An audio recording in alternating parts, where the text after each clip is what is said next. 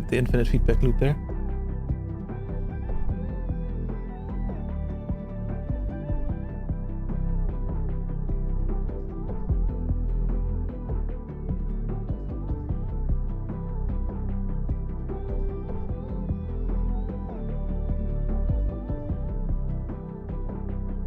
Hello? Test, test. Mic sounds good.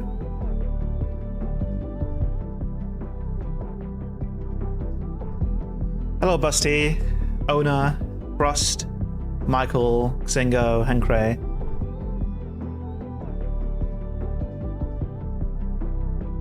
Oh, it is you. Hello. This is just a spontaneous little stream that I wanted to do.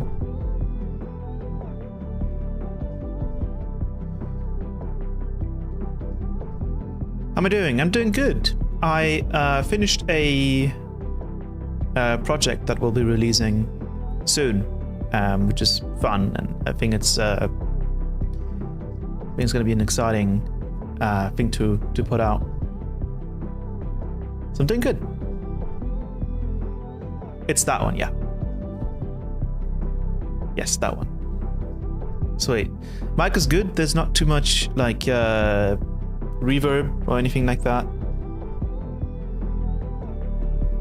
That tends to happen depending on how loud I set up my mic.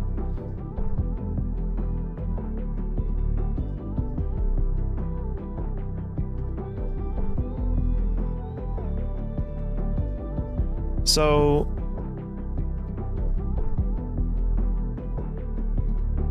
this is just supposed to be a fun little stream, nothing too serious.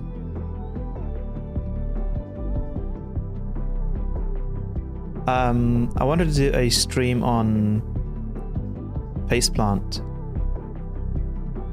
because there's been many new discoveries that I've made. And I wanted to talk a little bit about Synthesizer V and some cool new vocal, like voice databases that I've found.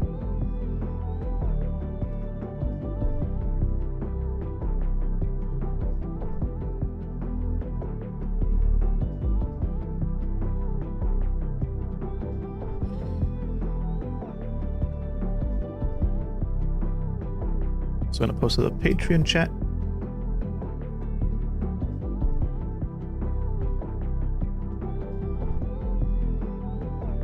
That's a Phaseplant taxi.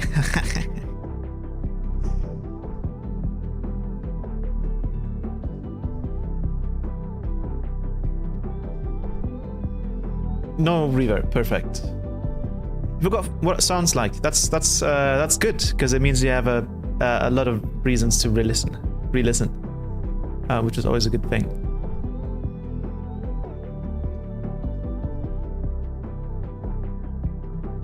Still gotta learn Phaseplant, I haven't used it much. Hello, Mackie. I'm gonna get back to your DM as well, by the way, Mackie. It's just been a bit of a busy few days, so I'll get to it. Just bear with me. Alright, let me switch the scene, I think. Make sure this is all set up correctly. Move the YouTube on the bottom.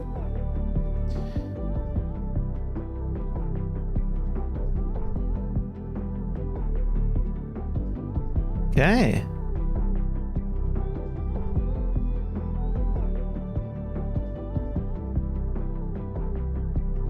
I'm going to pull this back up, but I'm going to have it sort of minimized for now.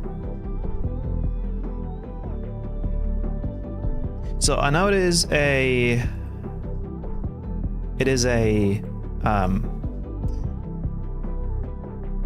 Saturday, I think. Is it Saturday? Wait, let me check. Yes, it's Saturday. So I know that people are generally speaking usually busy on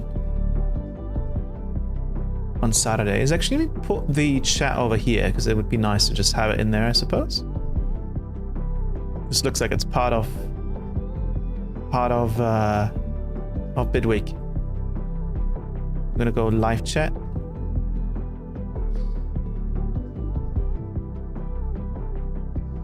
Okay. Oh yeah, and then wait, there was a thing with I remember.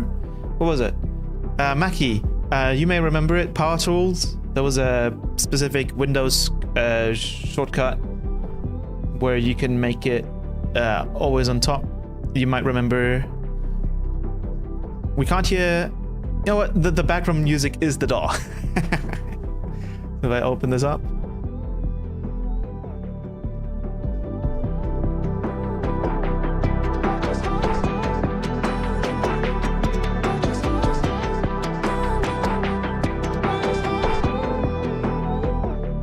So that was on purpose. Oh, my face is gone. You're right. Let me check. Is it this media source?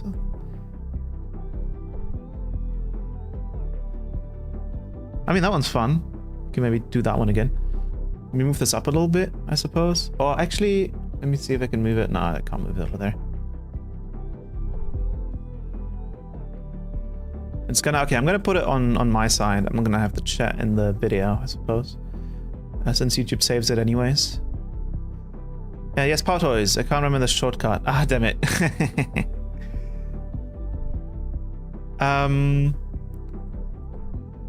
Let me put it back to loading, because I gotta figure out the shortcut. Hello, Rich Quid. Papyra Posa? Wait, let me see this. Always on top. The shortcut was Windows Control T. Well, I don't need it anymore because I don't have it overlaying. What am I doing? All right.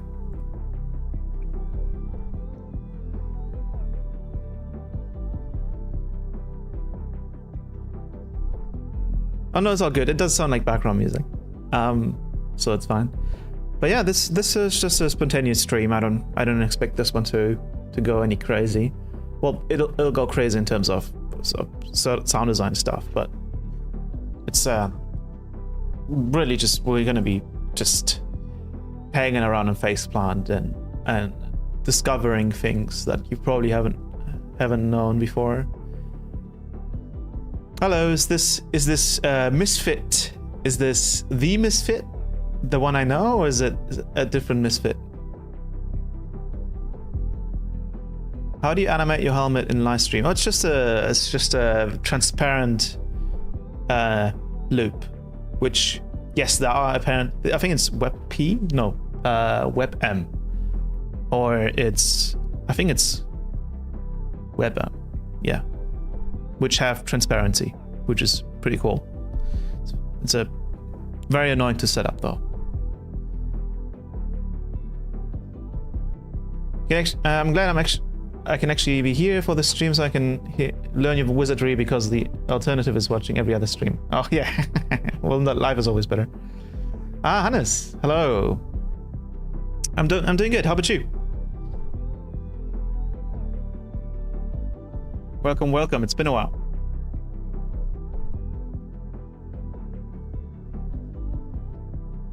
You got some crazy Blender visuals. Look, I'm not super good with it yet. Yes, but this one's just a loop I made for when someone subscribes. I do have the Bitwig themed one as well here. That is just kind of static. And I think there's what else? Oh, this is for the clankers. Yeah, this one's just fun because, you know, it moves, changes around. I thought it was audio reactive in older streams. It was. Well, actually, in older streams there was an entire rig. It was like a proper Blender project. That was a real-time project with a proper like rig, and I was using my phone to track my face and my facial expressions and such. But that was a very tedious setup. And ultimately, you know, when you sit down and just produce, it's not super necessary.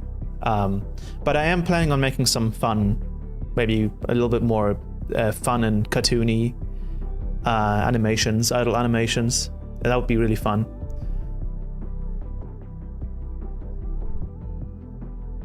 You miss most of them, yeah. Yeah, well, yeah, I suppose. I tend to try to stream on Sundays whenever I do stream, because then people are usually home. But then I always forget that if I start streaming late because of the Americans, then everyone in the EU is like getting ready for bed, right? Because next day is going to be work day. So it's a double-sided sword.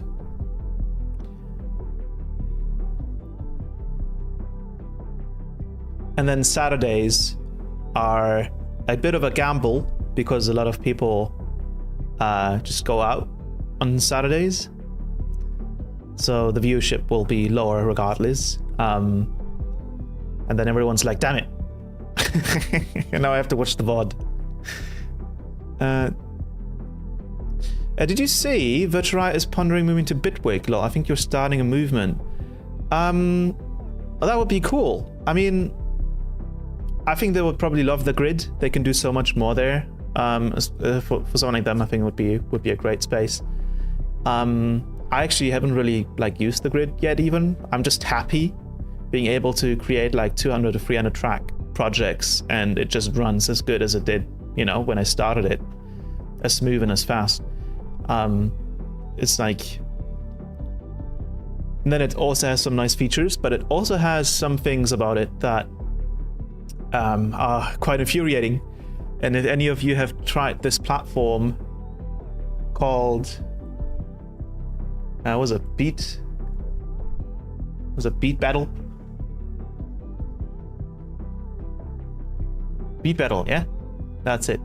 Yeah. If you've tried this platform, I have one win, which was a tie with someone else. Actually, I can probably play the things I made in that. You get like 10 to 15 minutes to create a small little piece of music. And I had one, I think both were actually trap. The one that I did with EDM, I didn't even upload that one because it was ass. I tried to do something unrelated to what I usually do. And doing that in 10 minutes was just not it.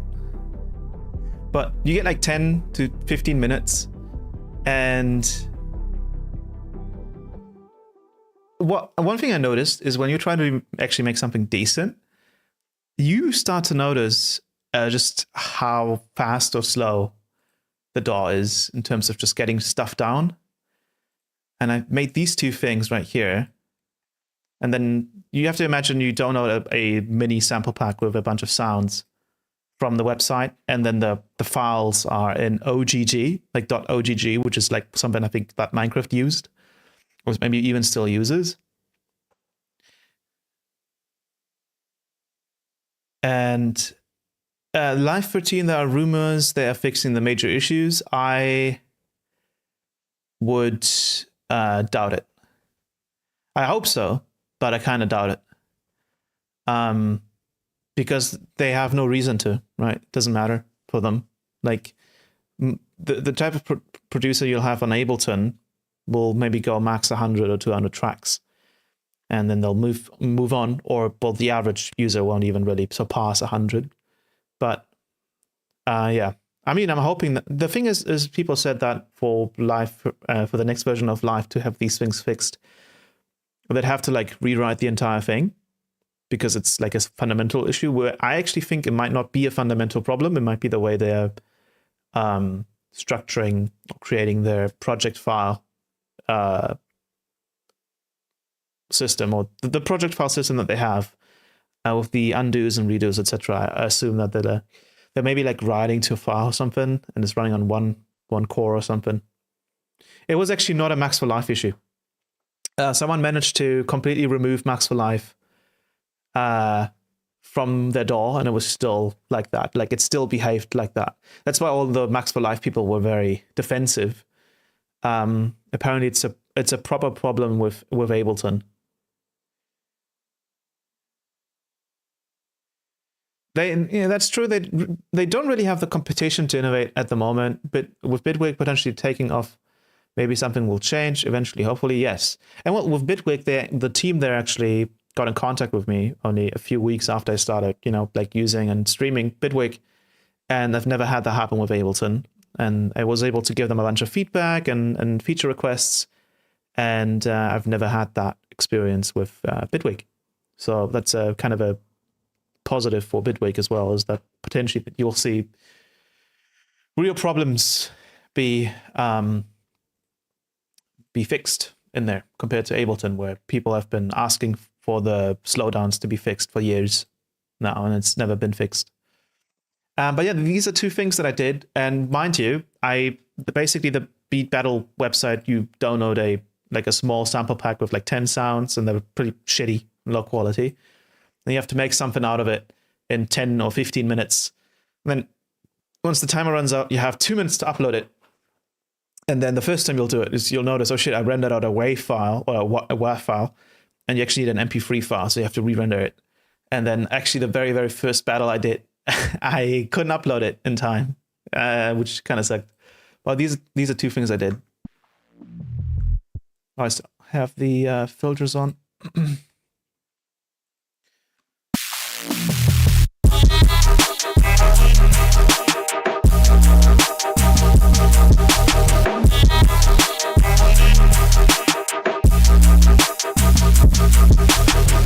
So I think that was initially an 808, which I then turned into kind of like this thing.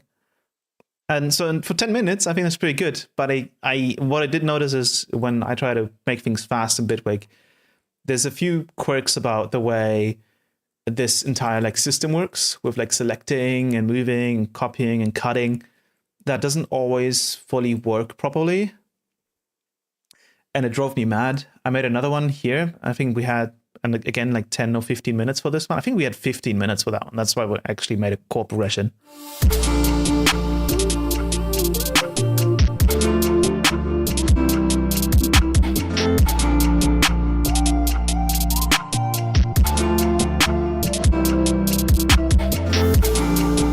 So all the drums you hear and all the sounds you hear are from the sample pack, which is like 10 samples. Sadly, I only played the first half, so it wasn't as impressive when it kind of added up on top of it. But yeah, I highly recommend all of you to check out this website, Beat Battle. It's fun. I think when you try and play for EDM, be warned, the sounds they give you, they're not very impressive. So you'll have to be doing quite a bit of compensating for the lackluster sounds in the mini sample packs. And that eats up a lot of time. And you're going to run out of time super quick on the EDM ones. But on the trap ones, you can kind of like chill. The expectations are lower. Like you can kind of just relax. And then maybe you can sneak in the 50% frequency shifter and impress everyone. Because you've turned an 808 into a Reese.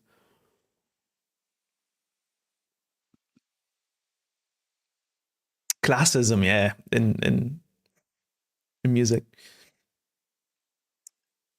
Hello, virtual rain. I really hope Ableton will fix the issues because I really don't want to switch. Yeah, I mean,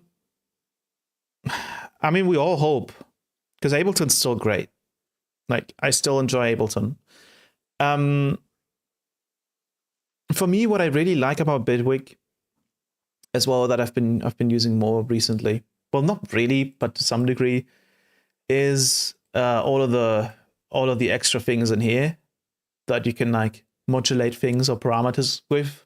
There's just so much that you can do in here that is very, very useful. Even things like you get these global macros for an entire channel. So I can go like grab a macro here, and I can basically map multiple parameters of every instrument or effect, even if the effect is in like a parallel chain or whatever. It's really cool. Like there's some really cool things about it. But I've actually, yeah, I think some of the things in Bitwig are slowly replacing the things I was using just Snap Heap for. And though still I'm just a ride or die with the kilohertz stuff. So for me, it's like I try to do everything in there because I don't want to be dependent on the DAW in terms of its feature set or in terms of, you know, modulators, etc. Because I can just be dependent on kilohertz because they make great stuff. Hello, Underpass. So yeah. First DAW was Logic, which is a bit weird. After Ableton like clicked for me, yeah. My first one was FL Studio. I use most of your plugins on 2000s type swag beats, and they work so well, especially ensemble. Thank you, I appreciate that. Ableton is for some reason performing much better on Macs. I suppose so. I assume that they just have more of their audience on Mac, right? Because it's kind of like the common idea or image that you have a music producer using Ableton and a MacBook. But you know, it's if I want to create a track and have it start to finish without compromising anything in terms of resampling, I'll just use the Windows machine because it just gives me more power for my money. And I just wouldn't feel good about having a MacBook that is thousands of dollars, and I feel it kind of defeats the purpose of a portable machine when it's so expensive that you can't afford it twice if it breaks. So what I do is I have a really, really good desktop computer that has the Ryzen 9 950X in it. And then I have a MacBook Air, which I just Parsec into. And then, I mean, even theoretically, the MacBook Neo would be enough because I could use Parsec on there as well. So all I need is an internet connection, and then I can just kind of use the power of my desktop computer anywhere. Well, as long as I have internet, but that's also doable if you have a Starlink Mini. And I kind of avoid the problem of this sort of inaccessibility of MacBooks and their price and stuff. The latency with Parsec is amazing, but the problem is because of that, the audio is a bit dangerous because they don't buffer the audio as much. So that means if there's any packet loss or any losses in connection, then you'll get drops. And so what I do is I'll use listen to instead to send the audio over.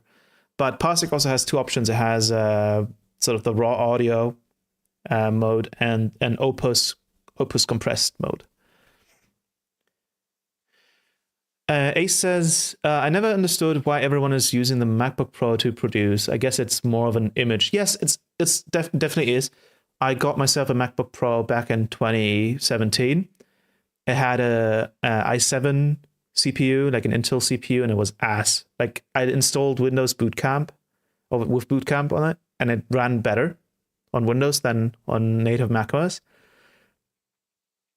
And I think, and that thing was massively overpriced. Like that was like 2,700 euros. Like that was stupid. Such a stupid thing.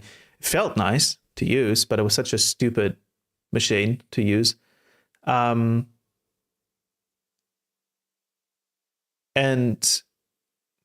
I think particularly with that computer, I was more so mad at Intel, and then I was mad at Apple because Intel were the ones that were using the dominance in the laptop space to kind of severely underperform because they had no competition. So they could just, you know, do that. Intel in general had been very anti-competitive whenever they were sort of the only ones that were the most popular with CPUs. And then AMD became very popular for gaming, but then also they started doing 16-core CPUs. And now they're the kings. And you know what? It's like, even though it's kind of shitty that Intel is kind of suffering, it's like kind of deserved, right? Like I don't feel sorry for them, to be honest. They did some bullshit. They're now doing good things, but yeah, it's like these companies have to suffer for them to even think like about doing something good for the customers.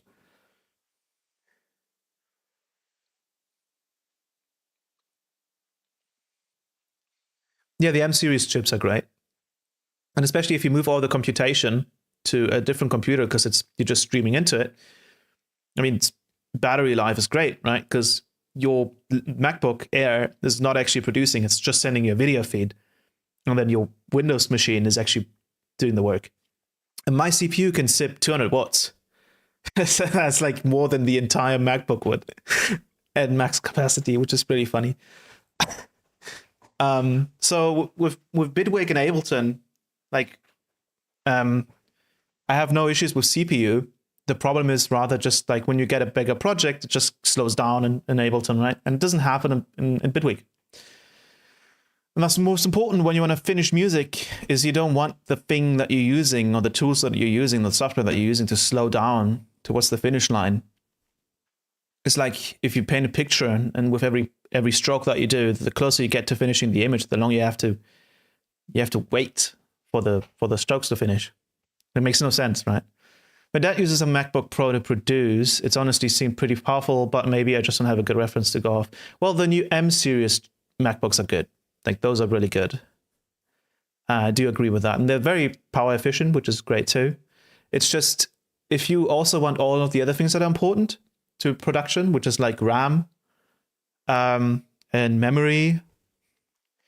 RAM and, well, that is memory, but RAM and storage and such things. And performance cores and not E-cores, which are just going to cripple your DAW. You're going to be spending a lot of money with a MacBook. And if you can't afford the PC twice, like if the PC breaks, and you can maybe send it to a repair shop, but the MacBooks aren't very repairable. Whereas if my CPU for some reason died, I could just buy the CPU again for like $500. Everything else about the system will still work. So there's just no arguments to be made there when it comes to repairability. Another option would be like the framework. Framework has just released a cool pro version of the Framework 13. I highly recommend all of you to check it out if you want to like Linux or just want a laptop that is Windows side, but actually repairable and kind of upgradable over time.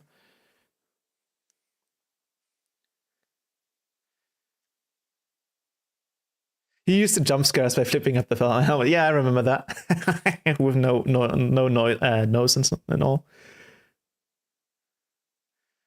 Yeah, framework is great. But they're also very expensive. So like it kind of defeats the purpose a little bit when it's so expensive that most, like with Windows PCs, people usually just upgrade their laptop. They just get a new laptop every few years because economically it's the same as having a framework laptop basically in terms of price. And that's the problem, right? And same goes for MacBooks, I suppose. It's just like when you do that with MacBooks, the resale value of a MacBook is higher. So if you're buying a MacBook Pro, you sell it in 4 years, then you can still get a good amount of money from it. And then, do an upgrade to the next one. So you're keeping some value. With Windows laptops, way, way less. Like Windows laptops age super fast. Especially if you look at, all of the CPU manufacturers just jumping from technology to technology. They just keep changing the architecture.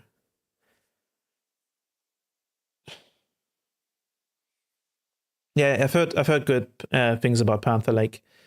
Are they still using E-cores in them? Because that was a big problem for music production, right? I'll be there for you. Hell yeah. Speaking of those lyrics, Seahorse, that's from the song Be There, right? Have you heard any other songs that had the same vocal in it? At all, like ever? Because that vocal is from a platform called Splice, where it's like a marketplace where you can buy sample packs and samples. Oh, Sharks used it as well. Interesting.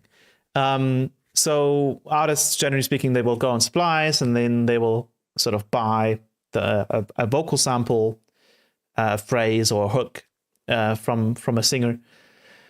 And then they'll be able to use it. They have the permission to do so. But as you can tell, what happens is, even though it elevates the song, you'll hear other songs with the same vocal in it, which then is a bit weird, right? It's like, why am I hearing the same? It's like almost like, is this a remix of the other song, or is this just something else? It gets a bit confusing. And usually artists will have to do a lot of work to change it and make it sound different. But fundamentally, the DNA of the vocal is still in that splice vocal, right? So what are the alternatives? Well, the alternatives would be to like work with a real artist or a real singer. Well, the ones in Splice are real singers as well, but they were obviously way harder to get to. You can do that. Or in the recent years, there's been a new piece of software that has been sort of emerging and getting better, which is based on a long history of very quirky, kind of synthetic sounding synthesized vocals, which is Vocaloid. You may have heard of that term. Maybe you've heard of Hatsune Miku, I think is the name. And there's been like several companies that have been making software where you can kind of synthesize those voices and create melodies and lyrics, etc. And one of them specifically, which is called Dreamtonics, have created a piece of software called Synthesizer V, which the first version was already very, very good. They had a bunch of kind of native voices that you could use, but they weren't very good. And then they opened up the doors and let other companies create voice databases that called, it's like a preset. It's not a preset, it's like a captured database, or like a captured what do you call it? Like a library of whatever they use to synthesize the voice in Synthesizer V. And then they recently released Synthesizer V2, which is even better now.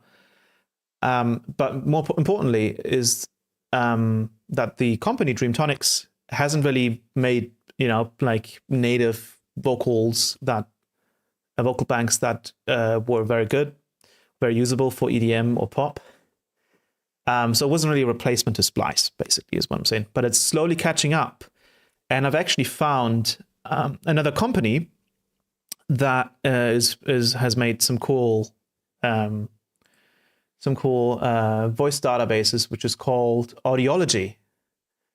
And they have a bunch of different sort of characters or voice databases, which all English speaking. So I assume that American singers that kind of just license this out to Audiology. And some of this stuff as well, like Noah specifically, is insane. They have a really, really, really cool demo. It's like probably the best Synthesizer V demo I've ever heard. And I wanted to just show this to you. And see how you're liking it, because I might be using stuff like this more in the future. Because the idea here is that you still have to write your own lyrics, and you still have to compose it and write your own melodies. And especially timing-wise, you have to do everything yourself. So the only thing that you're not doing is performing. So the Synthesizer B thing, just this thing right here, is performing for you, basically. But everything else about it, the lyrics, the melodies, you have to write yourself. So there's no way for it to sound like someone else's song, because it's not a sample from Splice, basically. So this is Synthesizer V. And so I had this thing running in the intro of the live stream.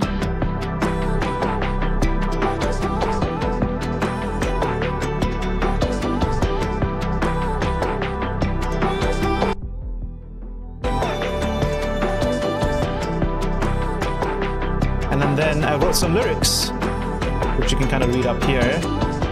So you have MIDI notes that you can write. Turn this down a little bit more. And the default voice, I think, is one, for example, is Mai or Liam. But then in Synthesizer V, you're able to select different voices. And one that I was using 1 or 2 years ago was Solaria, because she was one of the first third-party voices for Synthesizer V to sound really good. This is an example. Down, down, down, down, down. I'm gonna unmute this. Down, down, down as we fall. We go down, down, down. Lush is made of gold with the crown. Claim of throne. You're not fighting this alone. That's why we go down, down, down as we fall. We go down, down, down. Lush is made of gold. And you can go in and change the vocal. You can make it more powerful. You can make it more passionate. They basically have different vocal modes. And I assume the way Synthesizer V works is that the singer has to create a bunch of vocal takes and different styles and different phonemes like A, E, O, U, I. You know, all the kinds of different situations where you would want to kind of create a word out of these different pieces, because it's synthesizing it. And the better that database or that package that they deliver, the more convincing it'll sound and the more kind of flexible it is. So you can, for example, make the voice more airy, you can make it softer, you make it clearer, maybe a little bit more passionate, and you can kind of see a re-render. Down, down, down as we fall. We go down, down, down. Lush is made of gold with the crown. Claim of throne. You're not fighting this alone. That's why we go down, down, down as we fall. We go down, down, down. Lush is made of gold with the crown. Claim of throne. You're not fighting this alone. So for example, what I could do now is I could do, you're not fighting this alone. Instead of alone, I could just move this down. And then if I play that section. Claim of throne. You're not fighting this alone. That's why we go down, down, down as we fall. So I have full control over the notes. And then one of the things as well that is quite important, but Synthesizer V does a good job at this, is phonemes. So you have all the timing of them down here, and you can change that. So if you want to, like alone, you can see you have the AX over here, you have the L, the O, and then the N at the end, and you can change the timing of those. So if you want it to be alone or L alone, or L alone or L alone, you can kind of change how all the timing happens. And then combined with the vocal modes, you have a ton of control over this. And you can even like draw in your own pitch if you wanted to. You can also do retakes of this stuff. So if I hit all here, for example, do another retake with a different character. Claim your throne. You're not fighting this alone. That's why we go down, down, down as we fall. We go down, down, down. Lush is made of gold with the crown. Claim your throne. You're not fighting this alone. This alone.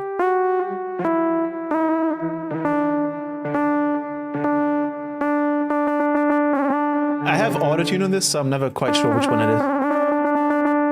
I assume it's that. Whoa. Oh no, did I move it? I think I moved it. Oops.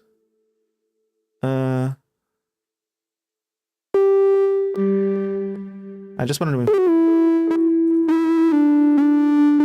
The reason why you hear repeating notes is because I have autotune on it. Claim your throne. You're not fighting this alone. That's why we go down, down, down as we fall. So this is what I've recommended to people for a long time now is Solaria. But then there's some tricks you can do where you can move the vocal up 3 semitones and use something like elastic pitch, like a pitch shifter to push it back down, and then you change the format. But then also Havoc came out, which is a male vocal. And there's actually an interview with the singer. I think it was in a metal or rock band. And they have even more modes where you can actually make the vocal scream. Claim your throne. You're not fighting this alone. That's why we go down, down, down as we fall. We go down, down, down. Lush is made of gold with the ground. Claim your throne. You're not fighting this alone. That's why we go down, down, down as we fall. So for example, instead of making it clear, we can pull that down. We can make it more aggressive as an example. Down, down, down as we fall. We go down, down, down. Lush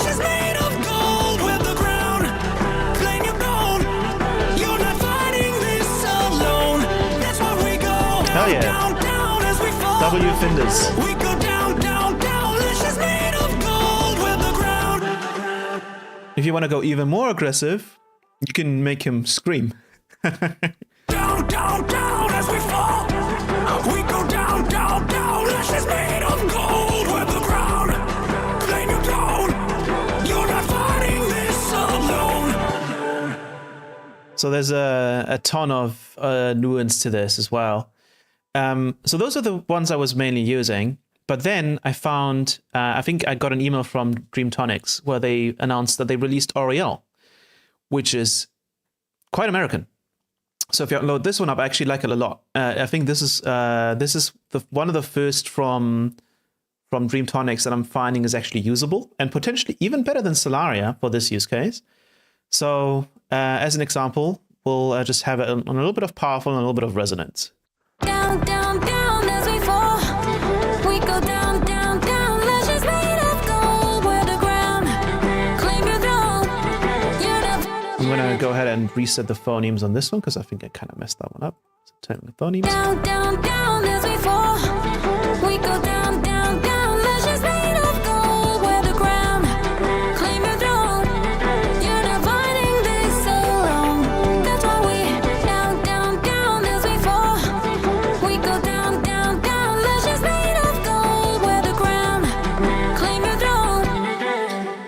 And then you can make it way more powerful and soulful and resonant. Down, down, down as we fall. We go down, down, down. Lashes made of gold. We're the ground. Claim your throne. You're not fighting this alone. Or you can make it more breathy, resonant, less soulful, and less powerful. So it's more soft for like an intro, but like sort of the guitar and the vocal. Down, down, down as we fall. We go down, down, down. Lashes made of gold. We're the ground. Claim your throne. You're not fighting this alone. That's why we down, down, down as we fall. We go down, down, down. Lashes made of gold. So she's sounding great. And you can check out different voices directly in the plugin if you go to the trial section over here, the trial products. They have a ton of stuff. I'm gonna disable the autotune here and just let it run through my vocal chain. They have like even choirs. It's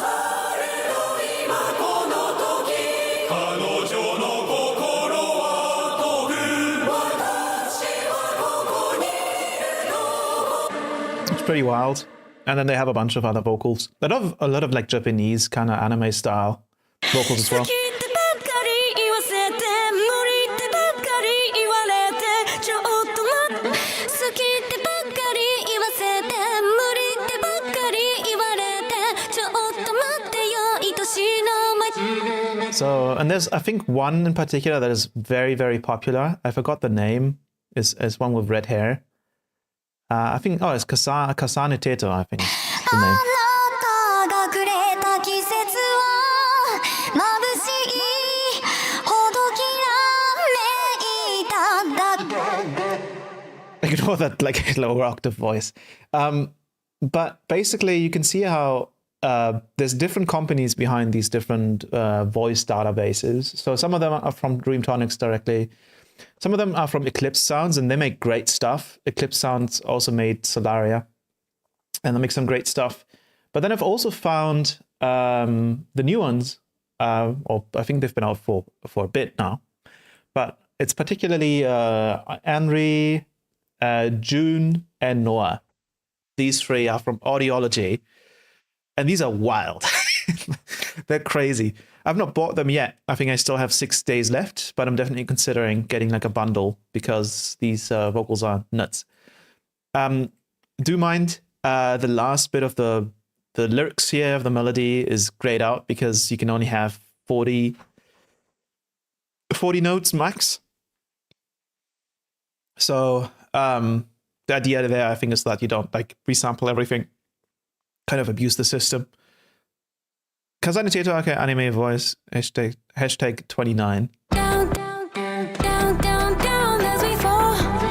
We go down, down, down. I've seen some of the music videos. Yes. She's apparently very popular. It's funny because it's like just a voice database, but people then use the character in the music videos and it actually becomes like a persona or like a brand or entity, even though it's just purely made up, right? In this case, it's a limitation of the voice being a trial. Usually you have unlimited notes. So if I switch to Solaria, you can see there's no limit. So this is Noah, and I've created 2 presets here with the vocal modes. One is intro soft, might be actually a bit too soft. I may have to lower the huskiness and the whisper a little bit.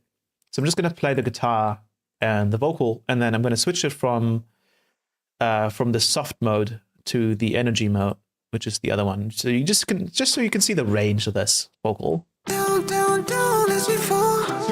We go. I would probably say yes, but I'm not entirely sure. I would check on their website if that's the case. But I'm hoping it is. Down, down, down as we fall. Oh, and for anyone else who considered switching to Bitwig, if you have Bitwig Studio, you actually get a core version of Synthesizer V Studio 2 Core, I think it's called, for free, I believe, in your Bitwig account. So if you go to your Bitwig account, you should see it if you scroll down under your account settings. It should be there. Down, down, So you can kind of get familiar with it. down, down, down as we fall. We go down, down, down. Lashes made of gold with a crown. Claim your throne. You're not fighting this alone. That's why we're down, down, down as we fall. So we can switch to energy. Down, down, lashes made of gold with a crown. Claim your throne.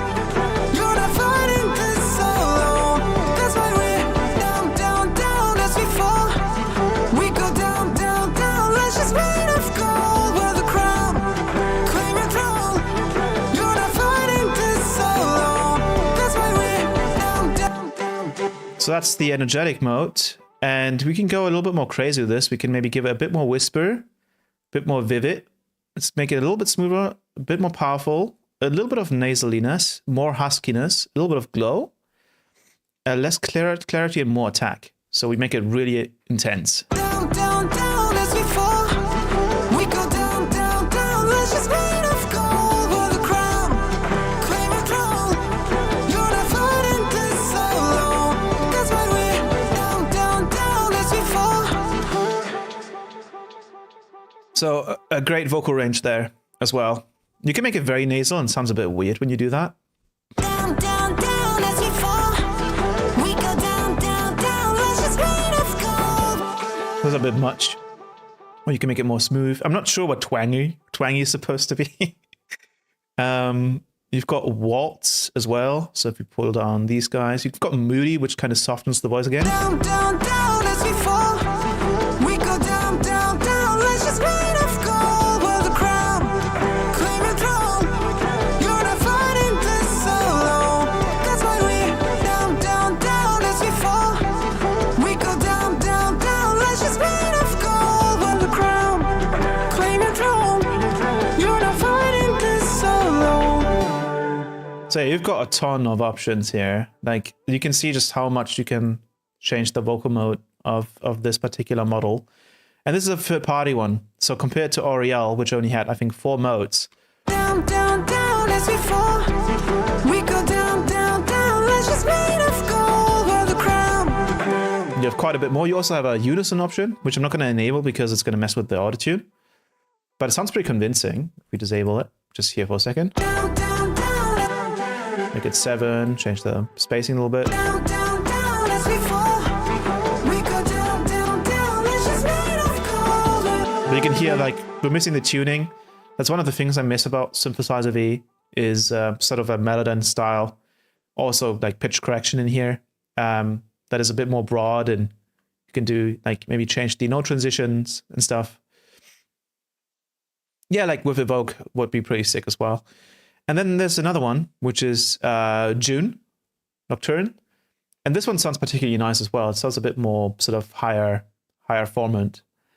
And just listen to just the regular one, and then with the, what was it? The whiny vocal mode. So this is just regular. Down, down, down as we fall.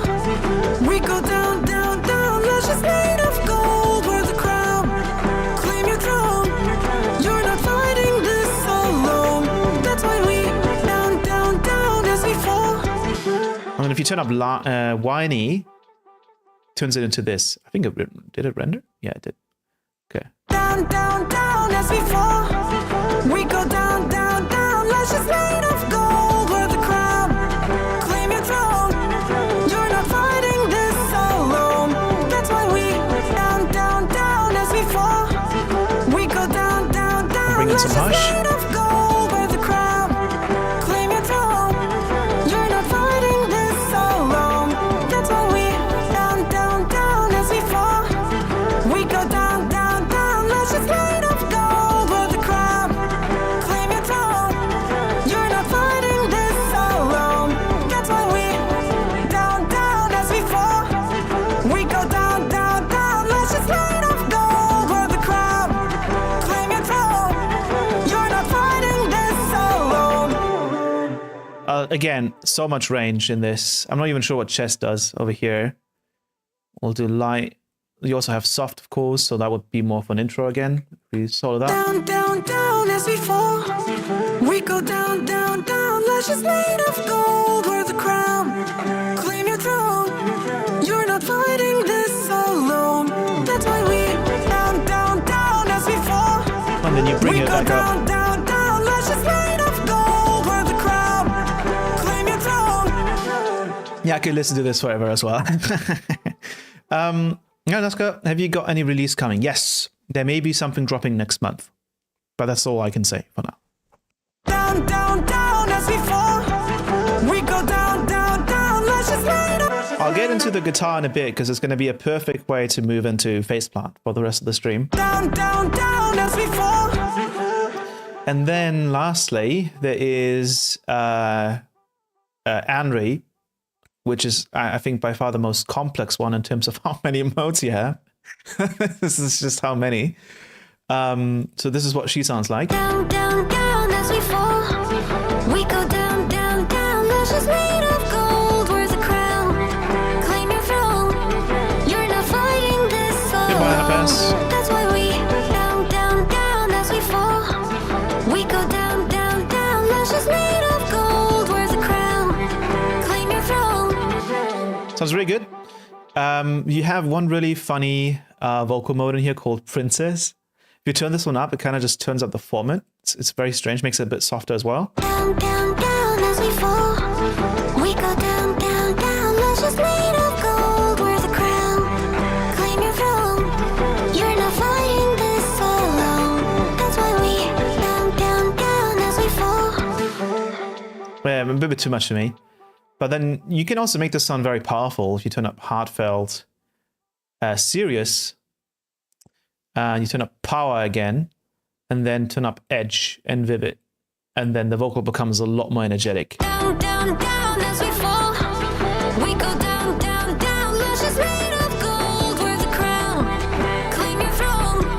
You're not fighting this alone. That's why we down, down, down as we fall.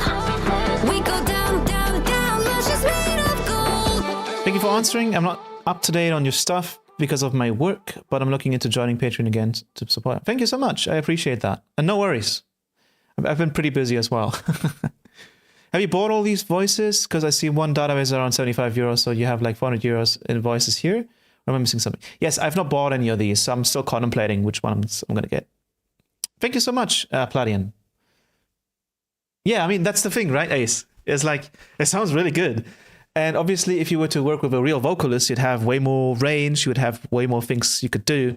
But then there's also like things where if you just get an idea to change the lyrics in some kind of way at 3 a.m., you can do this with vocal synth. Like you can just sit on your computer, get back to your computer and fix it, right? Or change it. With a real vocalist, you're gonna have to respect the time and respect the revisions, etc. So this is like for perfectionists in this kind of realm. This is amazing. But then also becomes more accessible and affordable because obviously the way this works is that the singer that has provided all of the data for the voice database is getting a royalty, I hope at least, or has gotten a buyout effectively. But I think Havoc at least is based on a royalty. So the singer is still getting money from every person that purchases it. And so at least there's some kind of compensation for the work that they've put in compared to, you know, like if you do work with a real vocalist, there's a more significant impact in terms of the royalties or the money that you have to pay the person, because, you know, they have to work on a project by project basis, and it's not like, you know, they can distribute their work towards a group of people versus just one person. So it just naturally becomes more expensive. It's a big problem. Royalty based, as in if you buy, there's an interview with the singer. If you buy the database, they get a percentage of the sale. So if you buy the voice, effectively. But in terms of Spotify, etc., and releasing, it's all royalty free. I think they even say that you can credit Havoc if you want to, but you don't have to, I believe. What they don't want you to do is to use the character's likeness as part of the song. That's usually where I think they kind of discourage that, because then it's like you're taking advantage of an IP or a brand, right? And the idea here is just to provide the vocal. Down, down, down as we fall. We go down, down, down. Let's just It would be cool to see like a cross bundle between Bitwig and Bitwig and Specom in this bundle. Yeah, that'd be fun.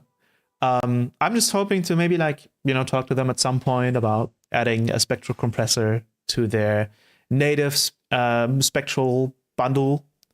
Because, you know, I've spent the past 2 years working on my own, and I've gathered a ton of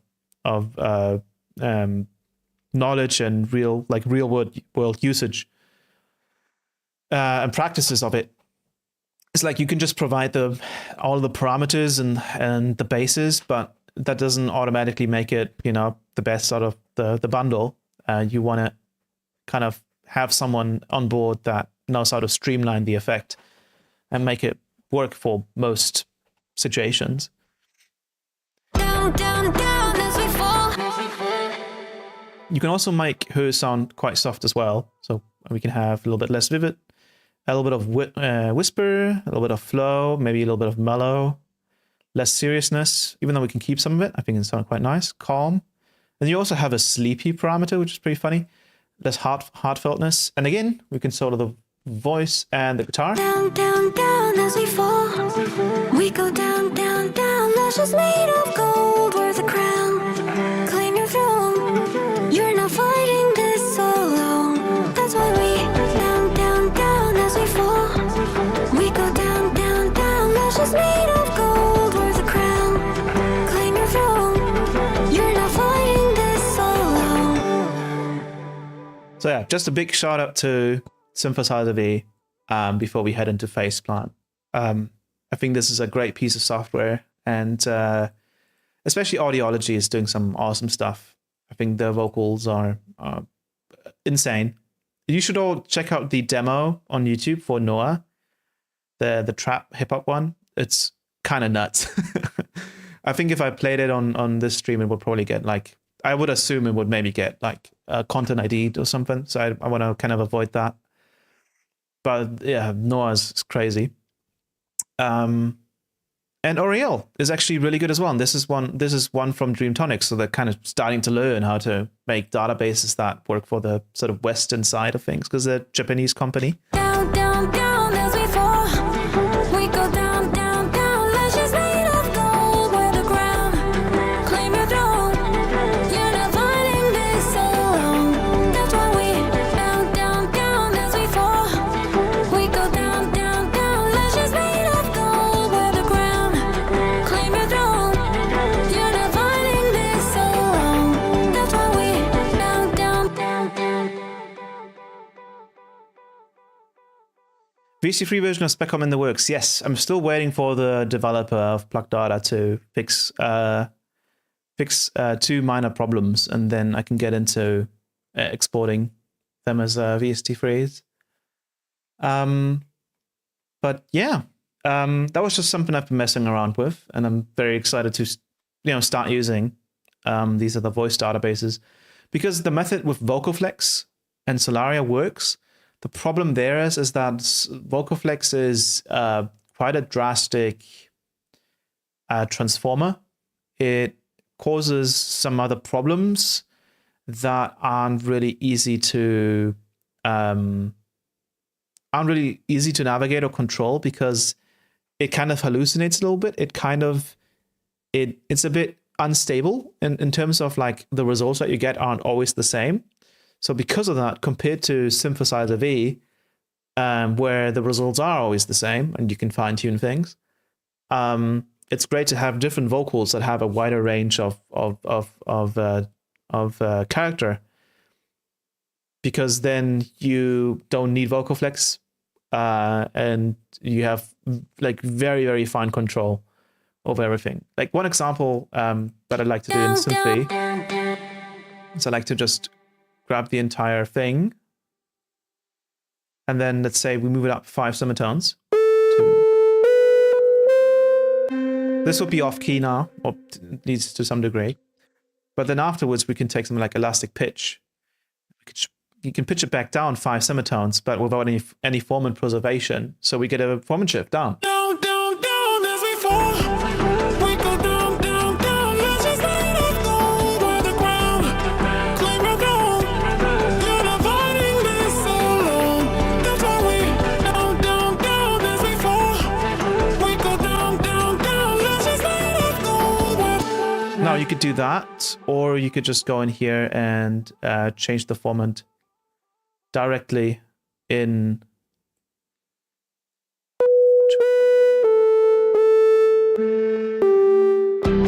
Down as we fall.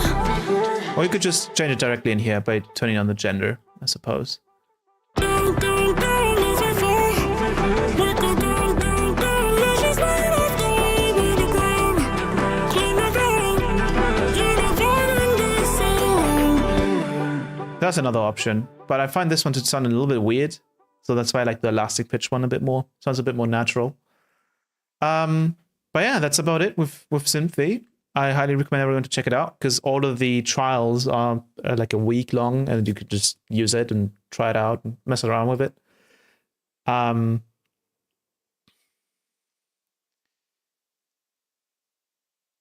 no, that's a diabolical lurk.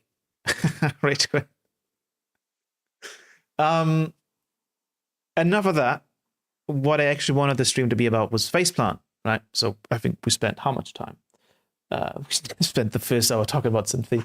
That's hilarious. So as you noticed, this particular beat has a guitar in it, which is this.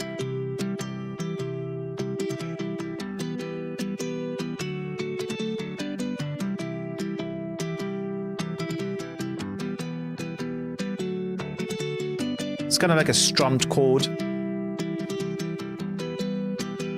And you can see I have a multi-note in there with a key filter. So without those, it would just be a single note.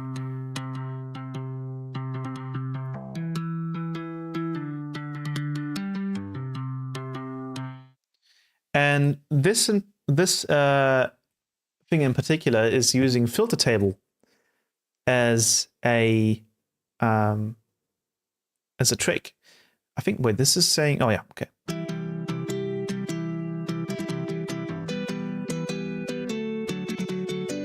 So if I take out the mix,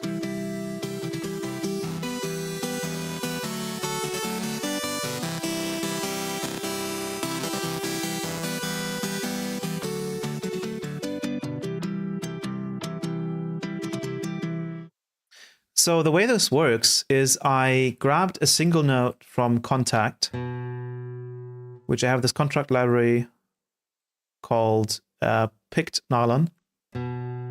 And it's just a single note, roughly in the range of where I want to play my chords. And then what I did is I bounced that, so you can just do a bounce. And then you go into Phaseplant and you load up a filter table. In this case, what you want to make sure is that Poly is enabled. So when you have Poly enabled, filter table can be instanced on every MIDI note. So you don't have just one filter table for entire chord, which would make sense. And then we drag in the note into filter table to convert the sample to a wavetable.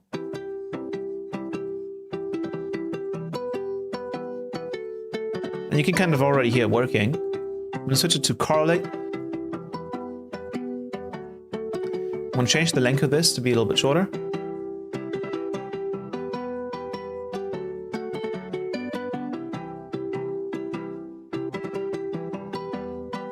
Hello, Hakuna Matata.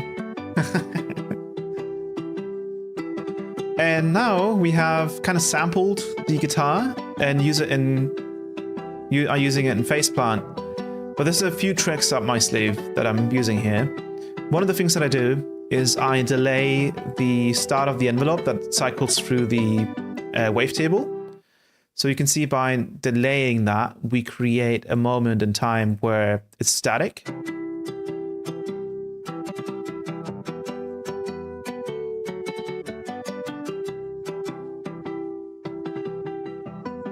Because without it, missing a bit of energy in the beginning of the note. And actually, if I go in here, you can see that the actual guitar kind of starts a bit later. So I'm actually going to move the frame offset to number 2 or number 3 even. Actually, we're going to move back just to 1. So with delay, we're getting a bit of like weird strumming or like a weird kind of texture right before the note starts. And this also has to do with the fact that you have to set filter table to original mode so that I can properly emulate the guitar. The only problem with this is that it will cause latency. So if you check out Phaseplant and I group it, you can check we've now got 42.8 milliseconds of latency, which is a bit of a bummer. What you can do is you can try the raw mode.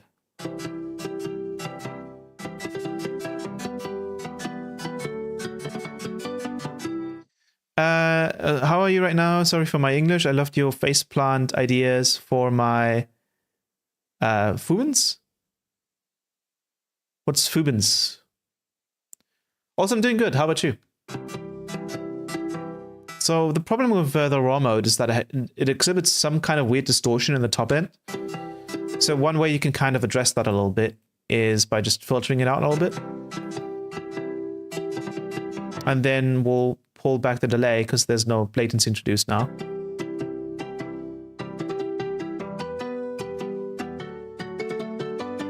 And now it's running in real time, so there's no latency introduced now. If I group the Phaseplant again, you can see there's no latency. And then what the delay sort of does, it kind of like delays the note a little bit, right? Because you're playing the filter tail a little bit later. So what I'm doing is I'm grabbing the random here and I'm just applying some randomness to the delay start.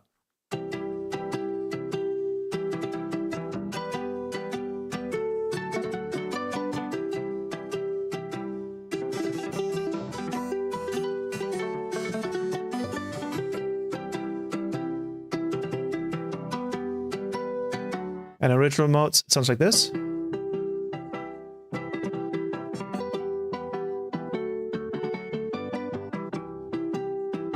And you can also apply this randomness to the delay start of this guy, of the actual saw wave, which I'm also doing. And speaking of, you can see that I'm using unison on the saw wave, even though usually you don't. You would just use it on a saw wave going into filter table, which will just reconstruct the original signal. But because we can use unison, I can use it on free unison and with zero detune and then spreading up and blend down to make it stereo. And then with the phase up, because if that's zero, it's going to sound a bit different.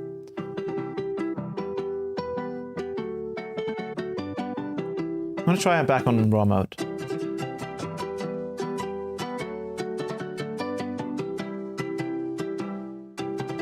That sounds quite nice.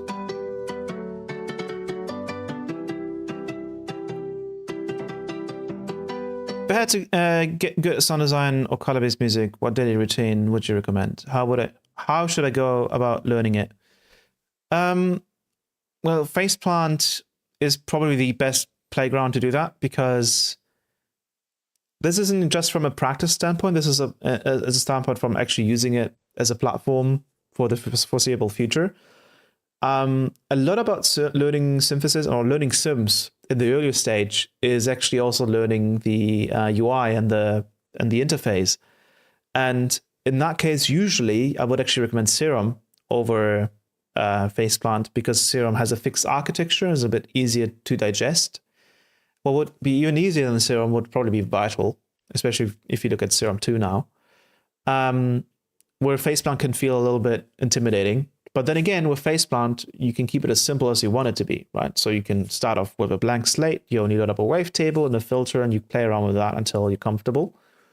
But when I'm looking at time spent practicing, time spent learning an interface, how does it benefit you in production as well, right? As a big question. And for me, it's Phaseplant is big because not only are you learning synthesis from it, you're also getting good at sort of controlling Phaseplant and using it as a day-to-day tool in your productions. And I think there's a benefit to being very fast with it, because Phaseplant is an ever-growing platform. So while it may take you a year or two to learn Phaseplant and how it works, by the time you've done that, you will have new tools and new things in Phaseplant that will make this even better for you. Whereas with like Serum 1 and Serum 2, you know, I think there was like 10 years in between those two updates, I think. If not more even. I think Serum 1 came out 2014, I think, or 2015 or 2016. And then about 10 years, if not more, after that, Serum 2 came out. And so during that time, not much has changed, right? Whereas with Phaseplant, a lot has changed. You've got the granular oscillator, you've got filter table, you've got shaper table, you've got all of these things. The entirely revamped modulators in between, and then there's maybe going to be a new version out soon. Who knows? Depends on how fast the devs are. With even more new cool tools and snap-ins and whatnot. So when it comes to learning synthesis and then also applying it, I think Phaseplant is the way to go, because the Kulerz guys have just proven to be a platform to rely on, and to be a platform that delivers as well. Yes, 10 years. And I think particularly filter table is very much underrated, and we'll go into why. So another thing that I do in here is format preservation. So if I take off this node tracker right here,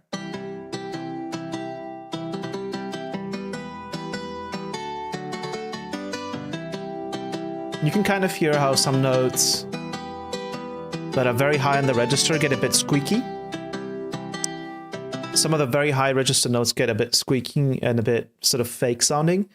And that has to do with the fact that when you sample a single sample note or instrument, you're capturing the tonality or the note, the pitch, but also the formant. You're capturing both things.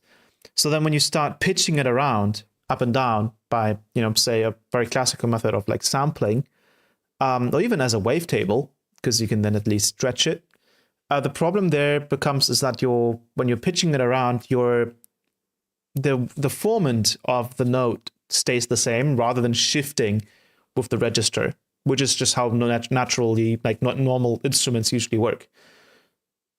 The formant kind of changes. It doesn't always just go one direction. So for a brass instrument, for example, playing a higher note or lower note will sound different, but we can approximate that sort of effect by changing the position of the formants in the spectrum, and the higher we go on the register.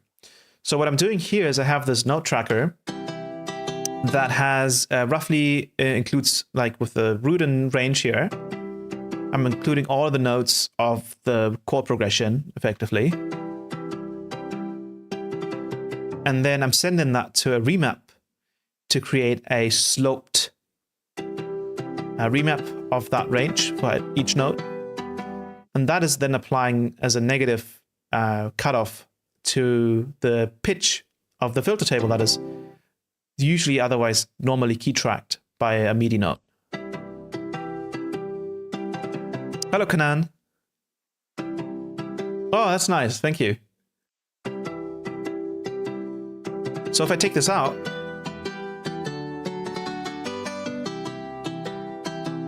you can hear how all the notes are now a bit more squeaky, more bright. And then now the mid frequency, the notes sitting in the middle are still normal in formant, but the higher ones are actually going lower. And I can change the curve or intensity of that.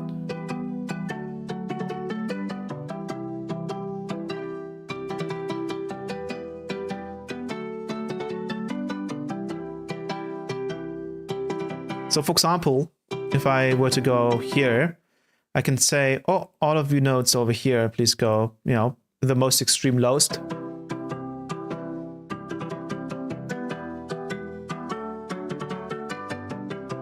But then the rest.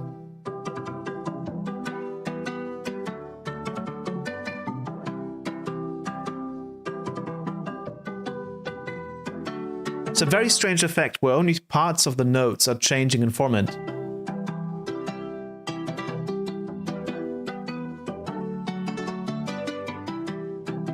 Which is probably also a very fun thing to automate, to be honest. But that kind of helps it sound a bit more natural. And then I can change the amount of, like, how drastic the formant preservation should be. And the way I'm key tracking the filter table is quite simple. You just take a note modulator and then you apply it to the cutoff of filter table, and then you just pitch it up until it sounds correct.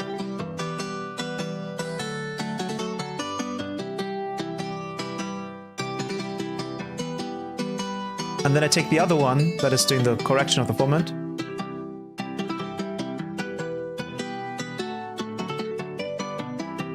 And then I'm just setting it up in a way where it sounds nice.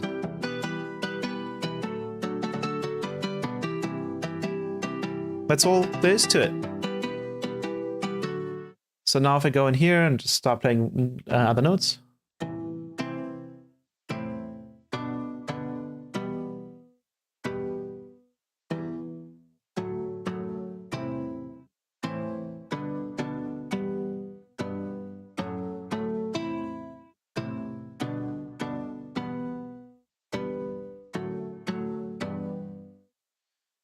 And of course, there's some more things happening, like random note velocities, if I take this off.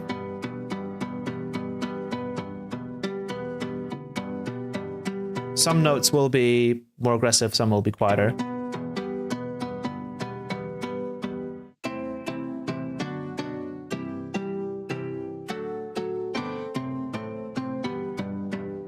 And then I think there's also randomization in... I don't think I'm randomizing not randomizing the formant, but that would be also an option. If you would wanted to, you could, instead of doing formant preservation, you could just simply do random formants, right? So if I can just have a plus or minus. So you can keep hitting the same note, and then sounds different every time. For each note. Which sounds kind of really awesome. We go down, down, down. Lashes made of gold. Where the ground claim your throne. You're not fighting this alone. That's why we down, down, down as we fall. We go down, down.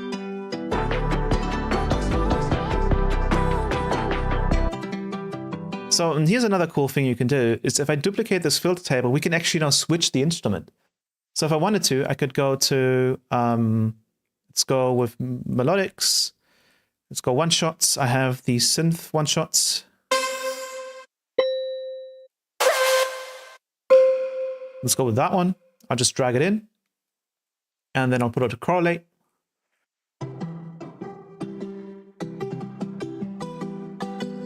And then here we probably don't want to have any delay on the...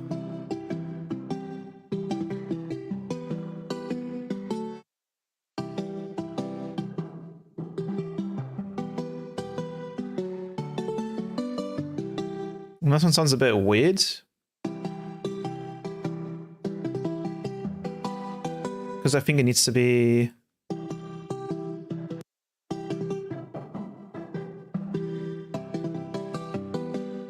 Maybe the note is too high. It's kind of...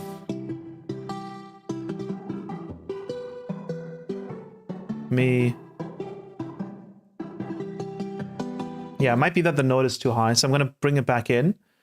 And I'm going to try and lower it to like a C3. That's possible.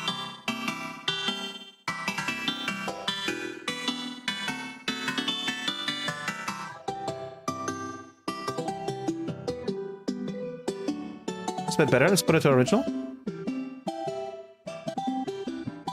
Let's try a C2.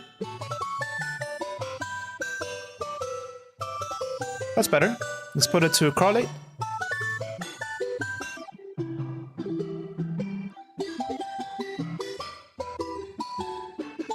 This is sounding nice. Let's switch it back to raw mode.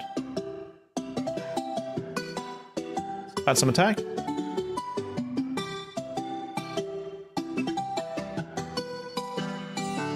And we can change the way we're scanning through the wavetable as well. So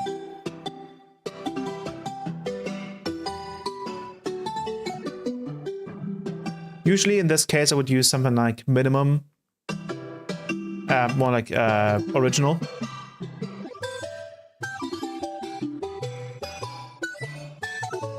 Because raw in this case has too much kind of stuff happening here. It's a bit too messy. Maybe that can be kind of solved with some more resonance.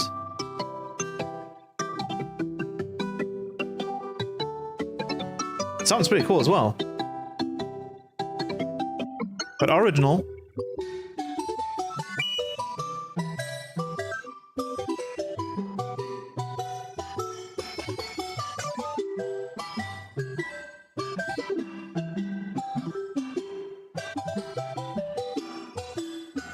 Oh, it sounds sick. Because what's happening is we're changing the formant of that pluck note, and it's landing on the harmonic series of the saw wave, right?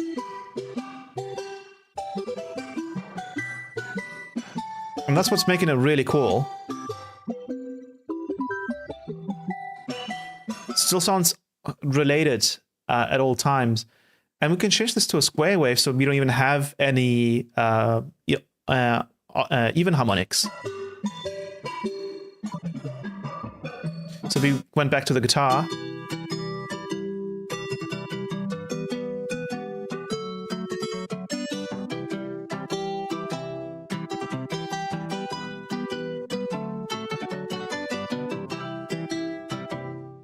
That can sound really nice as well.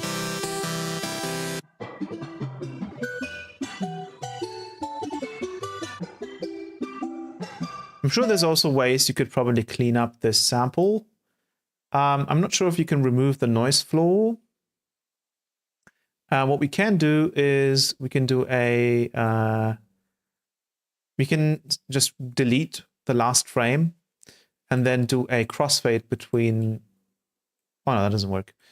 We just select everything. We go to distortion, I believe.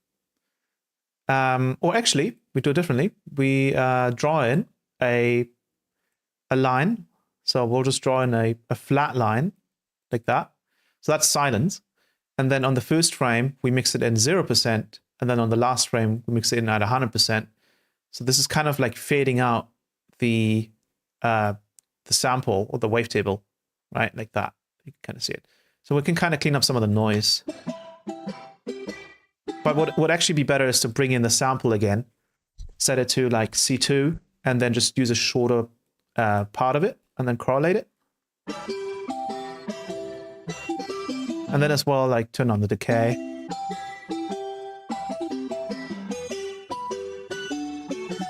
And then I've done something with the decay or the release.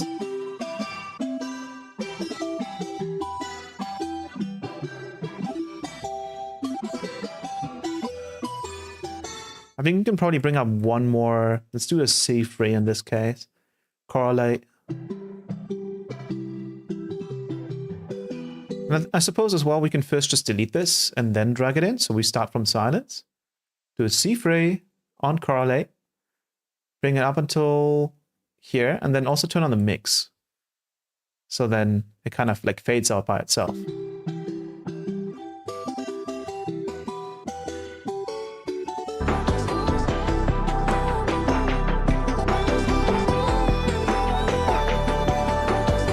And then let's add some delays.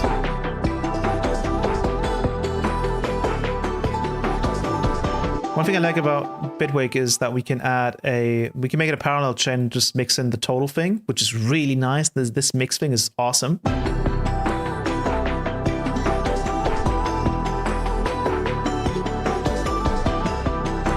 Let's make a ping pong.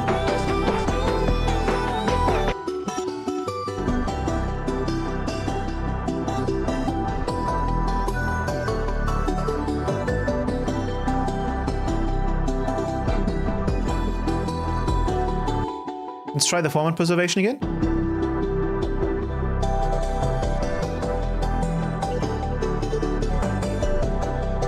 Let's try the resonance thing so we kind of remove the noise floor.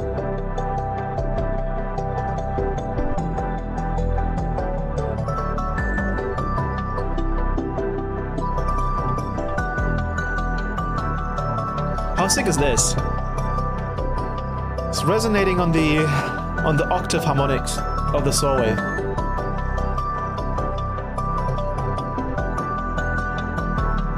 So we down, down, down as we fall. We go down, down, down. Lashes made of gold where the ground. And we can even try maybe distorting it after, because it's a harmonic series, so it should be okay to distort. Down, down, down as we fall. We go down, down, down. Lashes made of gold where the ground. Claim your throne. You're not fighting this soul.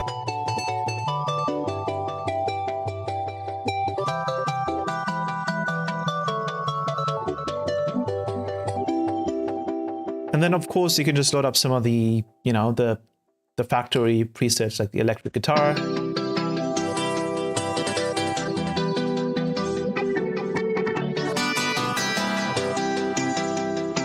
Let's try the random formats again, because that one was really fun.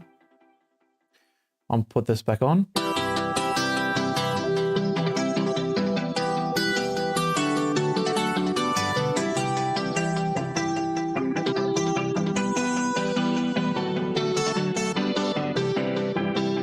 And then maybe we want to kind of scan through it a little bit faster. We can change the attack and the timing.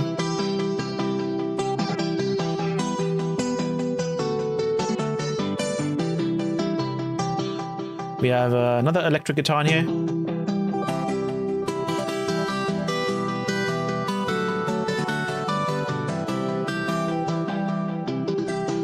Marimba.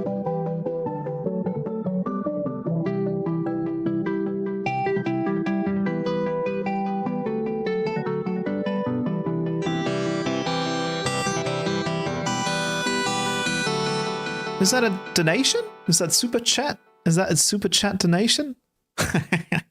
Thank you, Namit Pamar. I really appreciate it.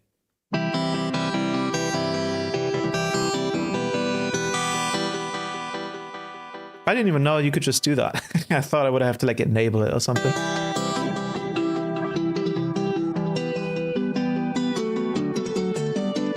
Oh yeah, and I forgot that you can turn up the delay on the envelope so that you get a bit of like a nice transient in there. And the funny thing is we can even potentially try a brass sound. So one like that, or let's do that one, which is an octave up. Let's bring it in. This is going to be a bit more experimental in this case. Let's put it to correlate. And I pressed cancel. Put it to correlate. It would be nice to be able to like say, hey, we have this many samples and we want the sample to be only as long as the wavetable is in the pitch that it detected. That would be really, really nice if that's possible.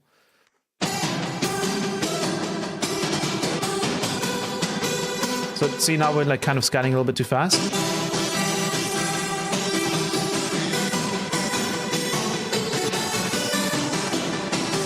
And it's sounding all a bit crazy. So what we need to do is we need to turn on the random and then figure out.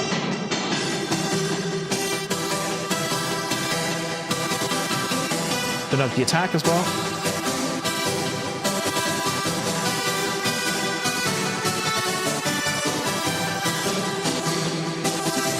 Let's try the raw mode.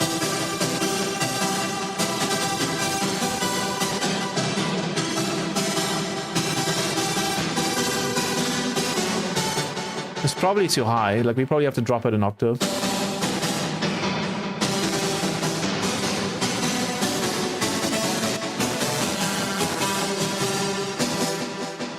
See, with like noisy signals like that, because ultimately what's happening here is we're not capturing this brass doesn't really have a harmonic structure to it the same way most other instruments have, because it's inherently noisy.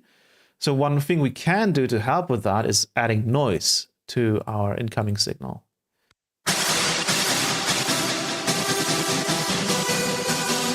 At least partially. I also have to mess around with the effect.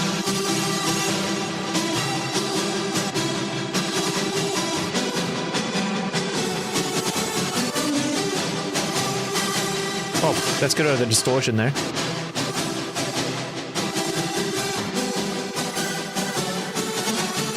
Let's maybe actually bring in the form and preservation.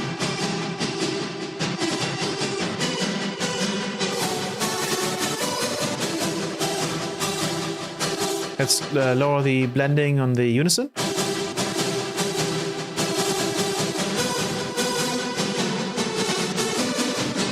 So now we're slowly getting there, but it's not quite sounding correct. So I'm going to just shorten the sample a little bit more. Put on correlate.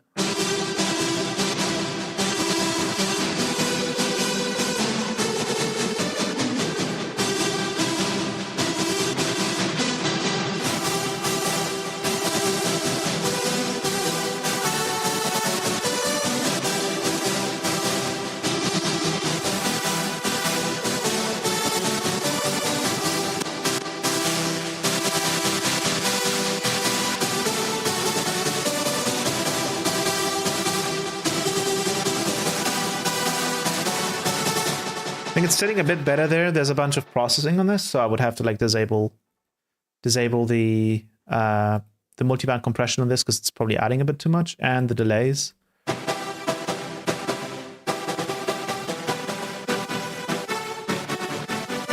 And we have a random gain and delay on this as well. So.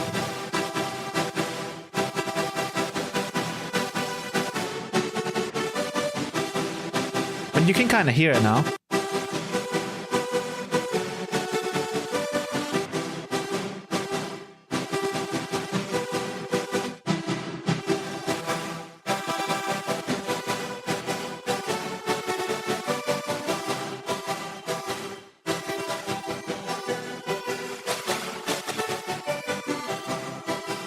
But yeah, these things, like if you send in a noisy signal to filter table, it's going to get a bit harder to control.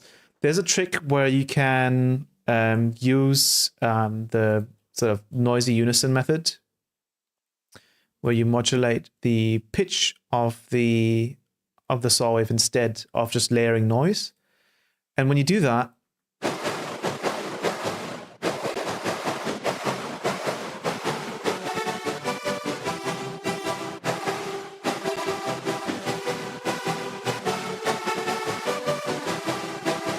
you get something that sounds a bit more natural.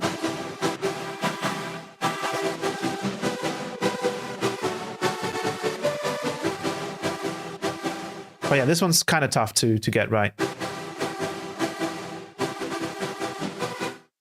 It's probably, I think it's down very high note.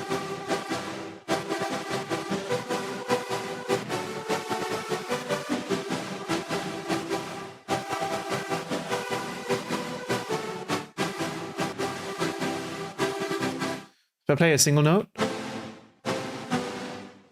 I'll probably have to remove the multi-note and key filter. We can kind of reconstruct it. Well, thank you for the other donation of your live streams. Thank you so much. I appreciate that.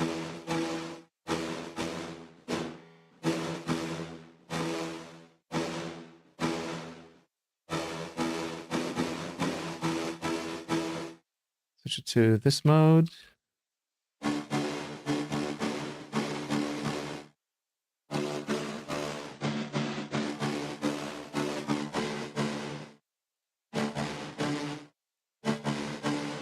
See, what we're trying to capture here is like reverb in the brass, which is very, very tough to capture. Let me also turn off the comfort.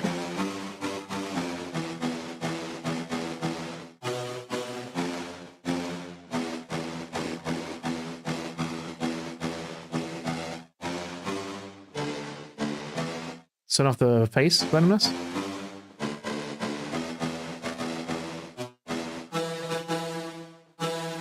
So you can kind of see some of the limitations of it being a wavetable is depending on how fast you play through the sample. It can sound a bit stretched and a bit artificial. That's sounding a bit better though. Let's try this one. Correlate.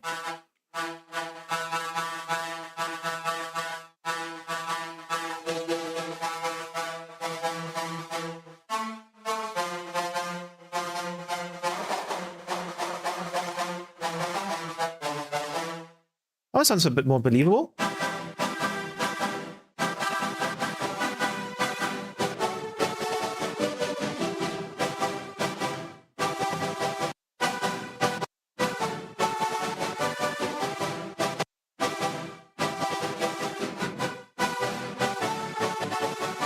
Well, yeah, it's a bit tougher to get anything with reverb, right? Because there's no harmonic structure there to follow. That's why I would usually just use the more sort of clean instruments. So I'm going to reopen this.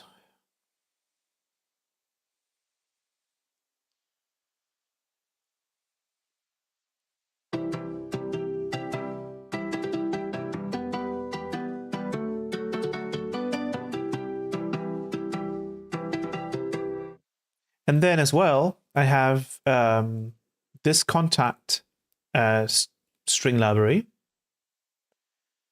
violin. I'm not sure what's going to mute it. Nope. That's this right here. Stradivari. However you pronounce it.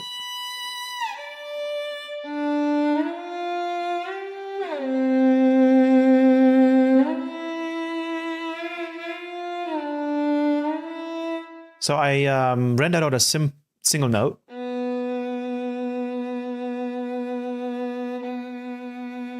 can actually hear it re-trigger, but it's because at some point the note kind of just disappears. And then I resampled it into, well, I imported it as a wavetable in filter table, and this is without it. And then with it.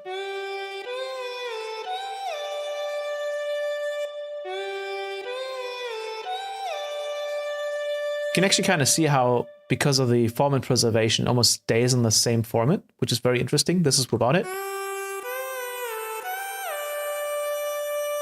Let me lower this.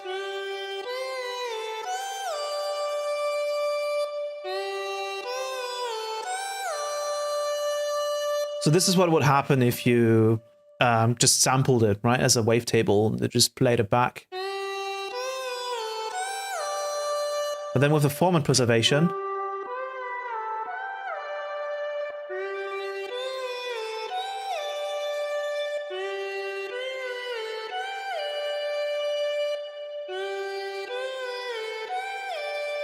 I suppose another way you could do this is a bit different, where instead of just, and this might be interesting to explore, instead of sending out the note just like this to the cutoff,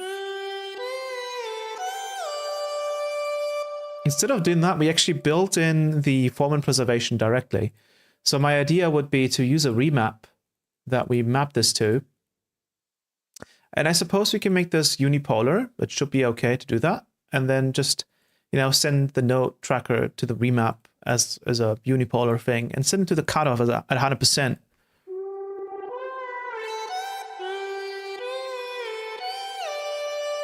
And then what we could then do is like just stretch the remap.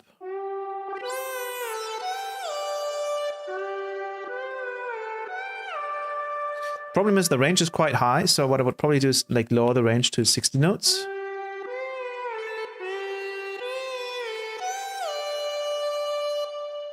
And then we have to figure out a way to stretch it less, I suppose, the higher we go.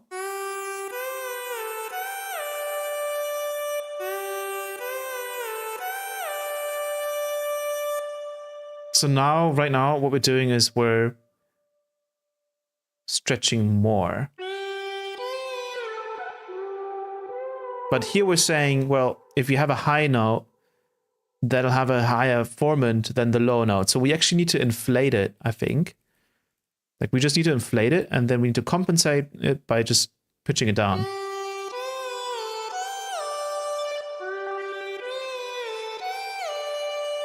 Somewhere like around that, I think. So if we go in and just play notes from it, it still pitches up, but not by a linear fashion. So instead of something like this,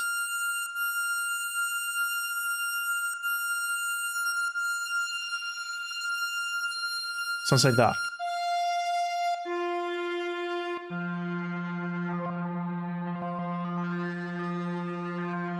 So we're kind of optimizing for the range that we want to use.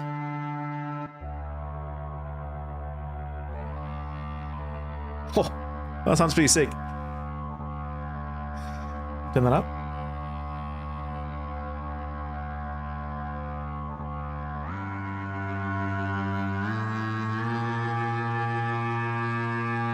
This is the original sample.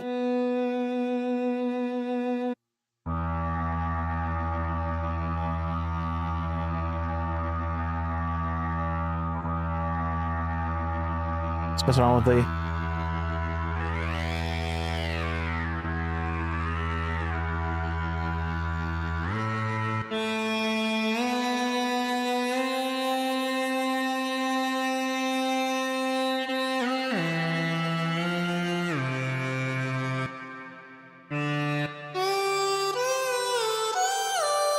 So then I got that. I'm going to lower the...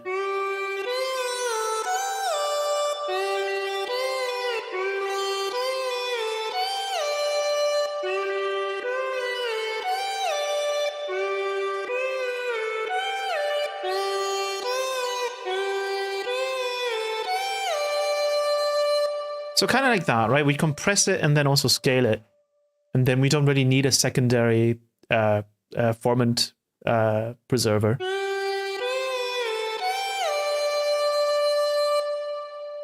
So then if we put that back in context.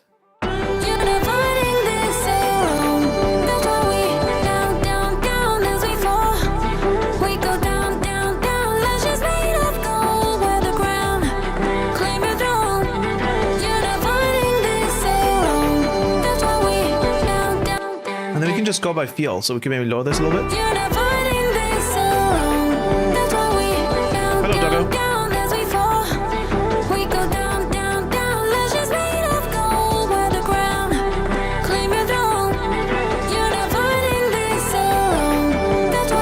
That sounds nice.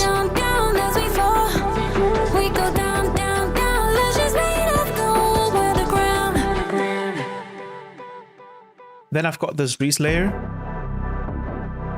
which is very simple.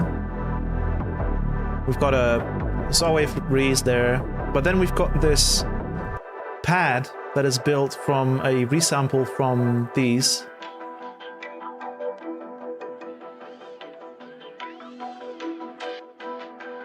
Which is one of my melody loops ran through Shaperbox, one of the Shaperbox effects. So the way this works is if you want it to be in key very easily of whatever the sample was, you set the harmonic. You want to set this harmonic to 0 whenever you want something to not be key tracked. And then the shift you want to set to 440 and the root note to be A4. And then it just plays the original speed on the original note. And then you can just duplicate the granular and then pick 2 different parts. Oh, this stream is just messing around in Phaseplant and talking about techniques and all.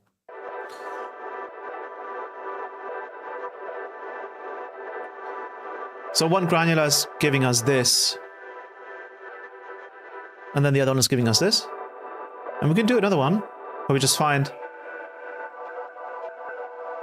That one sounds really nice. Maybe we can try an octave up. So we go from A4 to A3. And maybe as well we turn down the timing and turn up... Actually, just skip the timing. Let's turn up the grain envelopes.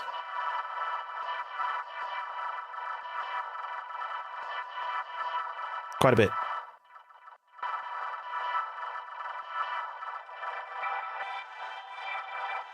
Actually, I think we're getting too many transients here because we're so high pitch. Let's bring it back down to A4.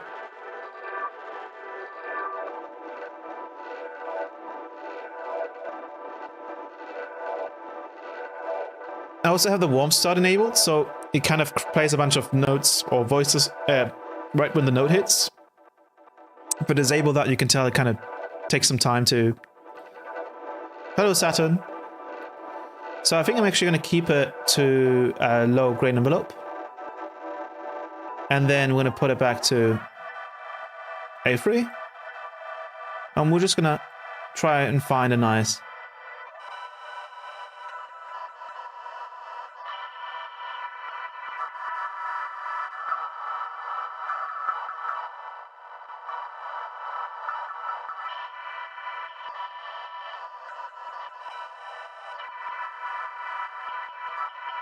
I think that one sounds really nice. Let's turn on the level. Bring the other ones back.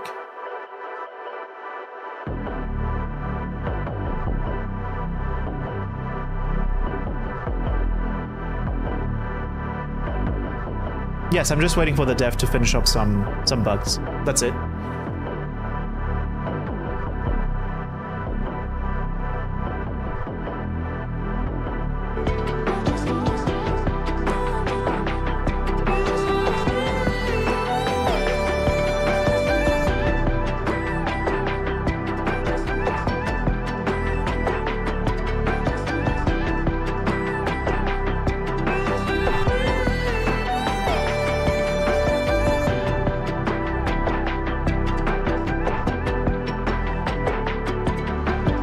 A fun little thing I've done, and I'm trying to just use mainly Phaseplant now, even for like simulating instruments, because it creates some interesting variations compared to just using the contact library, I suppose. But with that being said, I'm going to move out of this project, and we're going to just go into Phaseplant, just doing that and nothing else, because there's so much to explore. So let me bring in Phaseplant right here. So let's talk about shaper table. How many of you guys in the chat actually use it? Because I think at least on streams I've always usually mentioned that I don't really use it.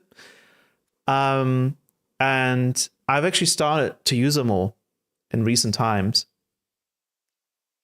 So I'm trying to see how many people actually use it, because I think it's a bit underrated. I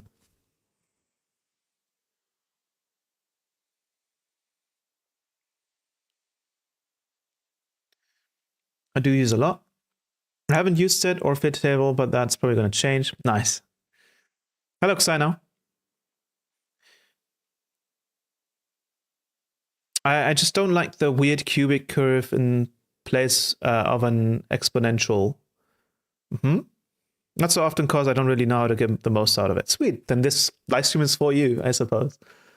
So the way I have started to use shaper table is as a parallel filtered distortion module that I... So the way I'll use it is I'll have basically, it's a, like, think of it like a distortion chain of sorts, but it's very specific. So what I do, and I think we're going to pull up the spectrum, and I'm going to pull up the... Where is it? Right here. I think an oscilloscope would probably be best, if that is something I can actually pull out as well. Oh, nice. I can. Sweet.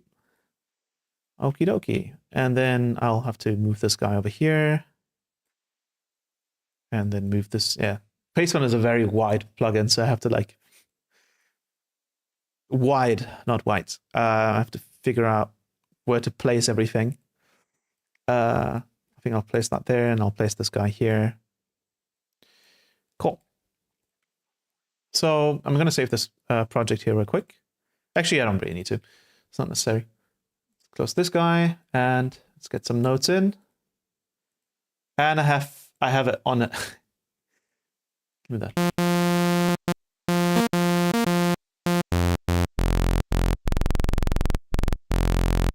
Okay, oscilloscope is not liking that note for some reason. Let's figure it out. Let's take MIDI. And then key follow. Then semitone. So 24, maybe? Oh, no, it's kind of messing around. There we go, I suppose. Probably, maybe. Yeah, maybe. It's really good for asymmetrical distortion, though, when you split up plus and minus, get them crunchy basses. We were talking about the shaper table or the weird wave shaper they have, my bad. Well, they have two, right? They have the shaper, and then they have shaper table. And I'm specifically talking about shaper table because with shaper, there's not so much you can, well, you can theoretically, simulate all of the shapes if you wanted to, if you're crazy enough to do it in here. But shaper table is a much simpler, kind of easier to use version of that. So one of the first things I've done is actually my default preset for shaper table is now this tension curve, which at center point of the wavetable is just a flat in and out, basically just a clipper. Yes, shaper table, yes. And then if you turn it up or down, we get inflation or deflation, I guess you could say. So you can see if I turn this up, the saw wave kind of takes on the same shape. The opposite doesn't quite work the same way. I think actually the volume would have to be the same volume. So when you turn this up to 0 dB and turn this down. Yeah, and then there's the problem of the analog wave shape not being perfect. So I'm going to go ahead and load up the wavetable one. There we go. So now if I take it down, we're getting sort of a squeeze. And then on the other side, we're getting a nice full kind of wave shape. And when you send a saw wave through it, actually, it's almost like a mini wavetable of its own. If you use anything in here, it's kind of trying to play whatever wavetable you have in it. I think even down to a sine wave, but the sine wave won't sound that clean. There's going to be some discontinuity. Though you can kind of address that a little bit with the, I think it was repeat. But that is not very usable. What it is very usable as a parallel distortion unit. So what I like to do is I like to grab a snap heap. I suppose that's going to be a given then for this kind of stuff, and particularly snap heap and not multipass, because the way I see shaper table is what we wanted, where it's most useful, it can transform the sound the most, is when we have a fairly clean waveform to impose shaper table on. Because if we have a very noisy waveform to begin with, like high end, for example, from a wave or from a signal, then shaper table isn't going to sound much different to the Couleurs distortion module with all the bias settings, etc. that you have. It's not going to be super different because what's already noisy can only be more noisy after the fact. So what we want to do is we want to grab a snap heap, and let me move this over here. Move this guy over here. Goes over there. What we want to do is we want to effectively treat this as a pre-filter and post-filter, or well, mostly just pre-filter it because the post filter is going to kind of do its own thing anyways. So what we want to do is we want to grab a filter, and this low pass filter is going to simplify the complexity of our waveform. So you can see if I take this down, our waveform becomes quite a bit simpler. Now the problem is, of course, that right now our saw wave is very clean anyways. So if I grabbed some noise and we looked at the waveform, you can see that that waveform is quite a bit cleaner than that one, right? So by taking down the cutoff, we're simplifying the wave shape or the shape so that shaper table can impose more of its complexity onto a simpler shape. So after applying a low pass, I'll apply shaper table. And in this case, you can just kind of go crazy, do whatever you want. What I'm going to do is I'm going to go, and I usually like these, I'm going to go to the spectral section, which is just factory wavetables. And I'm going to bring in crystal. This is one of the wavetables I really like. And generally speaking, you can kind of go for whatever. But crystal in this case has quite a bit of spikes and quite a bit of interesting content.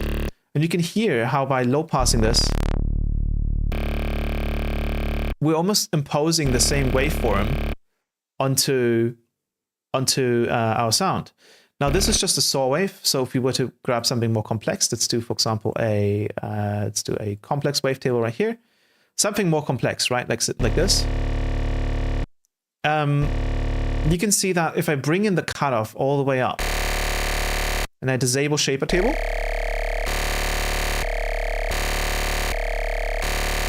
it just sounds more distorted. Like I ran this through like distortion.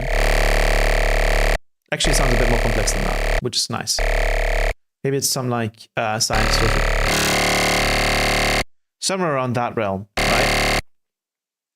So what we want to do is we want to simplify the signal coming in so that shaper table can have a more transformative effect.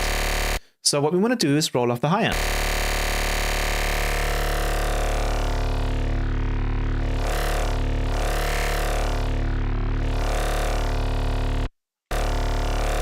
I'm going to bring it all the way over there. So now that we're working with a simpler shape, we're getting much more interesting results. We can stretch the waveform. We can change the phase. And we're getting really interesting high end.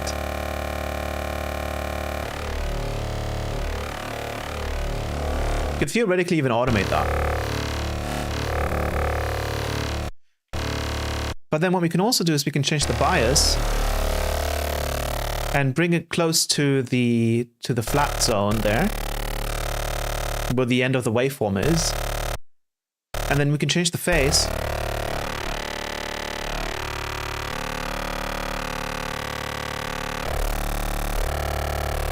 And we're almost getting a more sort of gritty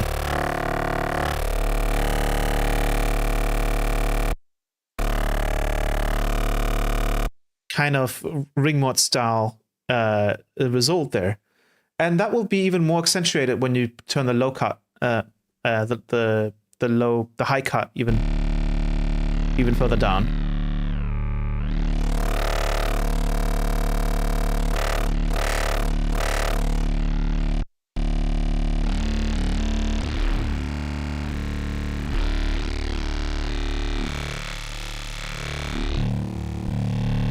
So now we're getting really interesting high end.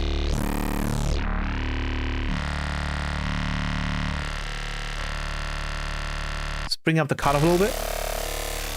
So we'll get more energy in the high end.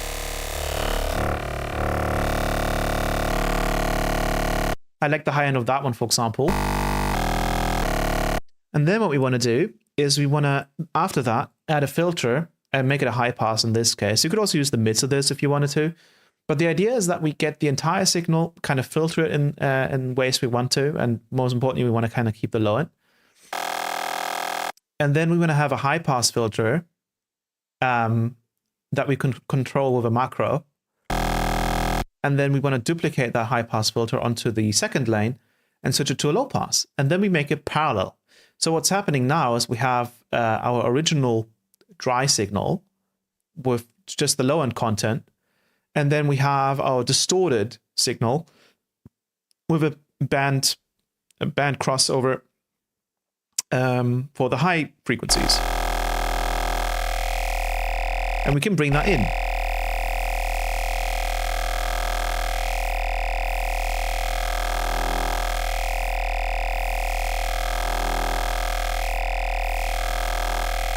Oh, well, because I know. Okay, I'll explain it one more time because I think it's nice to grab your head around this. What we're doing is we have a wavetable coming in. I'm going to disable the snap heap. That, for example. That's our wavetable coming in. And then we split up the sound into 2 lanes. So we have one lane, parallel bus 1B, which is just a low pass. And then we have another chain where we get the original dry signal in, like this. We low pass it to simplify the complexity of the waveform, and then we run it through shaper table, which will have a much more transformative effect because we have a simpler sound to work with, versus just having the full signal to work with. And then we use a high pass filter and have used the same cutoff as the low pass filter on the dry signal, so that we're effectively doing a crossover, a band split, and we're crossfading between the distorted signal and the clean signal, where the distorted signal is coming in from the high end. So if I move the macro down, we're bringing in a bunch of cool distorted high end. And we can now just control this and change the distortion on that.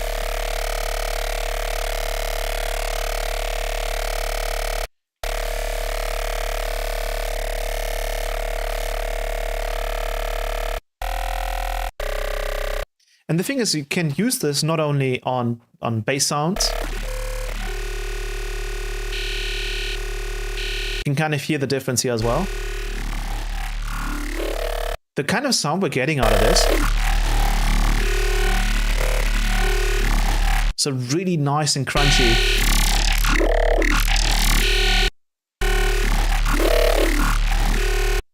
Really nice and crunchy kind of distorted version. And we can probably push the gain up a little bit as well if you wanted to. And depending on where the cutoff sits of the band split, you're going to get some of that distorted mid-frequencies content as well. So if we don't have any of it, there's not a lot of information in the high end. But as we bring it down, even towards the mid-frequency spectrum, we're getting these nice distorted mids in there. And we can still control how much of the original signal gets distorted.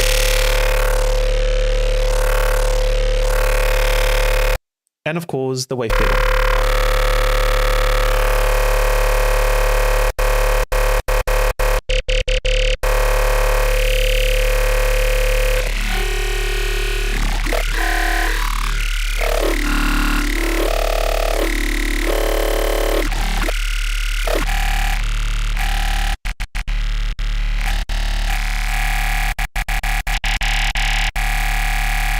Quite the interesting texture that you get there. Where this is really, really powerful is with FM sounds. So all of you know how like regular FM sounds suffer from a very sort of digital sounding top end, right? Like if we grab a triangle wave and let's do some FM from a saw wave and we do some FM.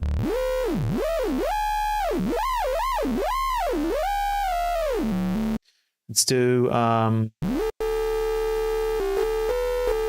do that, and let's apply the LFO to the thing there. We'll do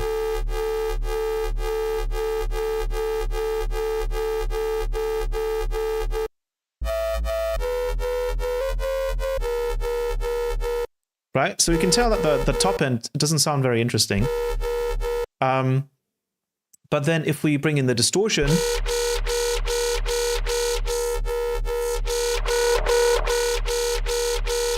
and we change the wavetable. No, I've kind of officially just stopped using Serum at this point.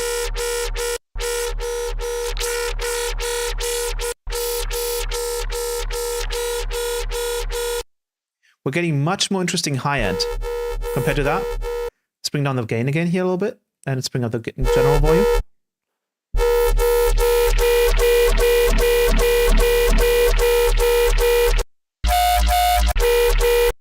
And we can change the wavetable. Change the bias to make it more crunchy.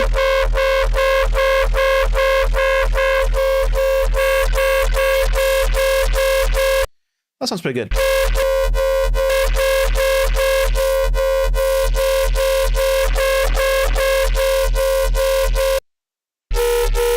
Let's put it to 9. And then what I recommend is that this is a step that you can have at the end of the chain if you wanted to, but it's always nice to then do your gain automation rather than before, because otherwise you're going to have to go in here and do some audio following and stuff to kind of preserve the dynamics of the distorted high end. But if I do it here, let's do 1/4. And then let's do some multipass distortion, and I'll get into this method in a bit as well.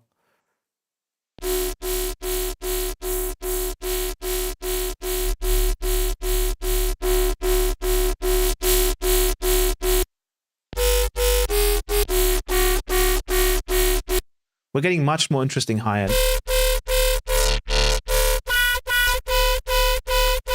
Like there, if we go back to our shaper table, that's the high end we usually get from FMing with a saw.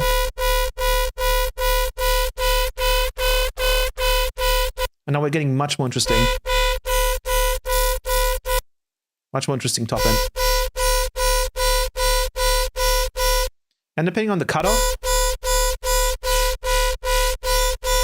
you can make this darker or brighter.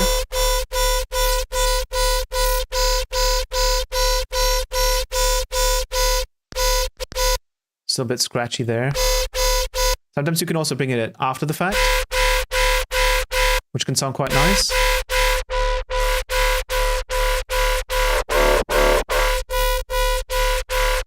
So after the multiband compression, because then the frequencies are a bit more evened out.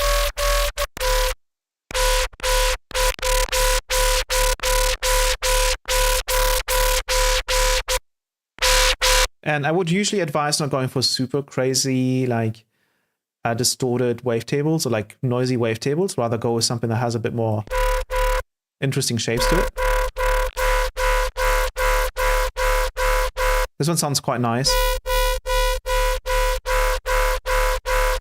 And this one has quite a transformative effect.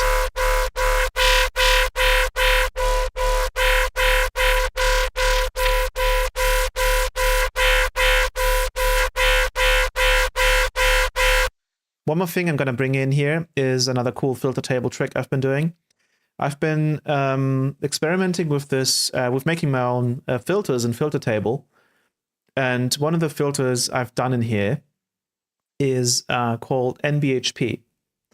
So what this filter does is it's a bandpass filter on the bottom end and a high pass filter on the top end, which meet in the middle of the frequency spectrum. And what that does is it gives you kind of that like bandpass and OTT style effect where you get all that movement in the low end to the mids, while the high end is actually preserved because we're not adding OTT to preserve the high end or bring it back up. So what we can do is we can just put it somewhere in the middle. And then we're going to bring in probably over here. And then let's do... I think even theoretically that, now that I'm thinking about it, but it's symmetrical, right? Should be fine. Theoretically, that high pass filter, the waveform could be moved to the left, but I'm not sure if that's going to make much of a difference, to be honest. Anyways, what we want to do is, let's do 416, is we just want to automate the wavetable cutoff to the maximum. So from somewhere in the middle to 256, and then bring up the resonance. And then we're getting a bunch of really nice movement. Now we're losing the sub because of this. So I'm going to add a separate sub, send it to lane 2. I'm going to also automate the gain on that.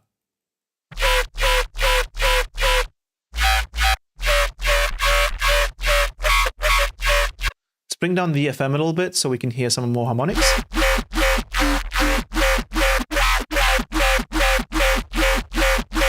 So that's without filter table.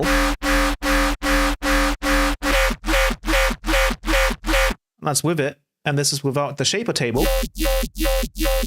And that's the kind of FM bass I'm talking about, right? That like really squeaky, kind of twingy high end. That doesn't really sound very usable at all. The problem is if we were to use a wavetable in here that is more complex, like for example, we'll do like a complex wavetable that has a bit more going on. And then we FM that one by whatever this.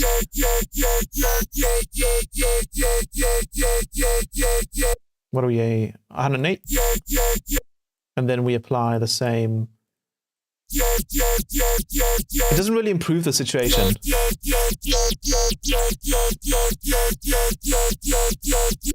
The high end is still very tingy. It just sounds annoying, right? It just sounds very annoying. So that's why we just completely replace it. So that's why we use the shaper table method. And we replace the top end with the same signal that was sent through shaper table. Now right now it's a post effects, so it's after the multipass. And this is again what I'm saying is like maybe it would be good to have it happen before any gain. Maybe even in here. And then we would apply a gain to, instead of applying individual gains over here.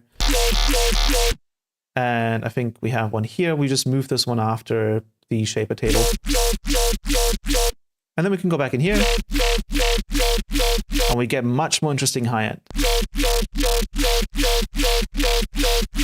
I even have a wavetable that I made, which is called Diffuse, which is just a saw wave. Like every frame is a saw wave, but every frame has the phase of the saw waves be randomized. So it turns out to just be pink noise after that, or somewhere close to pink noise.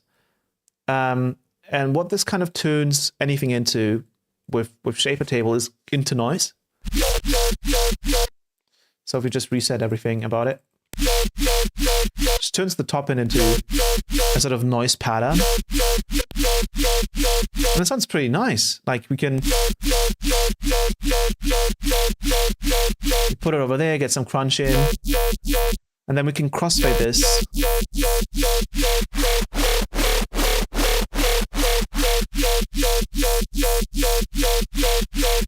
Sounds pretty good. We can add some bias to again add some crunch.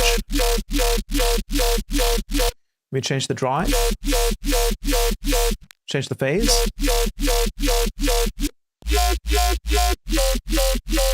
And now we have some really nice top end. We can even push it towards the middle and get some nice distortion in there. But I highly recommend just going through the factory wavetables and just playing around. Some pretty nice stuff in here. And if you like the tonality of, for example, this guy,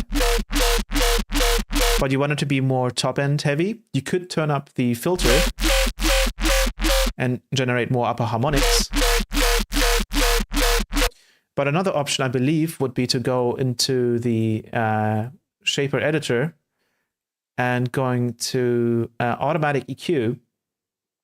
And theoretically, we should be able to turn up the bandwidth all the way and just make it super noisy. And then we can mix that in just to some degree. This basically just turns it into noise to some degree. Though what might actually be better is to do some kind of distortion in here. So what if we do, there was a particular one, maybe Sine FM. We turn up the amount to a point where it just turns into noise. I think this is basically just noise at this point. Yep. So that's just noise.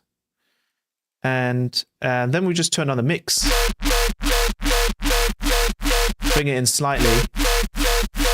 And now we're almost diffusing the distortion, which is really nice. We turn on the amount a little bit to get some more structure.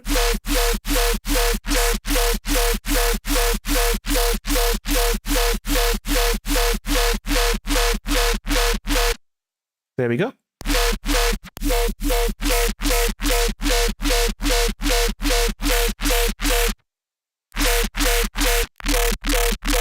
then if you pull the bias all the way,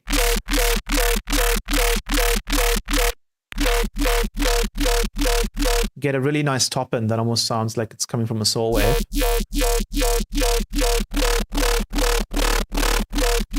And depending on the complexity.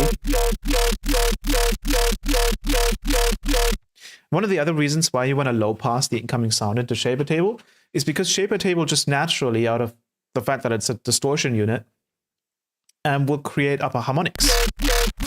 So you want those to have a bit of space to actually kind of be generated. And that's why you want to create some space there. Let's go back to the spectral one. Let's go load up maybe rubber.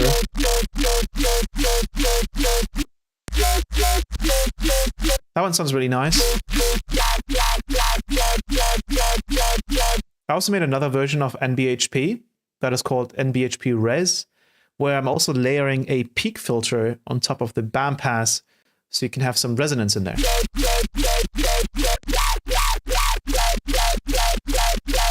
Which can be really fun.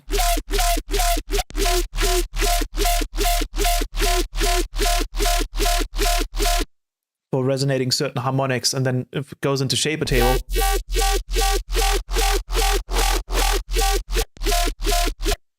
can sound really, really cool.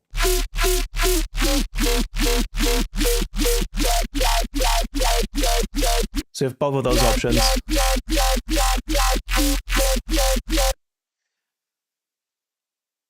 Hey, Naska, I'm soaking up the KHS knowledge. Thank you so much. No problemo. No problemo. So that's a really nice way to just create some top end. And the thing is that it's, you can kind of save this as a rack if you wanted to. So it's a fairly simple process. The beautiful thing is that it works on a lot of things. Though I would recommend, if you want to use it for multiple things, let's say we wanted this to be set up as a post effect. When we do, we're creating a lot of, we're losing a lot of dynamics in the top layer. So what I would recommend is that you add an audio follower, which is already set to main, so you just leave it at that. You put it to peak mode, and then after the filter here, you add a gain and just put it to percentage, put it to 0%, and then let the audio follower modulate the gain of that to 100%. And then you'll have to adjust the gain. And then at least when you have some interesting rhythms going on, the distortion will try to follow whatever the shape is of the signal. Now, if you have a consistent sustained sub, that's going to be a bit more tricky to do because the audio follower doesn't have a sidechain filter, unfortunately. And Oscar, how do you make a heavy guitar sound that is used in your sample packs? Well, actually, you can use Shaper Table for this as well, funnily enough. So if we do wavetable and we just load up acoustic electric guitar as an example, and we just go envelope.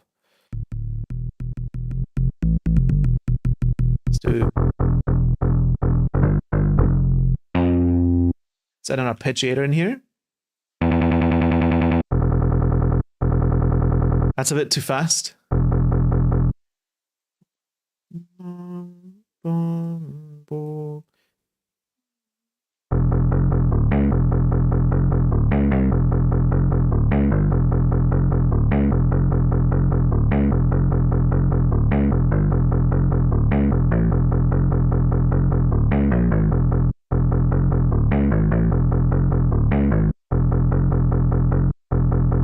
Let's pull this one.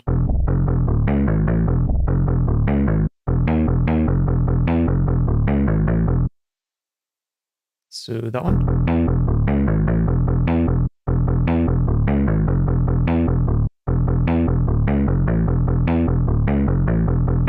As an example, right? And let's add a note on top of that. So I'm going to go multi-note. And I'm going to do an octave note up.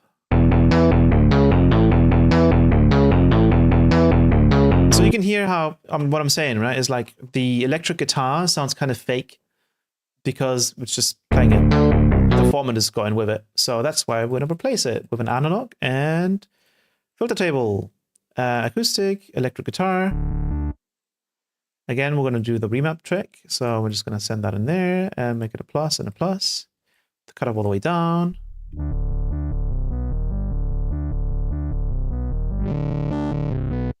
Then we automate with the filter table. Put on raw mode for now. Make it poly.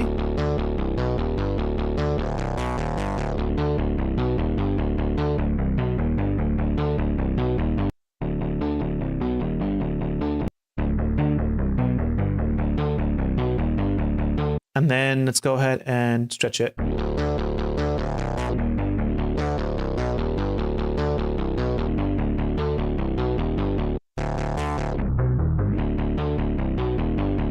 Then we add some delay.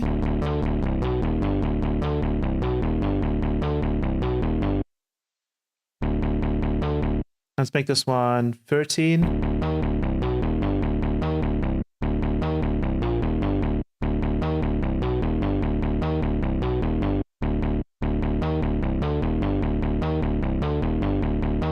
Let's do something like that as an example. And what we can do now is also apply some random velocities to this. So I'm just going to change the velocities. And what these velocities are going to do is we're going to have a velocity here. I'm going to change the speed of the attack. And I'm going to add that to the envelope.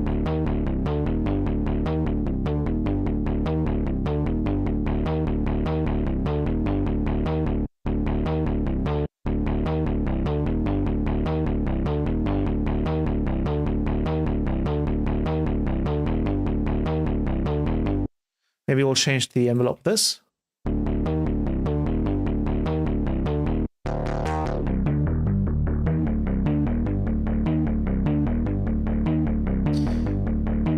And then what you could do now is apply a shaper table.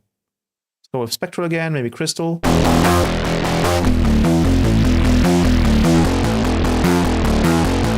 And then generally speaking, you kind of want to apply a convolver or some kind of like cabinet. So you could go with cabinets, guitar, or bass.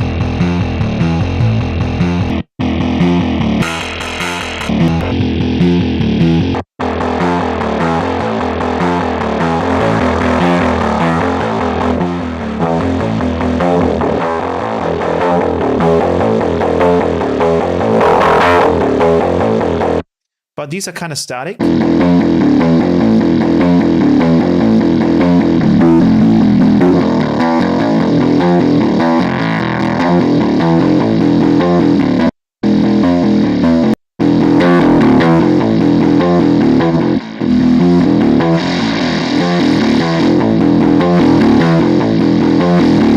So I think another thing we want to do is multiband compress it a little bit. So we're just going to do some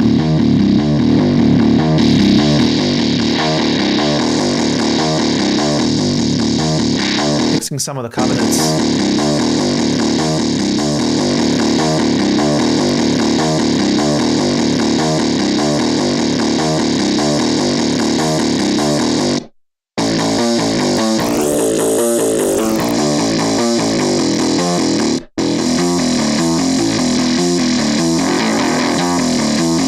And then depending on where you land in the electric guitar,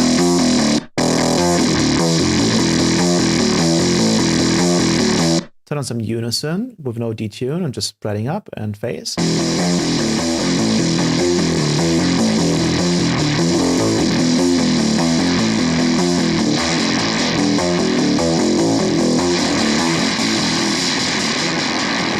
If we wanted to use this shaper table, for example, I think again we might want to like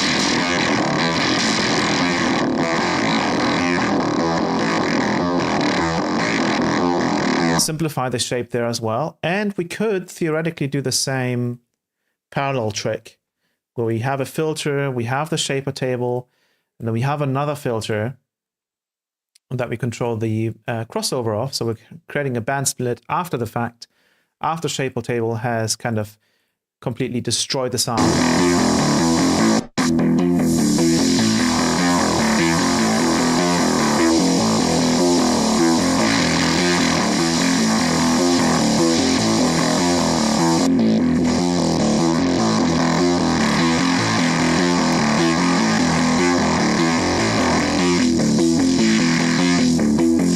And in this case, we might even want to do it the opposite way. So we're flipping the low pass and the high pass, which might be interesting as well.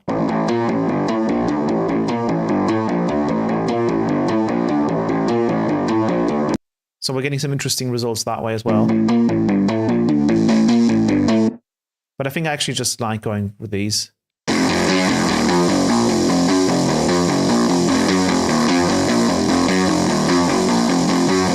And we can try different ones. Like we can try this electric guitar, of course, or we can try the first one.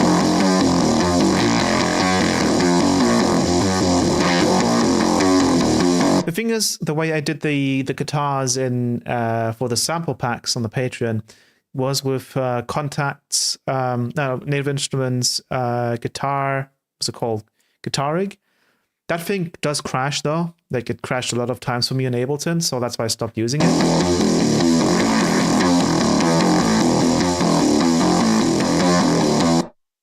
So what's really important is what kind of input you have and how complex it is.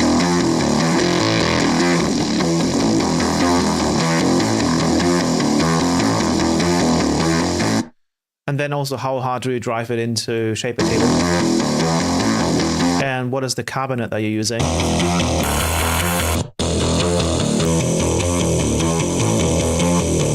Are you low passing it before the distortion?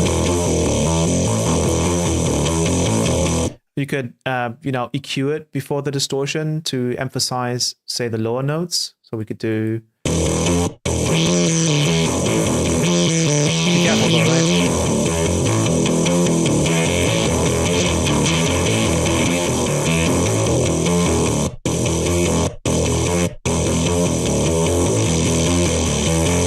Maybe we can even add an extra sine wave in there. Maybe at a lower. That sounds a bit weird.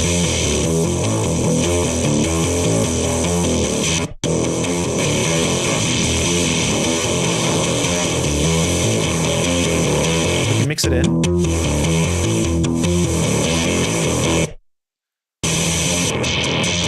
You can also, just in general, kind of, if you find the distortion to be too much, you can use the smoothing here to kind of simplify the shape.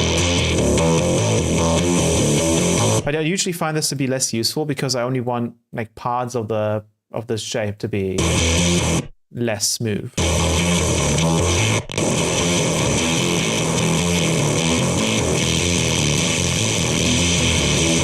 So it's usually just finding the right wavetable that sounds good.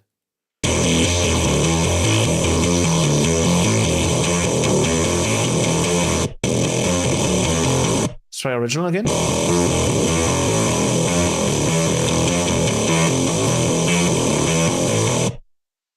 Let's try different. Okay, maybe not organ, but I think there was also a slapper bass one that I used a lot.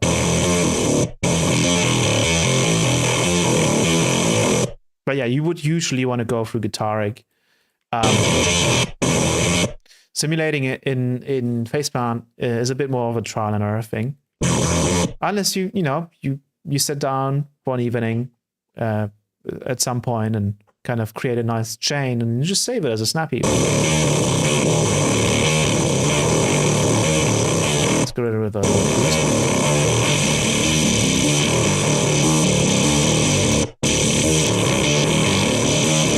Another option would be to lower the sustain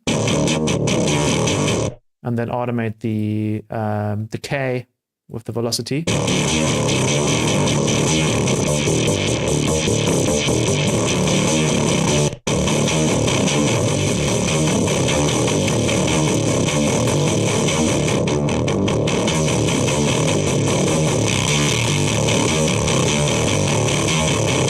That one sounds quite nice.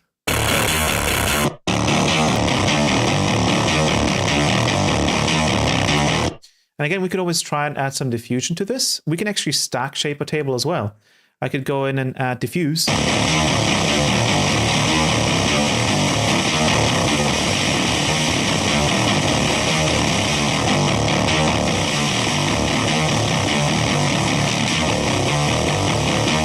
Which isn't part of the factory wavetables.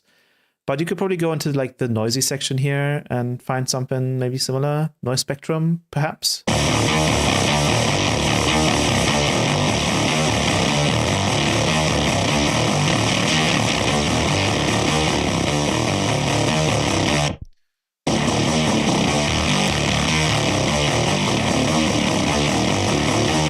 Let's try a different.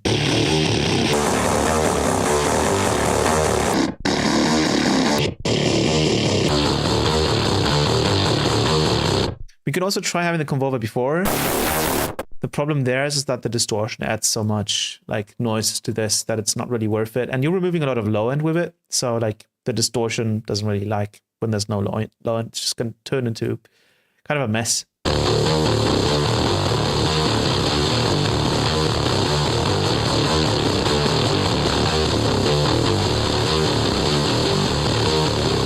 That would be an option as well, yeah. We could also like have a distortion before this and then change the bias.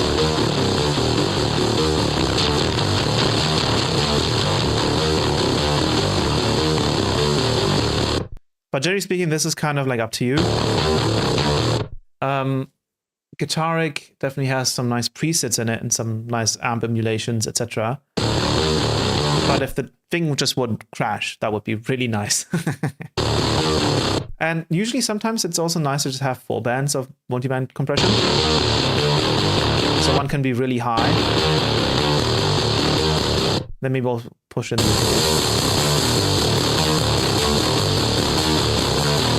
And then let's mess around with the decay.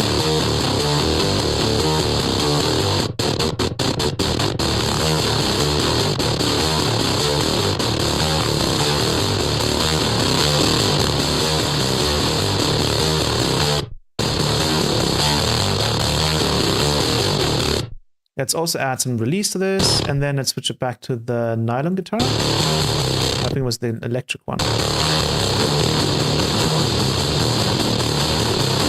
Not spread. I mean, it probably needs some sustain.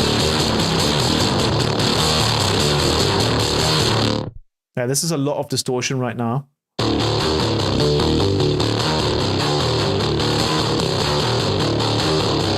It also depends, right? Like we can disable the octave up.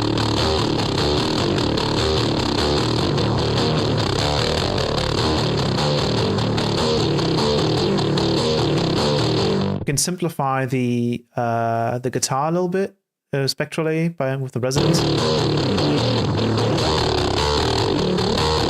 Almost turn it into an acid kind of sound there. Yes, and spec comp, of course.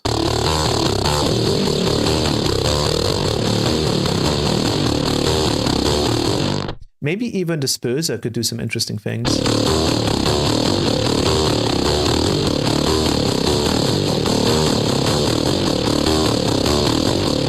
This is really just more of the fun part. Yeah, you could add a DC offset. Well, kind of after the fact, right? So I could send a DC offset into lane 2.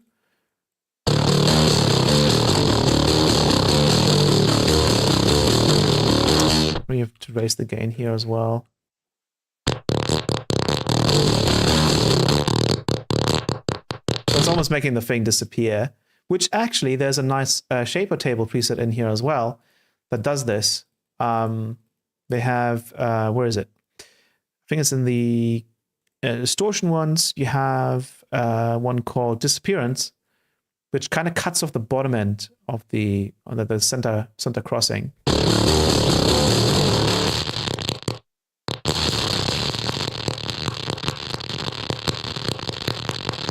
It's a very interesting one as well.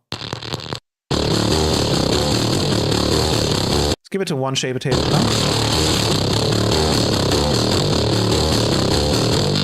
Let's move the crossover.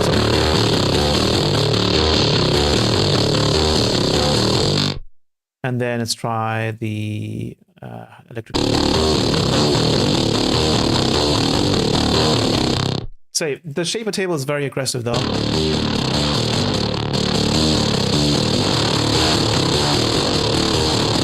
But there's little gold nuggets in there. I think in my case, I really like the raw mode because it's so the raw mode in Filter Table is a lot more kind of springy, and I'm not sure if it's going to come through.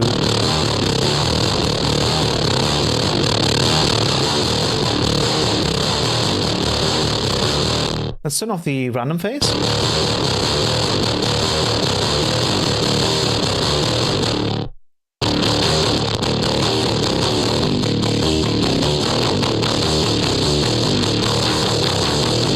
Theoretically, we would want to kind of control the shaper table distortion where it goes. The problem is that multipass is always a kind of like a post thing, right? Like multipass splits it into bands, and then you do things on the bands, rather than, let's say, you're doing X effect and then splitting the original signal into bands and the process signal, and then letting you kind of put it wherever.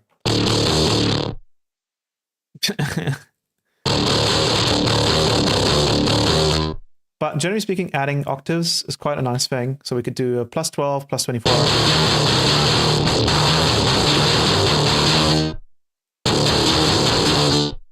And you can give them different weights if you wanted to as well. We're getting a lot of distortion now, so I'm going to bring down the gain. Let's try changing the convolver again.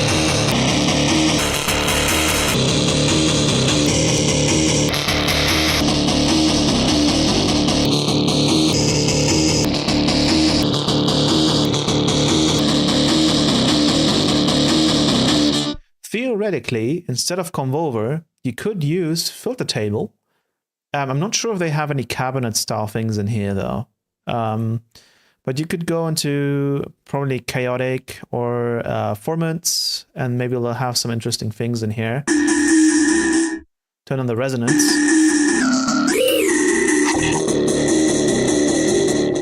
And then we can try linear phase. Bring it down. The problem is we have multiband compression after, so it's going to be a bit aggressive.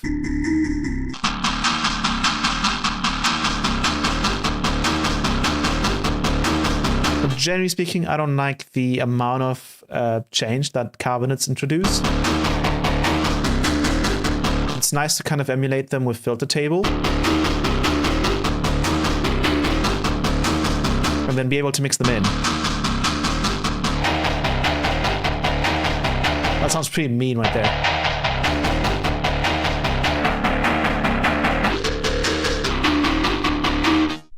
Let's try maybe Resobus.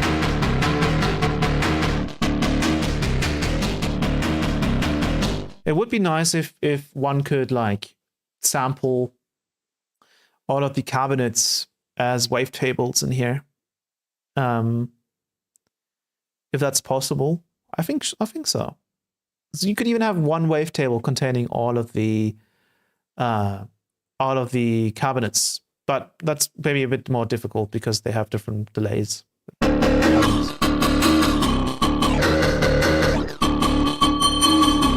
theoretically, would want to use raw mode or original mode with this,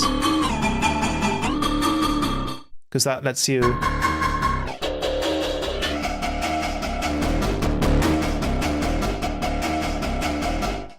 get some interesting. I think they had like vowels or something. Texture, spectral, formants. I think that would be it.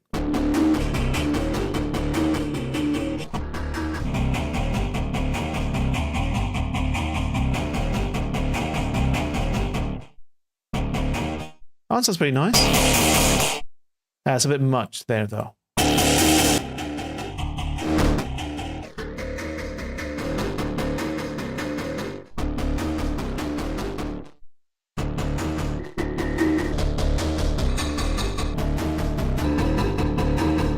One thing that you can do if you have access to spec comp is just use the convolver again with the guitar cabinets.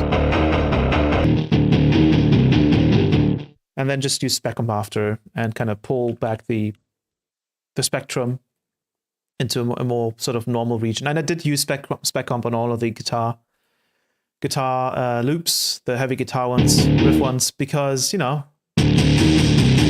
does a really good job at bringing back the kind of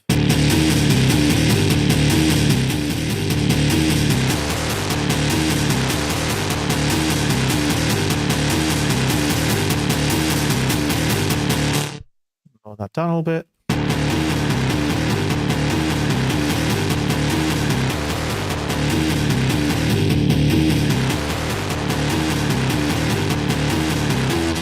So now theoretically I could just go through here and just get a different tone out of each of these. That one's really mean. Let's turn off the octave one up.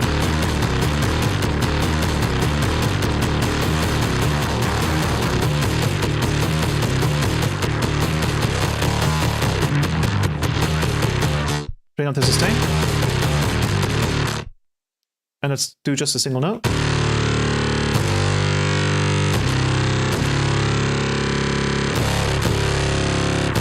Start with the attack here.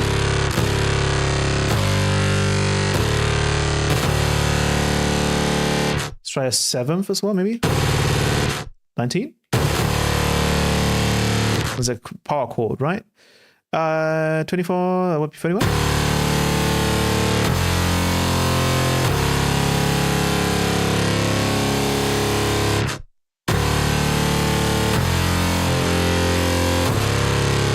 The resonance, see what happens.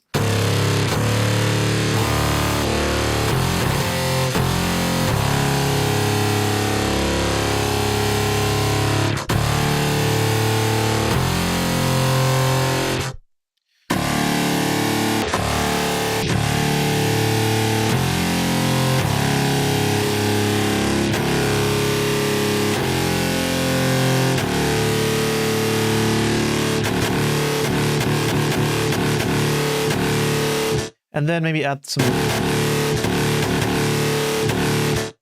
randomness to the. Let's turn on the hertz here. Let's add some randomness to the starting position of the. Let's try the second electric guitar.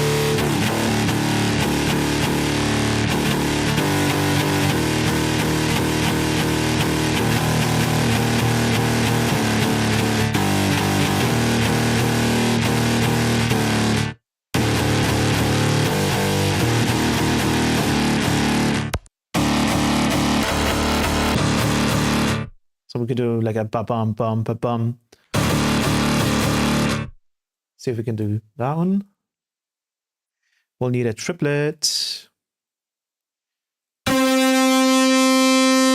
Ba-bum, bum, ba-bum, bum, ba-bum. Ba-ba-ba-bum, bum. And then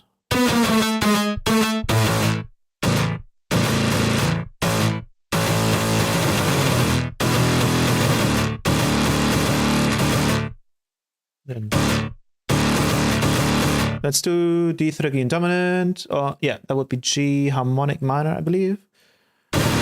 Dun dun dun dun dun dun dun. And then we'll loop this.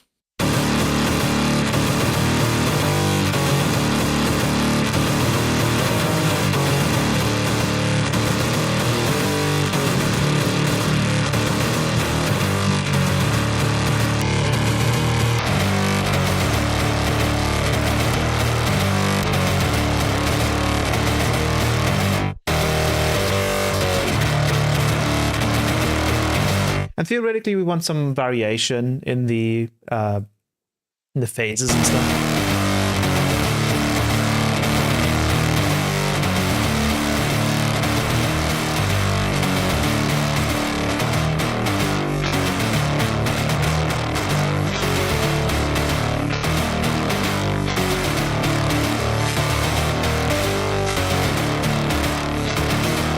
We can try the nylon guitar again. And again, shape a table will have a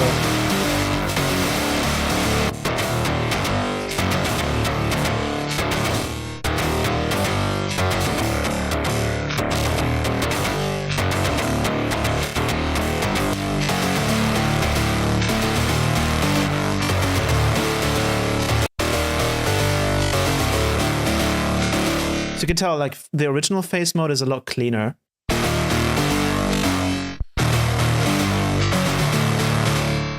So if I go back to electric.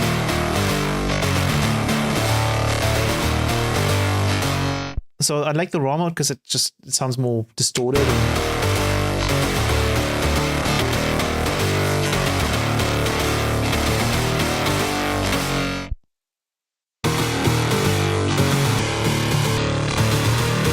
That's right.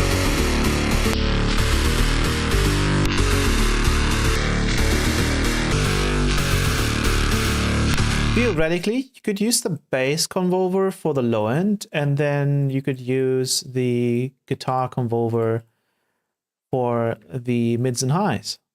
So you have two different...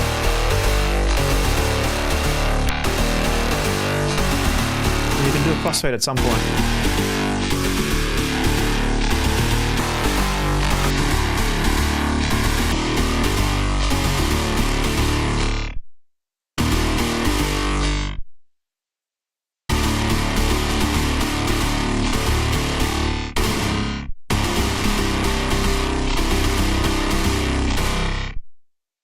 Slow the release.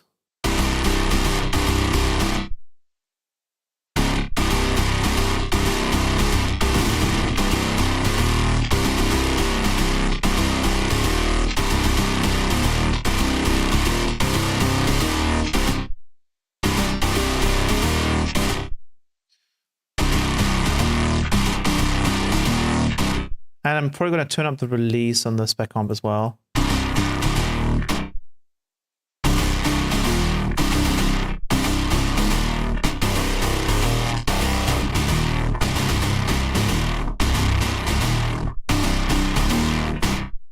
So yeah, there's a lot of cool techniques you can do there.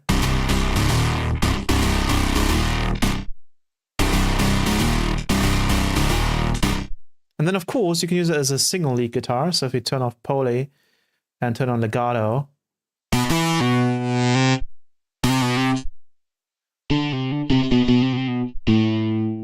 this one's really fun. If you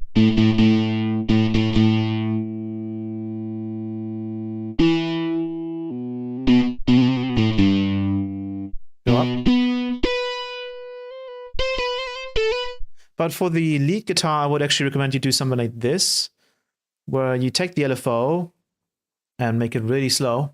So let's do 1/8. And then we'll just do something like... or let's remove the random here.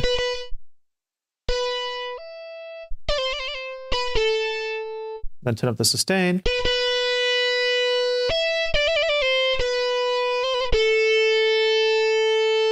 Well, that one sounds pretty good.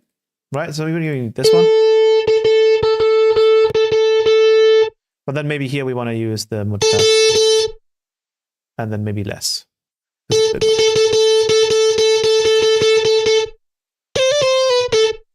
That sounds pretty good. And then you can kind of just adjust the, you know, add some reverb.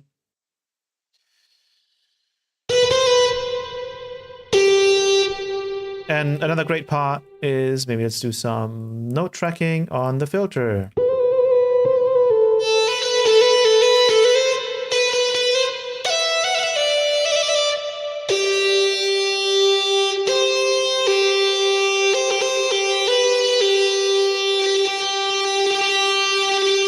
I mean, the shaper table is doing a bunch of distortion here, so I'm going to lower that.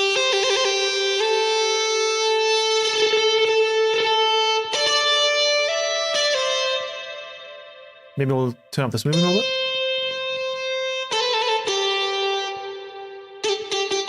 And you can hear that like transient come in. And one way you can also introduce the transient is by changing the phase to start a little bit early. Or I think actually the way you could do is you can just hold it at a frame 0. For a very short time.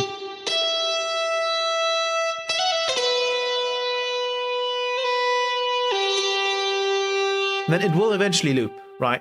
It will eventually loop at some point. But if it loops, then you just turn up the time to, like, say double, and then just increase the kind of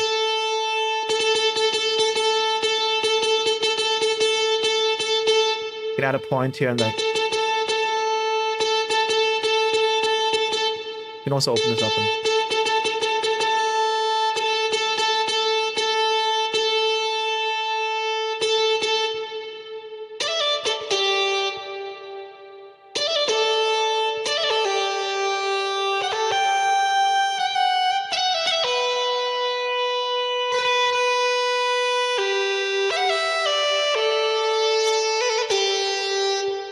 so it's pretty good.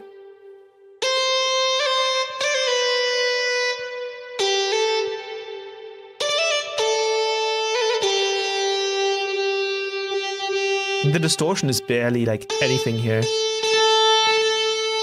We have to just like turn that up quite a bit.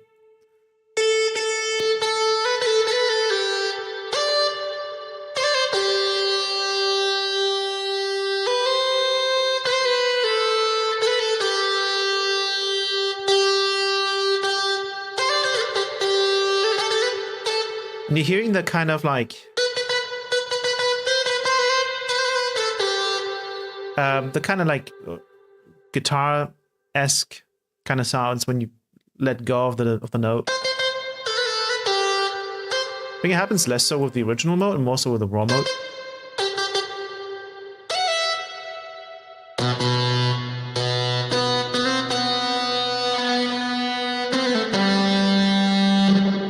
And you can still see how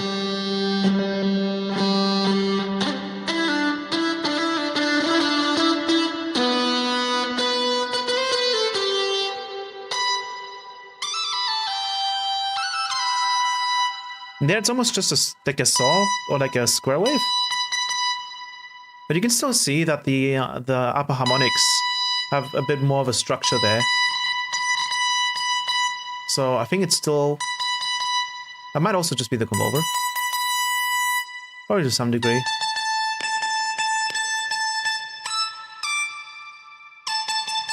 And that's usually where we want to like lower the amount of distortion, maybe smooth it out.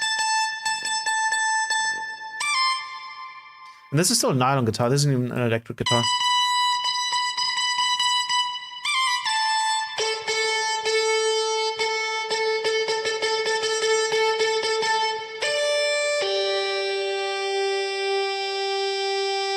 You can add some nice little thing here. There's this thing you can do where you just go one up.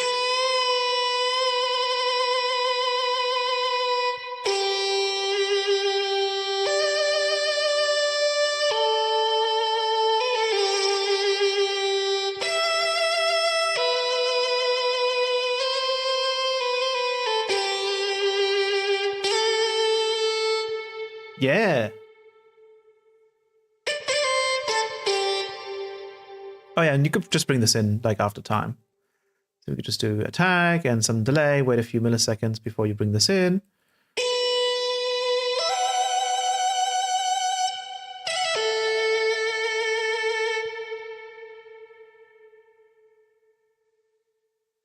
So that's for instruments. And for shaver table, it's quite versatile. You can do a lot of things with it. But again, I usually recommend having it in parallel versus just putting it on the highs or something. And I have a particular preset here where I used it to, because one of the other use cases for it that are really interesting is distorting the distorting chords and then just using the high end of the distorted chord. So I have this, it might be one of these guys. Nope. I want to mute this guy.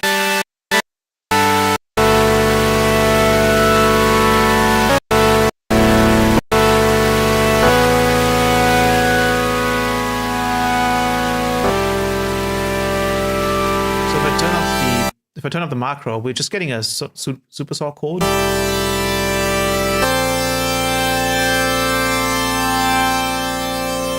Nothing too crazy, right? But then if you take the macro down slowly,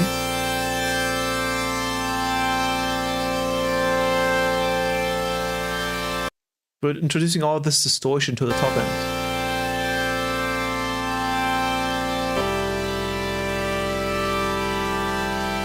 In quite a smooth way.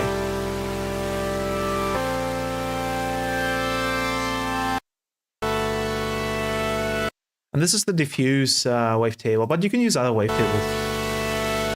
They have different characters. Usually ones that are a bit more noisy in this case will help. So if we go, let's do sines, screams maybe.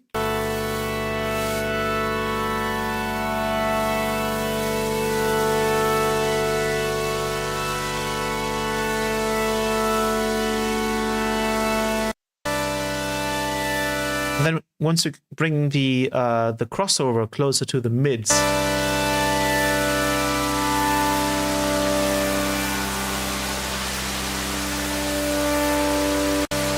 it's some very interesting distortion. And this also depends on the filter again.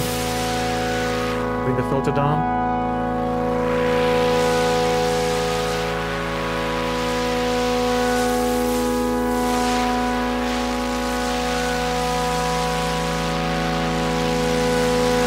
We don't need the filter.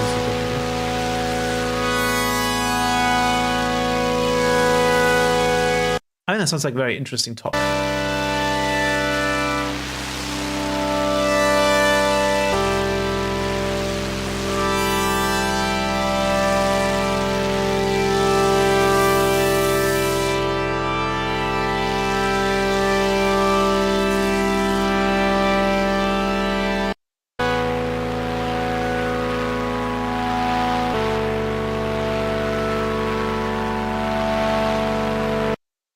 So yeah, it can be used for, I think, super chords as well. I think I have another one here.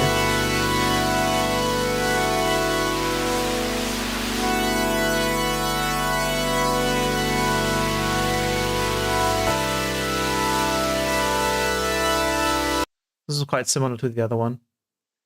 And then I have these basses, which I suspect... No, they don't need anything. Oh shit, we're still... Oh my god. Oh my god, 1 second. I just noticed. Oh, we're playing some crazy chords here because of the multi-note.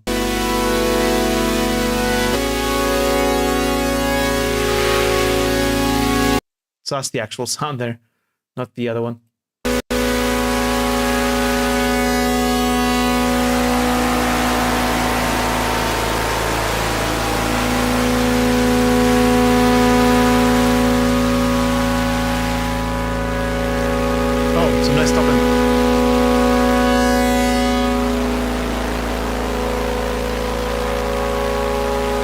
The intermodulation gets very interesting. Then I have this wavetable aggro bass, which does a lot. I think in here, again, we have, let me see. We have wavetable in a parallel chain, but then before that, we have filter table in minimum phase. And we're just drawing a we're drawing a filter shape in filter table directly. So without this layer,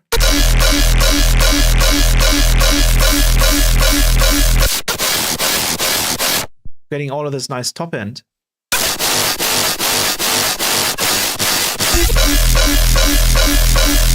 Then apparently another shaper table, which is adding that to it, and then I think it gets multiband compressed again. And then all of the mids and such is in this filter table right here.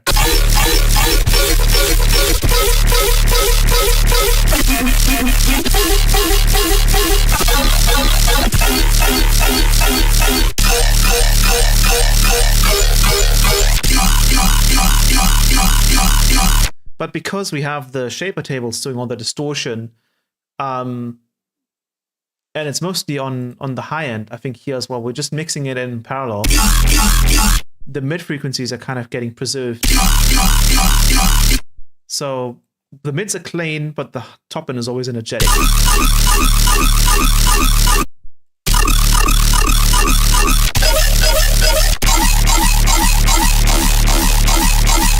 That's sort of the idea, is you get a very noisy, already like kind of ready to go top end, and then you can go crazy in the mids. Could you turn your vocal up a bit and the Bitwig audio down a bit? Hard to hear you. Yeah, I mean, this particular bass is insane in terms of volume. I'm going to turn that down a bit. There we go. Then we have this one.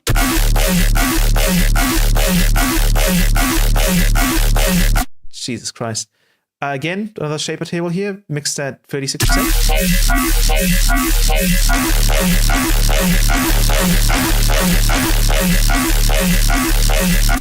And because it's being mixed in parallel and we have multiband compression after, it sounds really nice. Generally speaking, if you're doing anything like distortion or clipping, try doing this before an OTT or a multiband compressor. Because if you just distort, then you, generally speaking, what happens is your sub reaches the maximum first, generally speaking, right? If you distort, if you clip something, the sub reaches the maximum first. It doesn't change in volume anymore. But then you start to, the spectrum starts to become a little bit unbalanced. But if you have the distortion before, and then your multiband compressor is kind of going to rebalance the spectrum. So if I have it after, it's obviously going to be very loud. But you can see what I mean. It's like now, the sub is kind of taking over. Whereas here, we're getting the nice crunch. But yeah. And the shaper table in this case just sounds crunchier and nicer.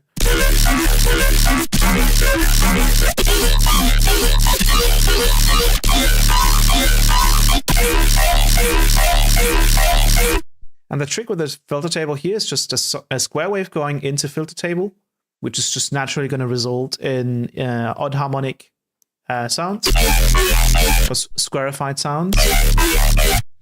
But then you just kind of go crazy with the wavetables and you just pick whatever, anything that is interesting.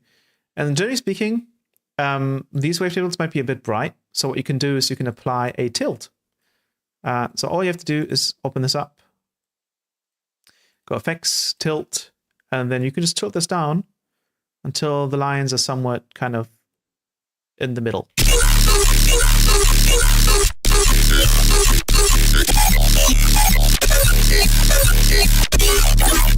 The other option is as well, though, we can just select the entire thing and just apply a low pass filter, kind of roll off the high end a little bit and make it a little bit softer. Turn it low slope. Do that. Because you're really only interested in the mids, right? The high end is going to be distorted anyways.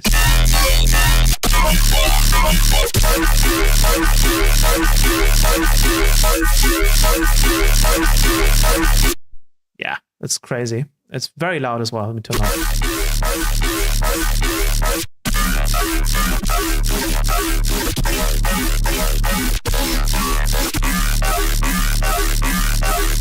Some pretty nuts stuff in there.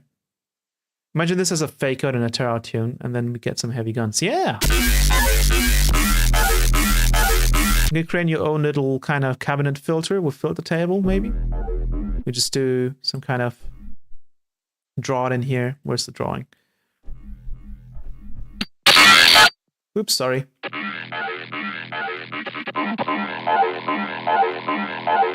little bit brighter. Darker.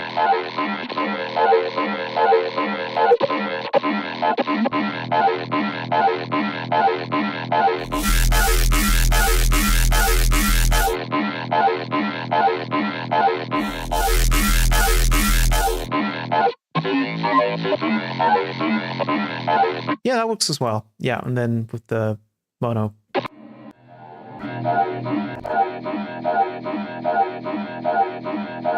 I think we can put these in a group and then deactivate it, right? I've not used groups in ages.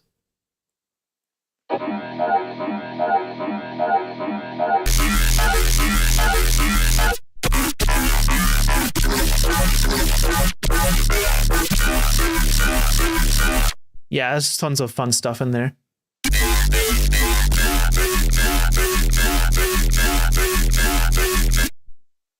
So yeah, that's that.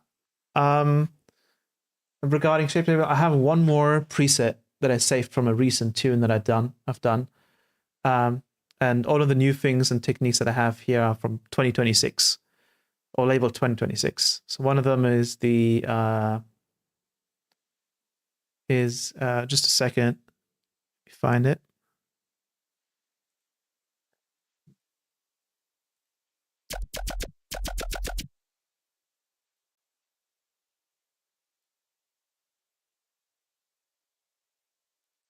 Where is it?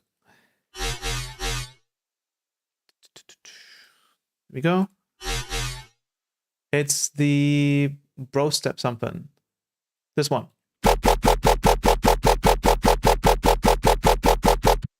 That one doesn't have any post-processing. So what I'm going to do is I'm going to bring in the dynamics here. And this is something as well that I want to talk about is some of you may be using my plug data patch curve comp. And some of you might be really liking the inflation curve that it introduces, this curve. Because it sounds really nice and it kind of just doesn't really affect the noise floor and it just makes everything kind of more consistent. And then if you put it into something like a multi-effects, it can sound really, really good. So if we bring that in there and then bring that in there and bring that in there, let's move the bands to like there and then maybe there. Let's do 2.8 and then turn on the gain so they're not too loud.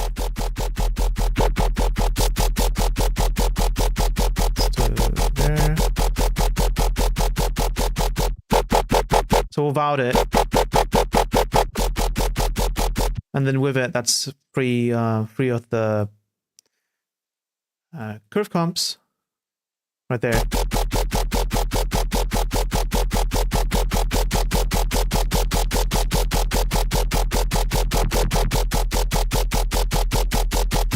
It's a really nice, like this would be a really, really nice multi-band curvature compressor. But what if you wanted something like this in Phaseplant? You can use dynamics, but it doesn't quite work the same way as an inflation curve, right? With curvature compression. Technically speaking, though, this is a transfer curve. So what we can do is we can kind of trick it. We have this thing called the knee in dynamics. So what we can do is we can bring down the ratio all the way, and then we can introduce the knee at the maximum of 25 dB. And we're getting a bit of a transition here when we look at the blue curve, if we zoom in here. So you can see instead of going to minus 20 dBs and on the threshold and then suddenly starting to duck, it's actually sort of softly introducing it towards minus 20 dBs. And that's kind of what the inflation does as well, except that it's upwards compression, not downwards. But we can kind of control this by setting the in gain and out gain of this. So if we set the threshold to minus 24 dBs, then theoretically, if this was a peak compressor, it would compress down to minus 24. So if we set the input gain to minus 12 and the output gain to plus 12, we've now moved the threshold up to minus 12 dB. And we're getting that. So what we can do is we can now just push the input gain and then just duplicate the dynamics 3 times across the spectrum and then just set them up. We're getting really nice compression. That sort of transitions into the compression versus just either being there or not being there. And I personally really like this shape because it means we're not raising the noise floor of the signal. And I think another good example for that would be the guitars that I have here. Go to 2026. Do I have the nylon guitars anywhere? Fill the table. That's not a glockenspiel.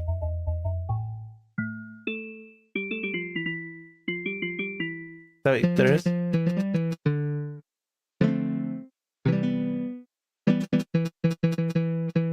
If I play that note and I go into multipass, or actually we just use dynamics. Let's say I want to compress towards minus 20 dBs, and I use upwards compression. Actually, we do have to do it in multipass. So we do upwards compression.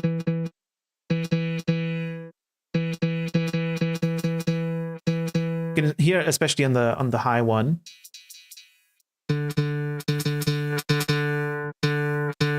it is super aggressive on pushing up the noise floor versus doing downwards, pushing into it. And then also using the knee.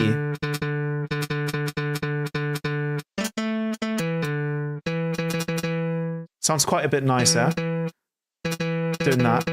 And then theoretically, if you want even more compression out of it, what you could do is you could bring down the threshold even further to, like, say, -36 on all of them.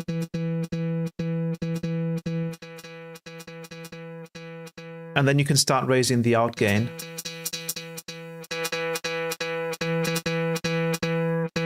And now we're getting even more compression, but it's nice and rounded.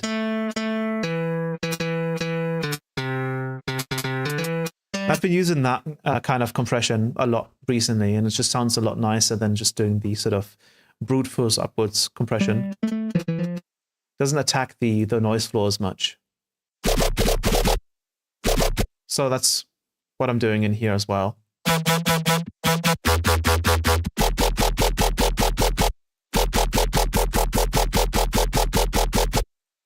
And then this sound is very interesting because it uses the same shaper table method.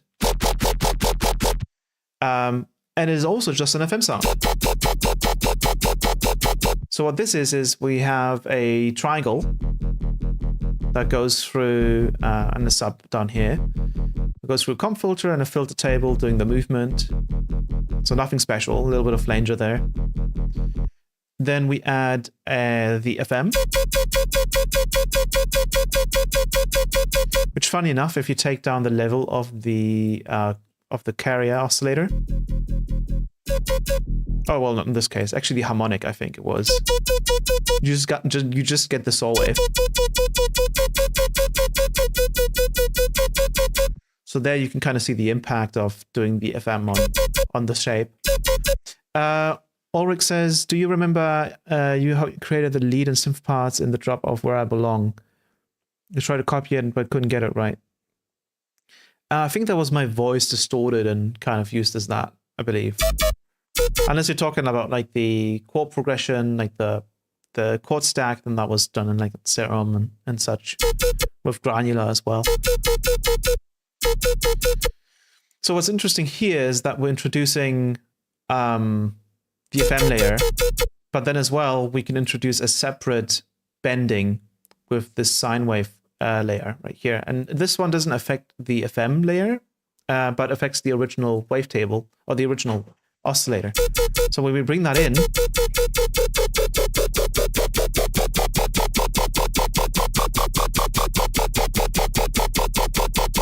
we're getting these really interesting formants in the mid-frequency spectrum.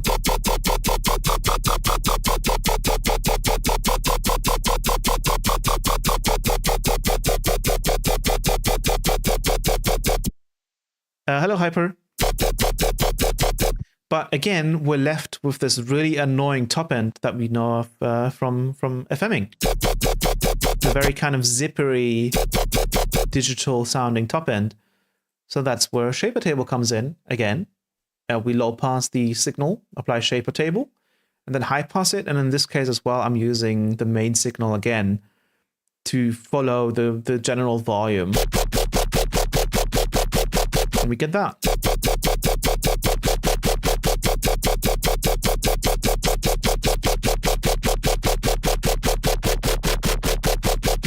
Sounds super nasty, and we can change the kind of tonality of it.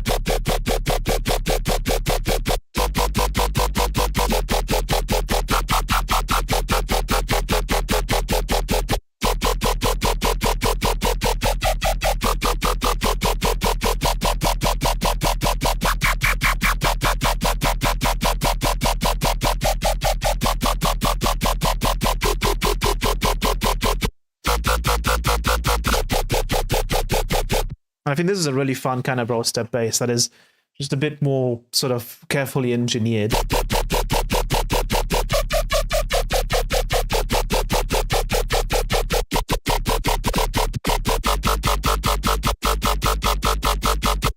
think we have the formant movement over here.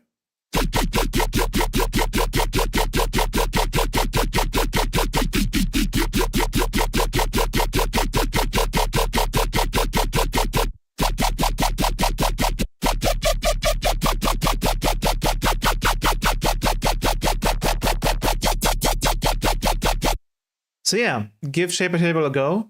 I think it's an awesome piece of kit, and I've really underestimated just how much you can do with it. And then as well, like, I usually don't do normal FM anymore. I suppose you could also just, you know, have a wavetable that has interesting mid frequencies. Let's say one of the additive ones, maybe. And then you could apply like a modulator, like bend plus or bend minus, bend soft to it. On the face, 90 degrees.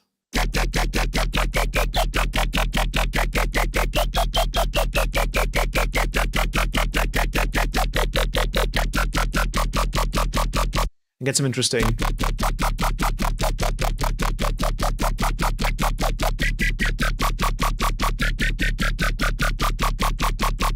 I don't even know if it's 90, I think.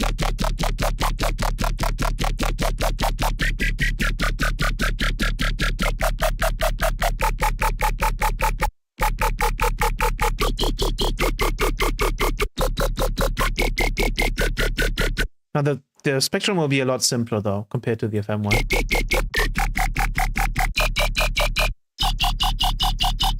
So maybe the asymmetrical rounded will sound a little bit more interesting. Oh, I'm getting some chirping.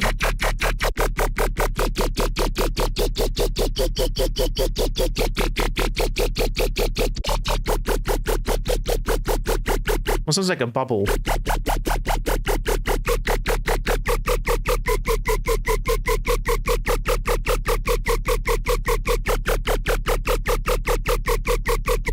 That one sounds pretty cool. And then maybe we'll bring in the distortion a bit more. Change the wavetable.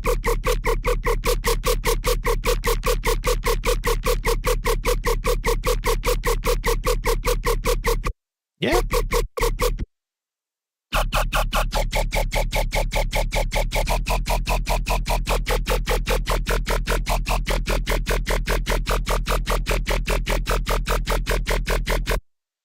Yeah. So, you know, you don't have to necessarily use FM.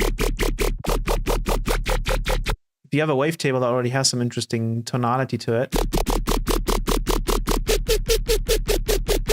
even that.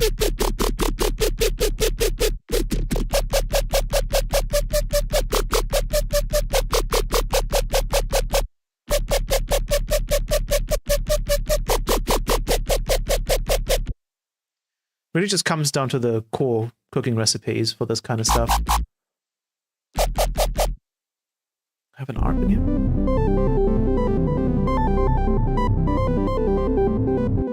When did I make that one?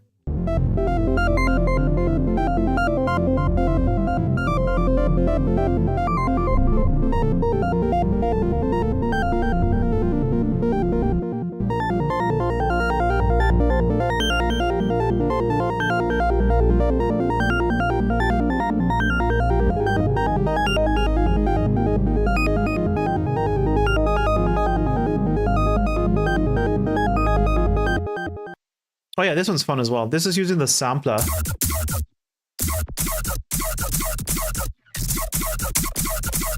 There's some really interesting kind of messed up techniques you can do where you can turn a sampler into kind of a mini wavetable player. If you grab a sampler and we grab, say, a sort of piece of audio. In this case, it would be obviously bass related, so I'm going to grab a bass glitch in here.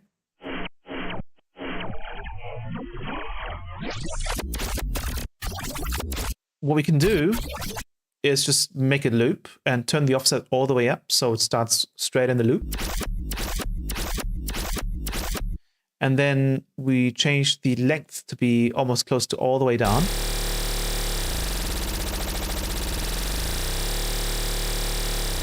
And then I believe at some point, kilohertz will just kind of lock the length to the cycle of the node that you're pressing. So play an octave lower. Yeah, they'll kind of lock it automatically, which is nice. Because it means it can't go any faster than that, which is quite nice. And now if we go through the sample, it almost sounds like, you know, it sounds almost like a wavetable. So now we can just go and modulate the start position.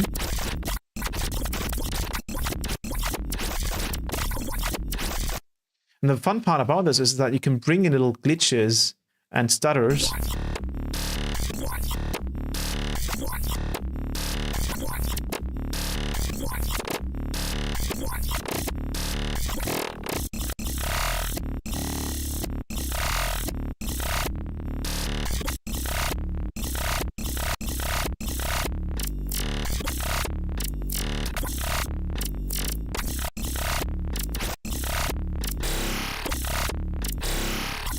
And then depending on the pitch of the sample,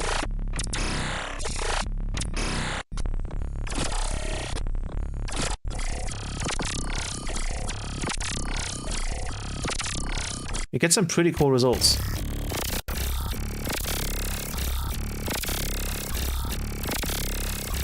And if you go with some sort of more simple material, like I think I have these very strange glitch sort wavetables.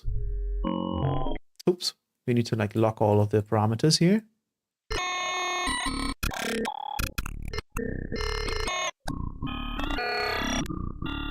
If you pitch the sample down far enough, you can turn the length down quite a bit more.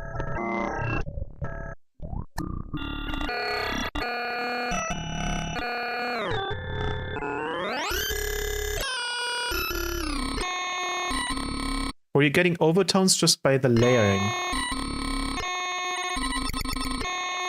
And I think actually the locking to the note might actually have to do with the harmonic. If we set that to 0, yeah, it can go higher even. Okay, so once we have it to 0, it'll lock basically to, I think, 440. So that would be very, very high. But what that allows us to do is change the length of this.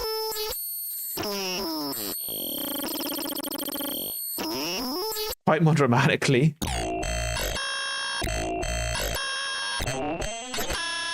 And then we can change the length of the cycle to a point where we're getting really interesting overtones. So let's say we don't use an LFO, but we just use an envelope and put it on the start there and just have it go like that. So now we get these overtones, but if we change the length of this, I think that's me. We're getting some really weird.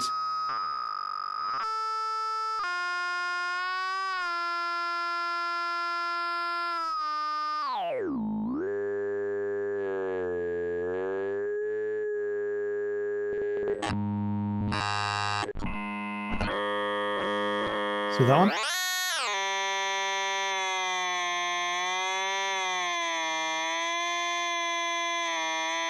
Okay, sounds very weird. Sorry. Let me put on an LFO here so we can cycle through this a little bit.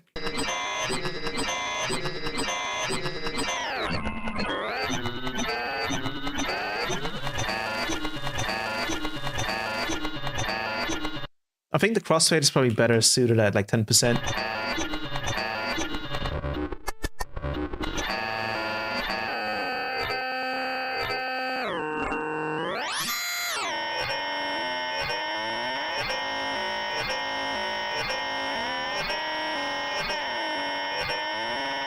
But you can kind of tell.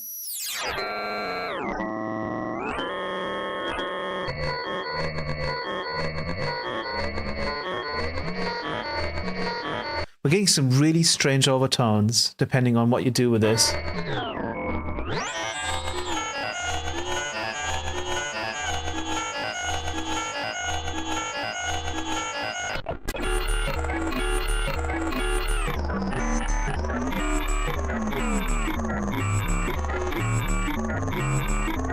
So what I would probably do is set the length to 0% and then just macro this like first range of 0 to 2%. So we have a writer.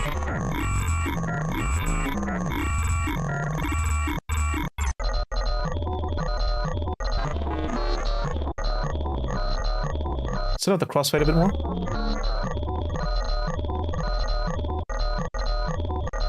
Oh,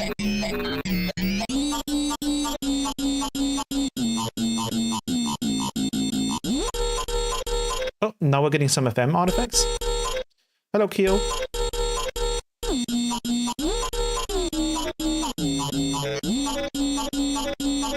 So just by getting that,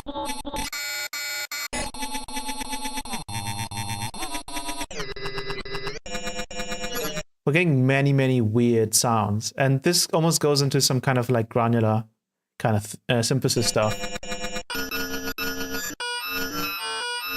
But I think it's really fun how the sampler can basically function like a wavetable. If you know, key track it, that is.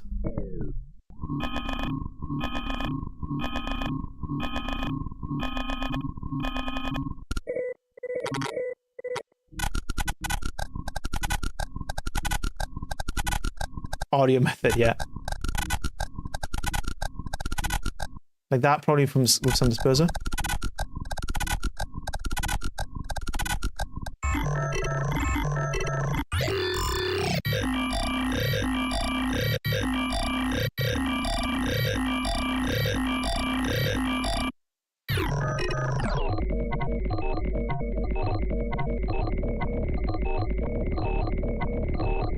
So just get creative with that. I think there's a lot of interesting things to explore there. Especially once you start, you know, like, let's say we send through a growl. Like, let's go to growls. Let's go with one of the brow step growls that I have in here.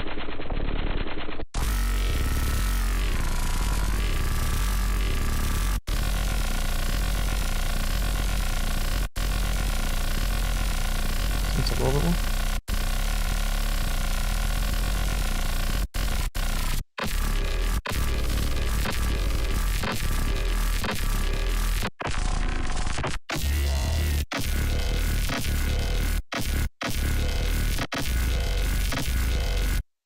You know, depending on how fast you play through a sample as well, you get kind of a natural continuation of the sound. We'll do that and then...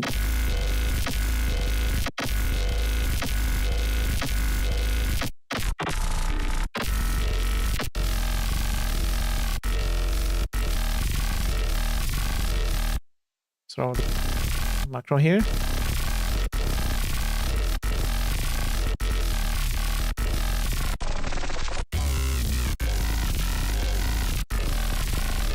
The fun part is we could add like a pitch envelope and it wouldn't really affect the timing of our bass sound once we have something cool.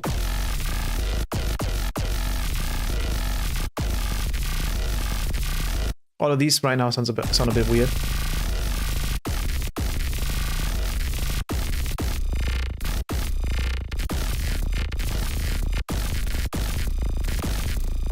That sounds pretty cool, like there, and then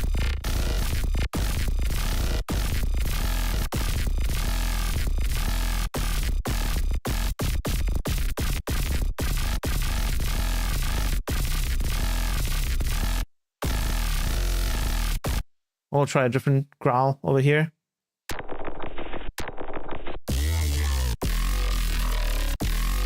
Oh, the offset. Why did that change?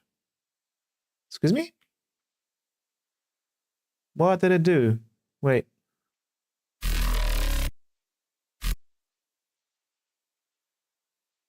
I messed it up. How did I mess it up? Oh, the length. Do...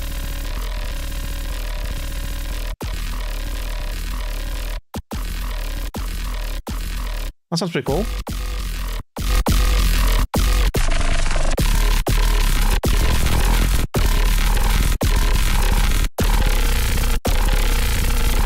So now that's just a clean like canvas, right? So if I were to add something like a band project where we keep the low end, like this one, and I were to also just have it run at 1 Hertz, we could do something like this, where we do that.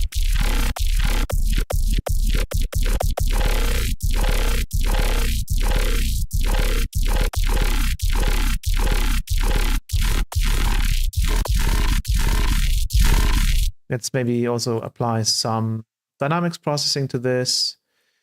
I'll just do that. Bam, bam, bam. And then we'll do...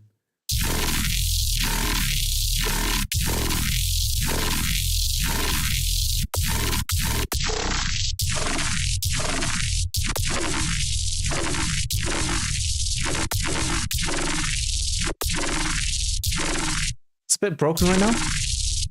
It shouldn't sound this way.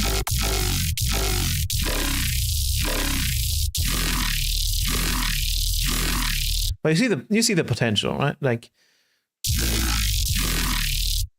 and I think as well, if you go with harmonic 0 and just let it go crazy with the shift here.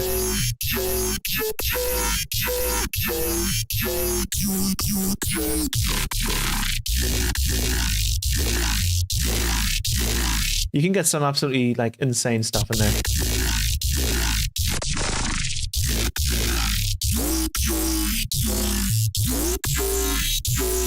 Like now the grinds are so fast that they're creating their own overtone. It's almost like FM. Yeah, mostly sound design, though the first hour was about something else.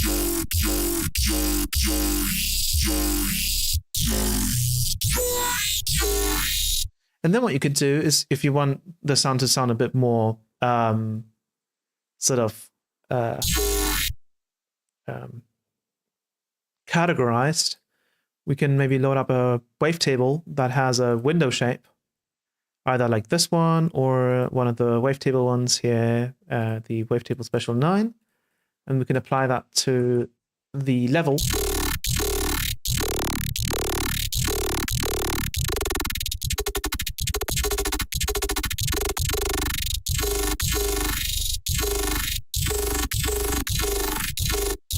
And do some fun stuff that way.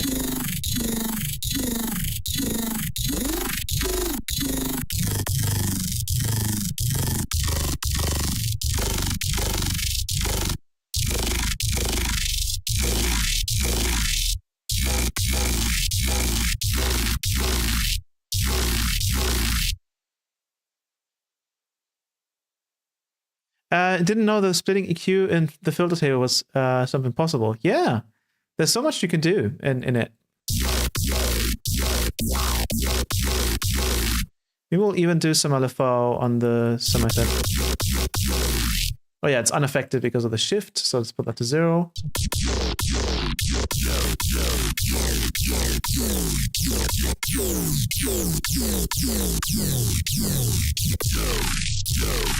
That's pretty cool. Let's bring in the...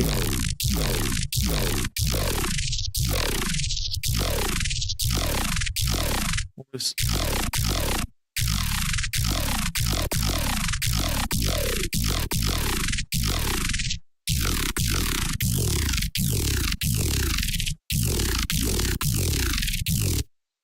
So you can tell there's like tons of interesting... This is with a growl wavetable, so depending on which ones you pick.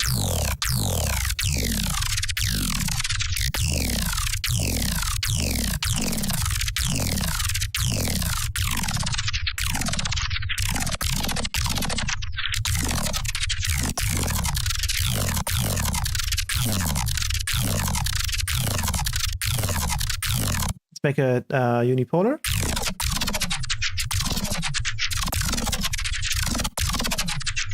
I know there's a way to do the squarify thing from Serum and PP, but I can't remember how to do it now. Well, in PP, you do squarify by hitting the wavetable editor and going to FX and squarify. That's it.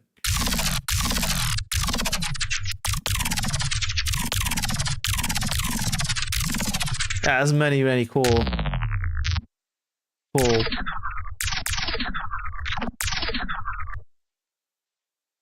This one will probably sound pretty cool. Length down.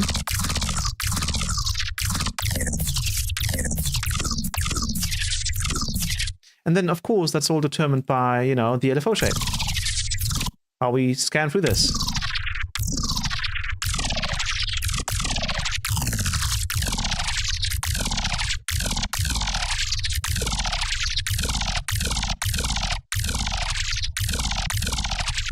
And then this is just growl. So if we actually went and used glitches, we get a lot more kind of crazy stuff out of it.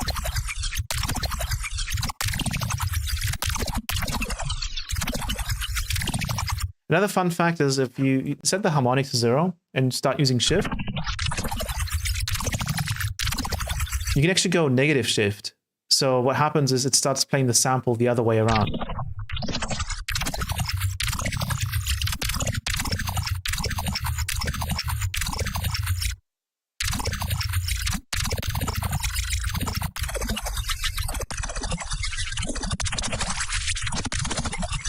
And if you're missing some high end here, because, you know, if you pitch the sample down quite a lot, you're gonna kind of lose some high end. What you can do is you can do this thing again, where you do distortion from the low end. And we bring in shaper table again, not shaper, but shaper table. And let's bring in screams maybe. Let's bring in this one.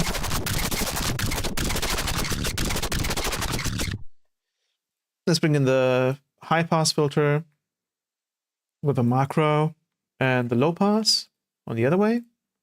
Make them parallel. Maybe we'll like, yeah, crossfade around there. Check out the filter here. It's looking nice, but again, all of the dynamics are kind of gone. So we're going to grab an audio follower and a gain, and we're going to automate the gain of that with the audio follower on peak. And then we have to kind of like mess around. We can also use the bias in here.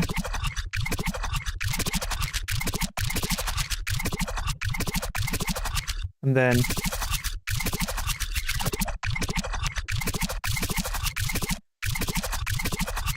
kind of mess around and find something cool out of it. But it just kind of, you can kind of see if I disable it. Enable it, kind of just fills that space that we're losing. And this will hold up even if we go even lower. Until we reach a point where you might want to increase the range there.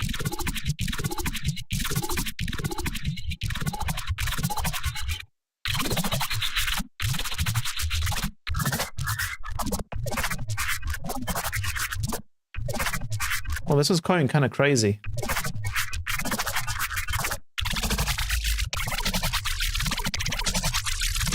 And we might actually want to add the distortion after the multiband compression, because otherwise it's going to get a little bit too intense.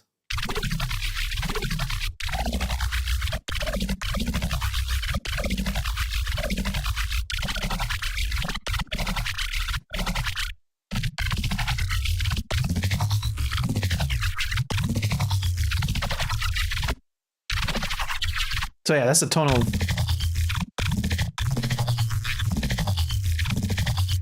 A ton of really, really cool examples. And one the bass that I did here, the sampler bass design, has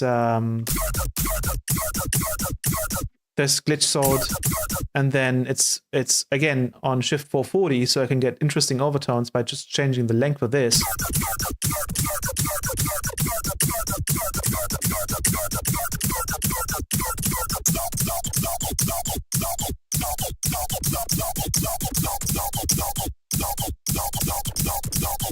It's very weird.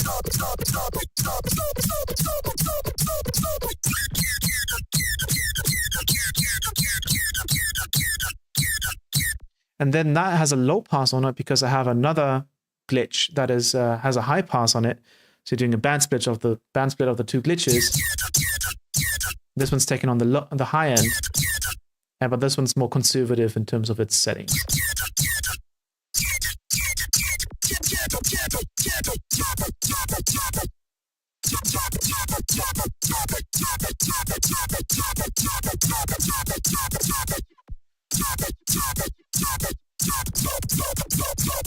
This is the crossover right here.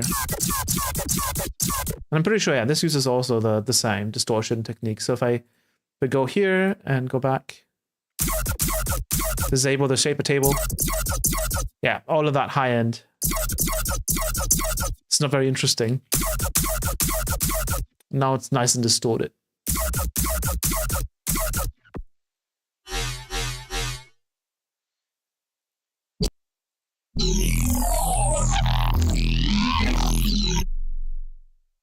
Again, as you can see, filter table is quite usable even for Reese's.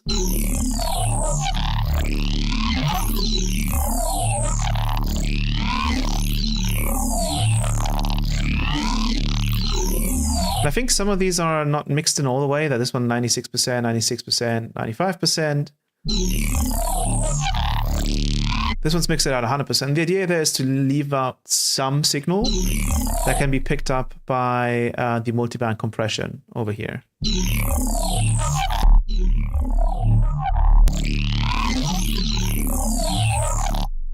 And the way I would do it with resampling in a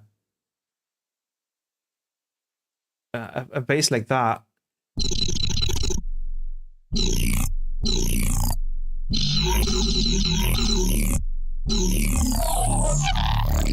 still a bit longer, and then we just do bounce in place, and then we can just create a new sample and just drag it into the sampler, and then this becomes an instrument, or well, a bass, and then let's do. And then I would do it here again. It's like loop, loop, loop, bam, bam, turn all of this on, and then turn up the offset all the way, and then start crossfading immediately with a lower length here.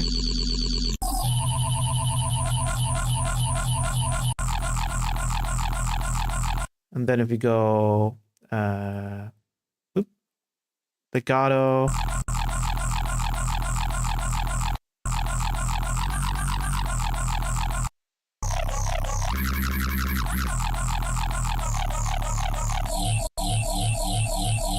and what's really cool about this is you can actually use an LFO and scan through the start position and change it over time. So the reed is actually still changing. Depending on the crossfade, I think.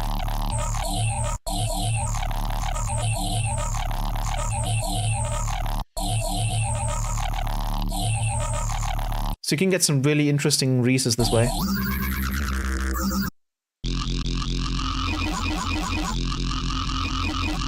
But obviously the Reese only changes after one cycle is done.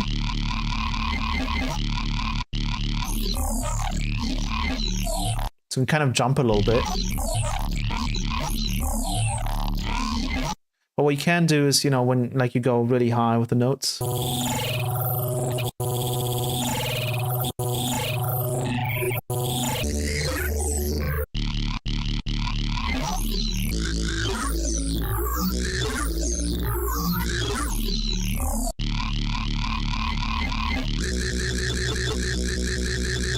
Just a bit of movement adds quite a bit of more complexity to it.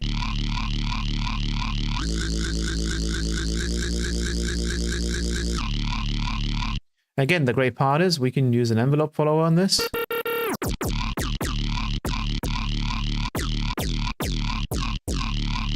Maybe a disperser.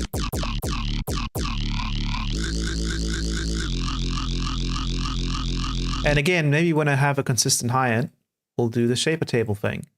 I don't actually know if I even made it a preset at this point, because I probably should. Diffuse with distortion. Yeah, like this. And then I can just change the start position. Find a cool position.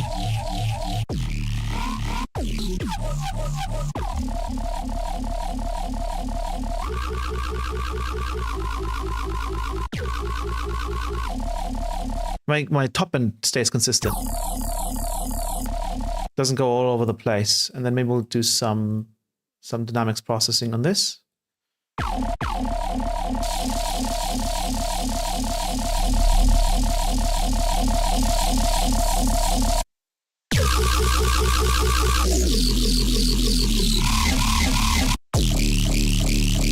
And perhaps even you could say, well, okay, I want to actually like note track the start position with you know, with the different notes that I'm playing. So a low note will go there.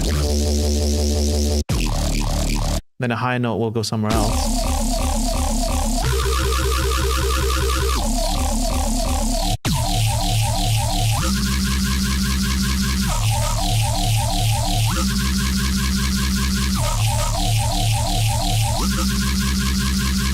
That could be cool. There's some just nuts stuff in there.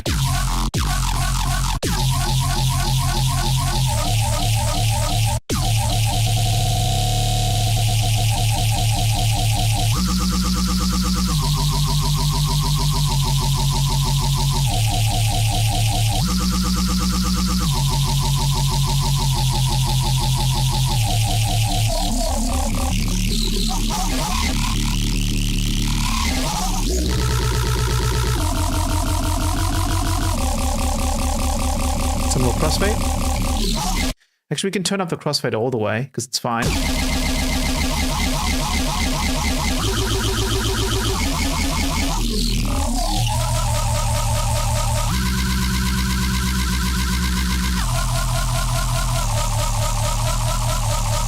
And then as well, again, we can go in and use filter table, maybe like the band reject. I think they have their own band reject in here. They have, yeah, band reject in here, but this one is very peaky and you can't remove the peaks. So this one will sound very yoy. It's very annoying. Like you don't really want that. So I recommend you make your own. I have this one where it's just a bit of resonance on the low band. So that yoy sound isn't quite as annoying. Another thing we could potentially do is derive the movement from the sound itself. So I'm going to low pass this, distort it. I'm going to send this out to envelope. I'm going to send this out to sideband, and then the audio follower is going to receive that sideband. I'm going to go to peak and have the attack and release all the way down. And then theoretically, we can just apply this to the filter table band.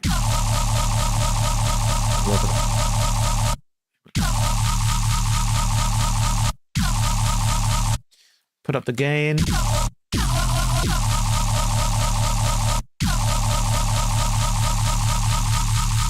I just want the low end sort of to move around.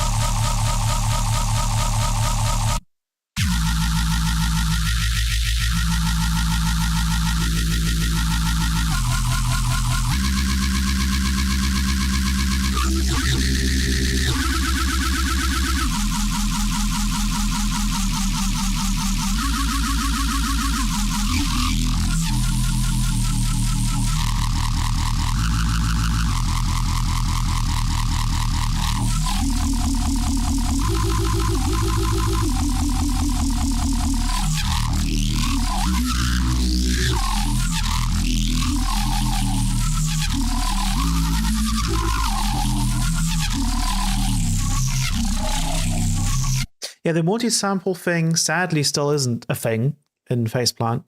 I do agree. I would like that as well. Sadly, not a thing yet. What you can do is you can have a very, very long sample. And you can then create a remap. Or actually, what you can do is you create an LFO table. I think, yeah. You create an LFO table, and I think I created one actually, I don't know if I saved it. But basically what you can do, and this is something I did, is with Claude, I created a web tool. Well, it created a web tool that could create a wavetable frame that would be a division. So it would be a stepped ramp, and I could exactly tell it the division on the amount of steps. So for example, if you had a multi-sample instrument, that has, say, 16 different samples for the register. Well, the 16 is pretty easy, right? Because 16 samples is I think they might even have an LFO in here that does that. Arpeggios or anything in here, probably. I mean, you could even do a remap, theoretically. You could have a remap in here with like, no, this is 24 on 48. But you create one with 16, quantized 8, for example, quantized 16. But let's say you have 32, right? Well, with 32, it's going to be a pane to create that in here, like a serious pane to do that in here. So what you can do instead is you can have a tool that creates a wavetable frame in this case, because you can just use LFO table with 0 hertz and just reset it, and then you can change the phase of it to select a different part of that quantized wavetable. And then what the quantized wavetable will do is it'll just offset the sample position of the long sample, where you have one register node after another, the long sample. It's very tedious. It will require an LFO table and probably like a node tracker connected to the phase of this or something for it to work probably, but it would work. So you could create your multi-sample that way. It would be kind of painful though.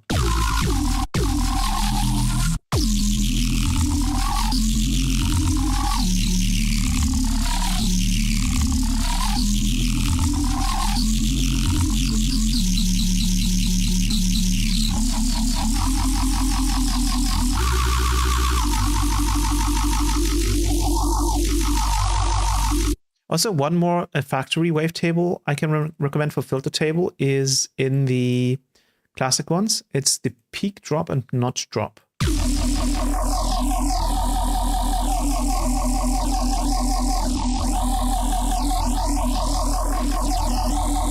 Almost like a phaser. And then the peak drop is very interesting as well.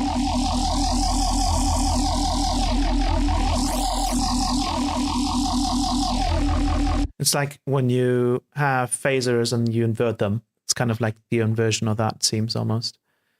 Yeah, it's like the opposite of the notch drop. You can kind of see it, how they're the opposites. The other ones I haven't really messed around with too much.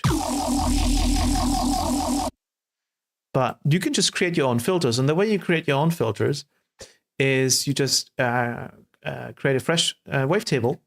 And you add across all frames, you add a saw wave. So you can see here, saw wave to saw wave. So now you just have a saw wave, and you can see the saw wave results in a flat curve.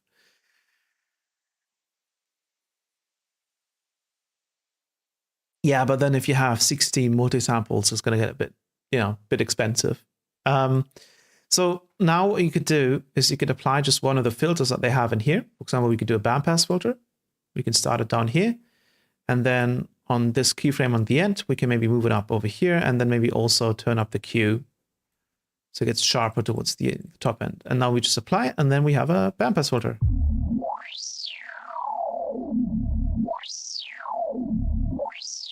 And then you can do interesting things like what happens if we then distort this bandpass filter, right? Well, we get overtones. So let's do that.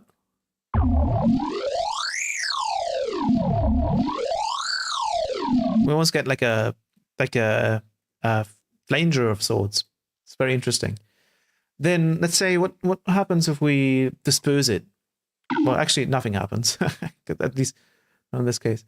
What happens if we apply a comp filter and we go from cutoff 100 and then we go down to cutoff 2?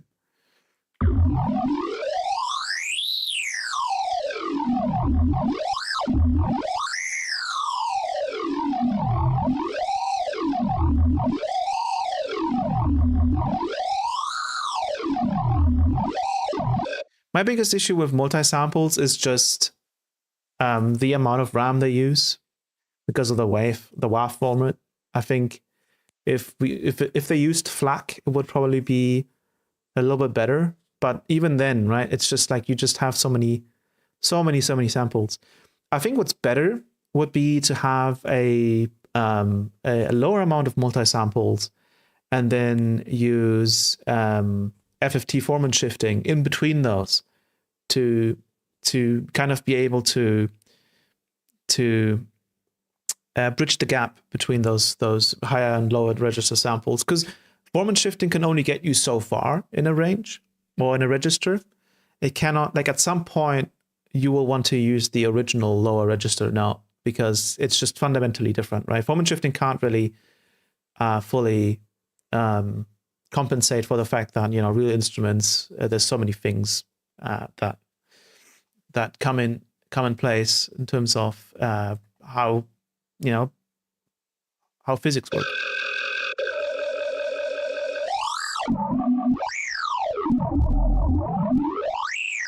But for example, as well, for this filter table, you can just create, like, you can just take a saw wave and apply any kind of filtering or whatever, and just apply the filtering to it, and then record the saw wave, and then you can just input it as convert it to a wavetable. And I did that for serum, saw, bandpass.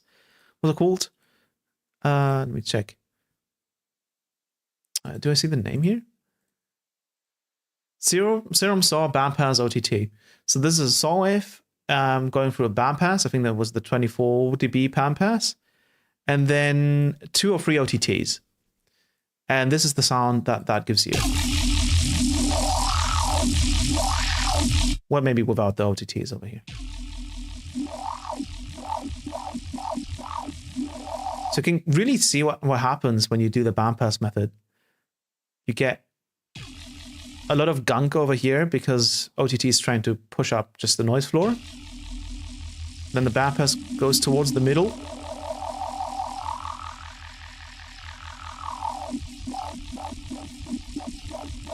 And what I learned from this is that the bandpass method really relies on a big kind of bandpass vowel in the mids. And you can kind of create something like that if you do a slice EQ. And you use the peak EQ, but you use it in 12 dB mode. You can create quite a broad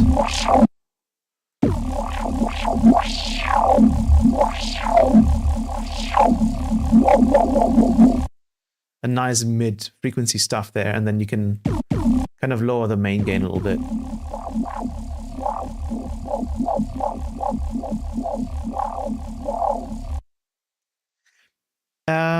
Elkert says, hey Nasco, have you seen the new reference in-ear monitor from Crinier? It's a great option for portable monitoring at an excellent price. Seen the new reference in-ear monitor from Crinier? I have not. I've actually kind of moved away from in-ears because of the IEMs, because the Truth Ear hexas that I had, they kept dying on me. Like, I had one after another, and obviously maybe that has to do with me working on plug data and creating some crazy sounds in there. But the drivers seemed very sensitive. And then just all of a sudden, the left or right driver would just be quieter than the other. And they've never really fully recovered. And I have like 3 or 4 pairs of them. So it seems like they're very sensitive pieces of tech. And I think as well, just for how long I use them, having something inside of your ear isn't, I think, super healthy for long term, at least like for professional use, because you're completely closing any airway, right? Well, you're kind of doing that as well with over-ear headphones, but at least there's a little bit of room to breathe. Whereas with IEMs, I suspect that, you know, when it's like summertime or whatever, it could be a bit problematic to have sweat or humidity build up inside of your ear canal. I would just assume that could be a problem, at least over long periods of time. So what I would have sometimes is I had this happen one time where my left or right ear would just suddenly like vomit or puke out a bunch of gunk. And my entire IEM was like covered in it. And I was like, okay, well, maybe I should try over-ear headphones again. It's very weird. But yeah, generally speaking, I still like IEMs. It's just like with the amount of time I spend on the computer, it's just too much of just IEMs for me. And yes, Junkrat Cake, I have had that.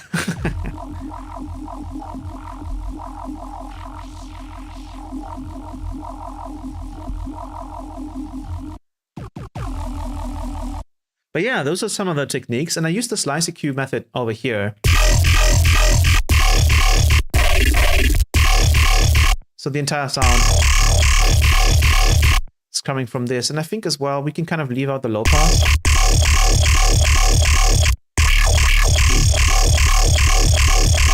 So I'm getting all of that movement. I think this is too fast for some reason.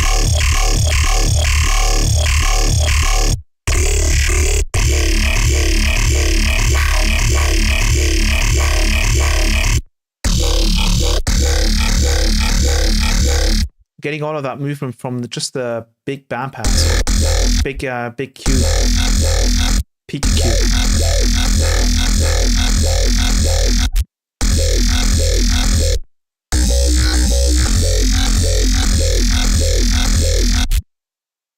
I think I have another version here.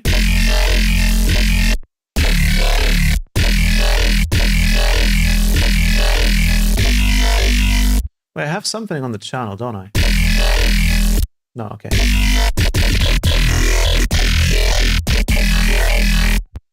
Yeah. We have the resonator rhythm square bass, which I think uses the resonator trick. I think I've shown that on a stream already. But if you stack a bunch of resonators and have them kind of going descending in terms of the cutoffs, and just use a bit of decay on them with no intensity, you're creating a diffusion. So if I take down the decay,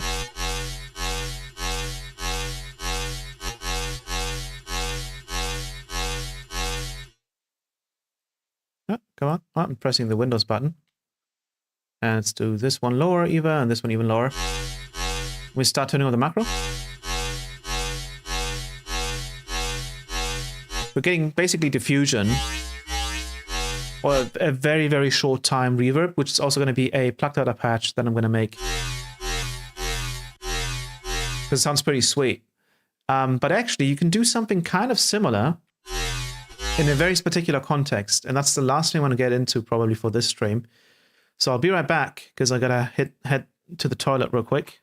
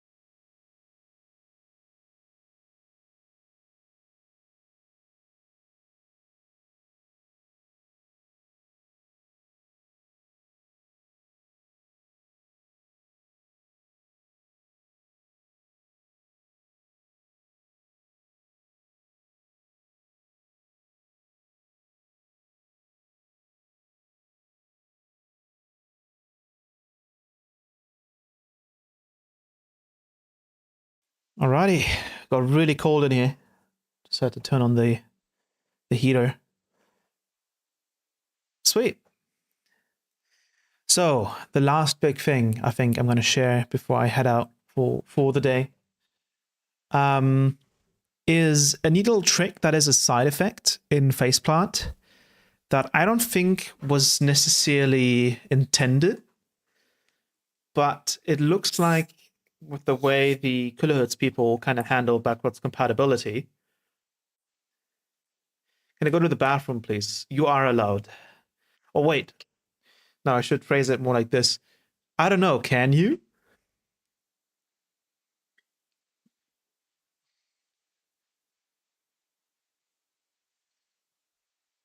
But oh,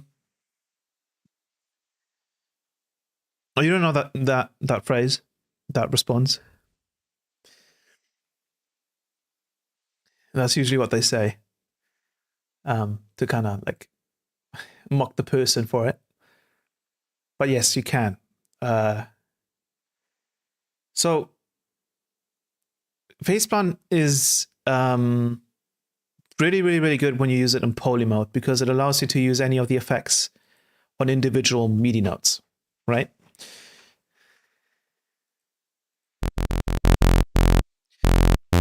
So that implication is one of the things that it implicates is more CPU usage, which you will usually always feel. But of course, something like, you know, we could play a chord.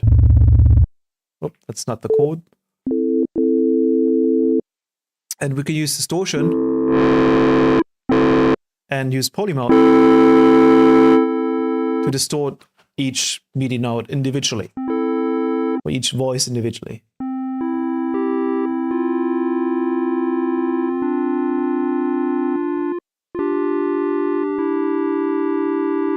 Versus that, right? So a side effect of the poly mode, though, is that it basically dynamically instances all of the snap-ins that you have on them. And it kind of restarts all of the effects depending on if a note is coming in.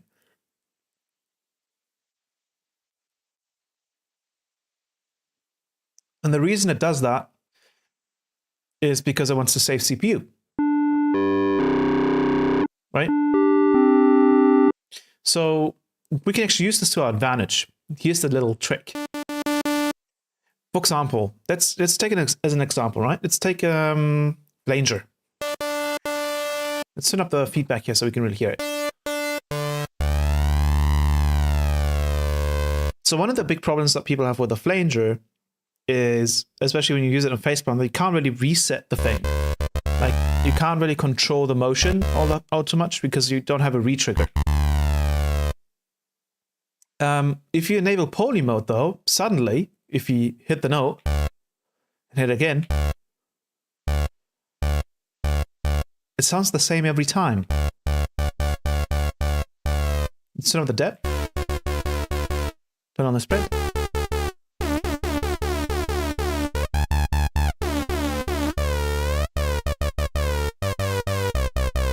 So what's happening here is because of poly mode, every time we hit a note, it's reinstancing that flanger. It's recreating that flanger and playing it, resetting it.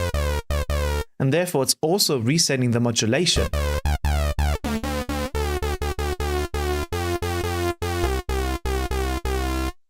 And that's very, very useful because it means it applies to all effects. So for example, chorus.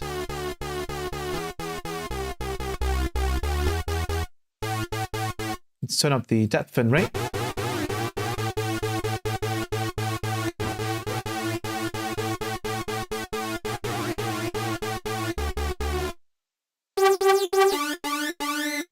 Oh, where did that flanger come from? Let's turn on the rate. So now, instead of getting this,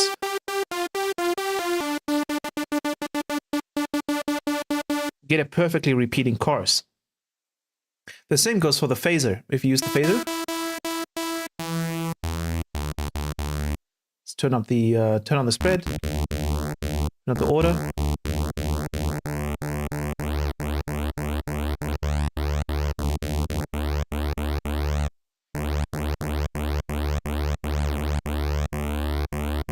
It keeps repeating.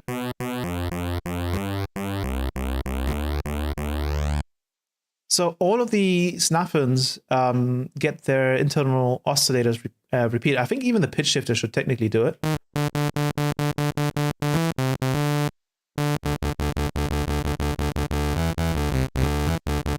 I'm not entirely sure, but I think it should. And then as well, we have the frequency shifter. So if you use Snap-Heap and do a frequency shifter in parallel at 50% mix, well, we could just leave it at 100 and turn on the mix here. Even the frequency shifter resets. So if we turn off alt poly, it just scans through.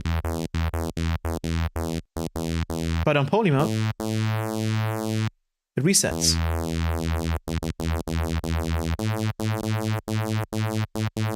And when you're working on just one sound in a song and you want to refine it and continue refining it, it's really important that things reset, right? And then one of the most important ones that benefits the most from this is actually ensemble, because ensemble tries to simulate unison. So if you just do like 15 voices and we keep hitting the same note, it's almost like, you know, it's a random phase every time. But if we enable poly, it resets.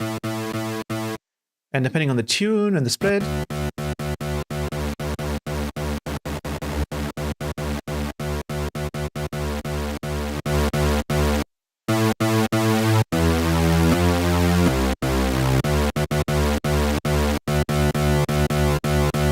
and then you have random.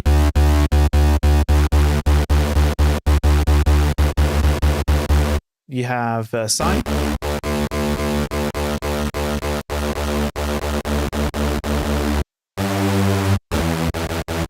So if I play high notes.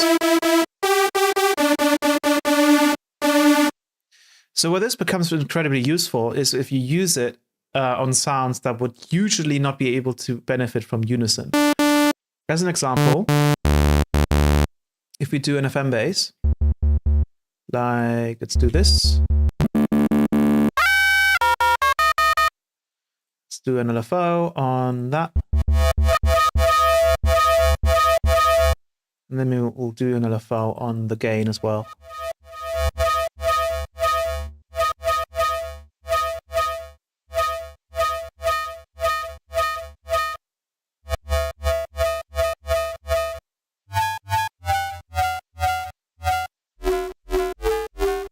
So with that kind of sound, you hear all of the kind of dryness of it, right? If we were to add ensemble to this, it sounds pretty cool, but it's not resetting. It's continuously playing, so it's not really usable.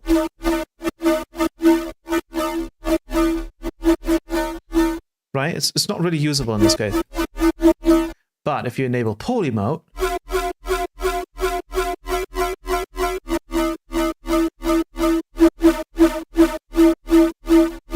suddenly it sounds really cool.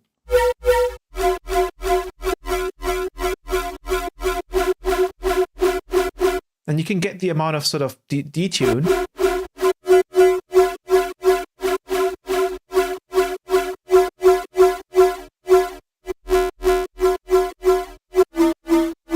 that you usually wouldn't be able to get from doing unison in here. Like we could enable unison in here, put it on hard mode over here as well. Disable this guy.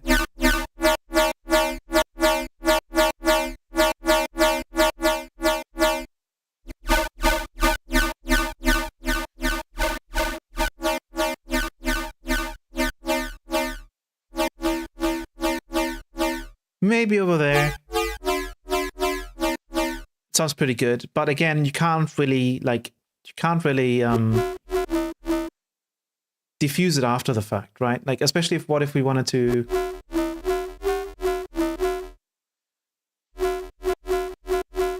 What if you wanted to diffuse an entirely different sound? Let's say, what if we have a wavetable that we really like? I'm gonna just like squarify this a little bit. And then this will go to the frame. This will go to the gain.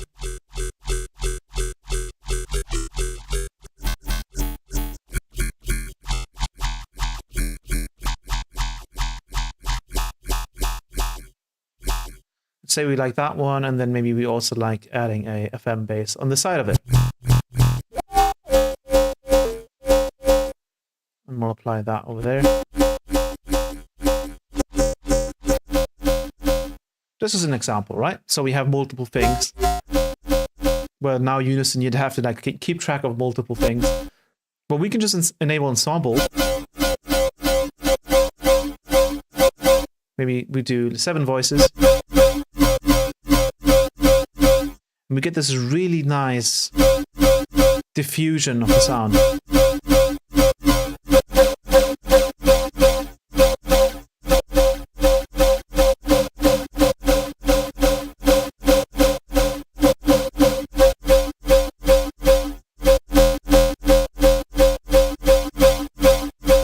That you otherwise wouldn't really be able to get.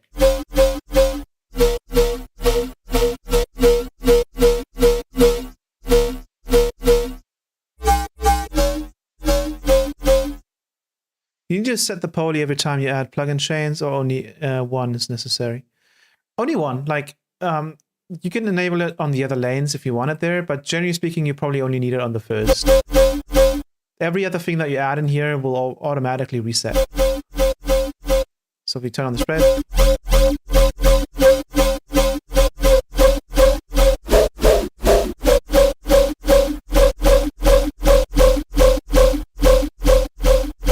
maybe that, and then we'll add a flanger.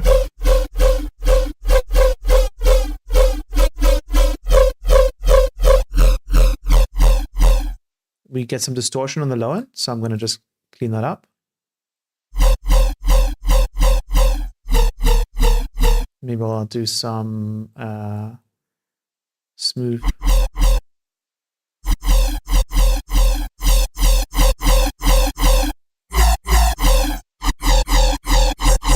So we're getting really nice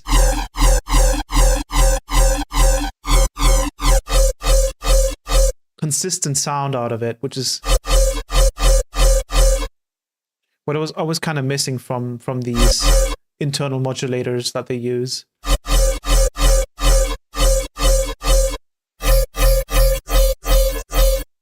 Range is a bit annoying. That one sounds quite nice. And we can seriously detune this.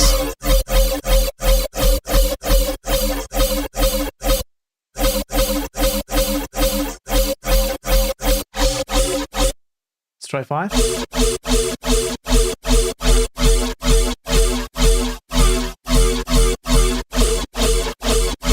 So it almost turns the ensemble into sort of a hyper dimension, but mostly just hyper.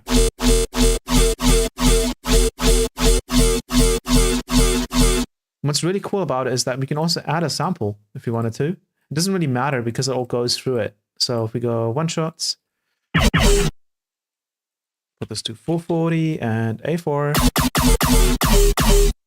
we automate the level of that. Lock everything.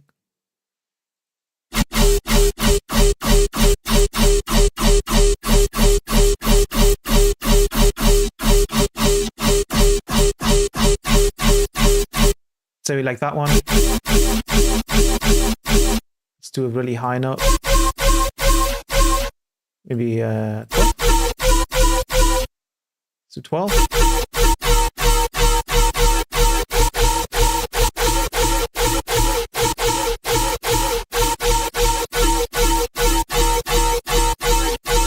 The teaching goes kind of crazy. I usually recommend symmetric and sine.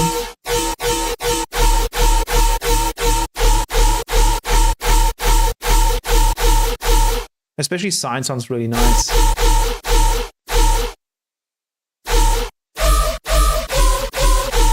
Hyperchorus has a retrigger option too.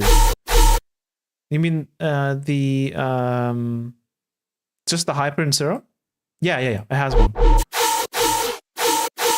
But we didn't have that in Phaseplant. That's the thing. That's something that was missing in Phaseplant. There's a way to retrigger the ensemble. Now you can do that with Poly. So, but I highly recommend anything that goes into Poly should maybe, only be the one effect that needs to retrigger, because everything else will use more CPU.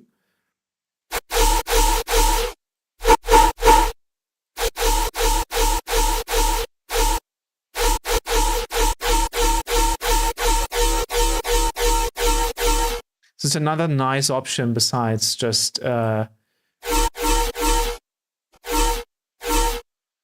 using the resonator trick, which I think I've probably shown on here. But there's a trick where you can, grab a bunch of resonators, because they're technically kind of interpolators. Grab them and then just like stack them with some offsets like that. Just keep going down. Let's do 6. And then you'll have the intensity of all of them down. And then what you want to do is just automate the decays, or modulate the decays with one macro. So we'll just grab a macro, turn this up, turn that up, turn that up, turn that up, turn that up, turn that up. And yeah, I think that's all of them. So even that, I think, will add some smoothing. But now if you turn up the macro,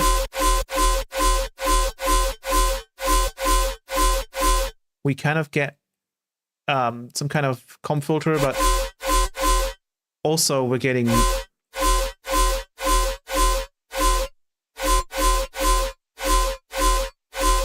diffusion effectively. So all of these resonators are kind of smoothing out the sound and kind of making a little bit of reverb-ish.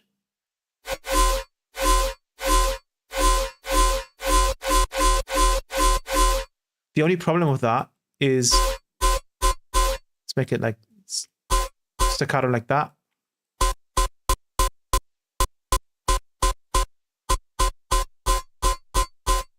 Is that there's a metallic tone to it. And that's kind of going to disappear with ensemble.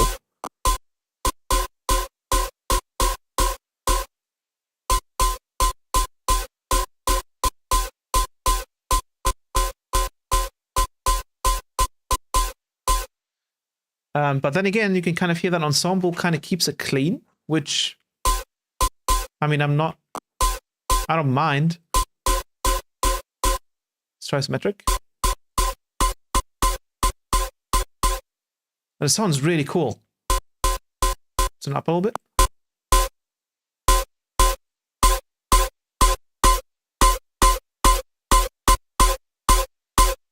Always wanted to be able to kind of just simulate unison after the fact rather than before. Especially if you make like diffuse sounds like that.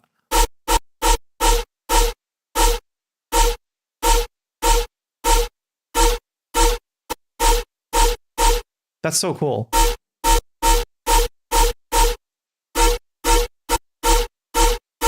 You can make a lot of really, really sick sounds with the ensemble in this mode. And then maybe we'll also bring in flanger.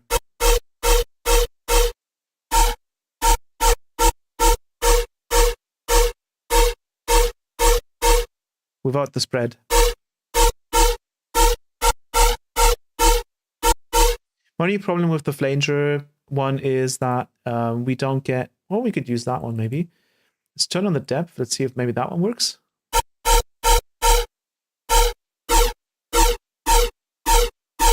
Oh, that's a nice movement.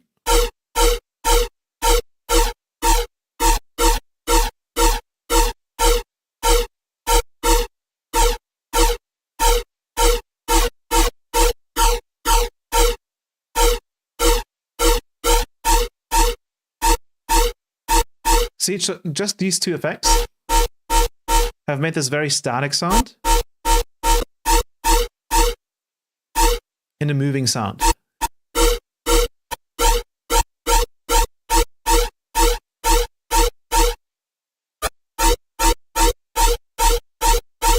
And prior to this method, it was really difficult to do this because without poly, it just kind of drifts away and you can't really do anything with it. It's kind of like Skrillexy, right? That kind of sound. It's like kind of rhythmish.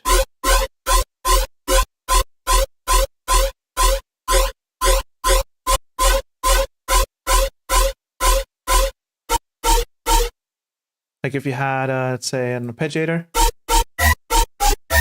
Maybe not that. Let's do only one repeat. One step. Can't even hear this one because I need to move it forward.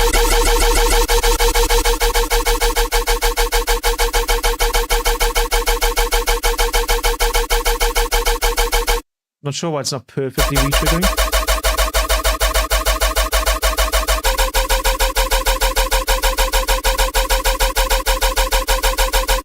Let's move this one up as well.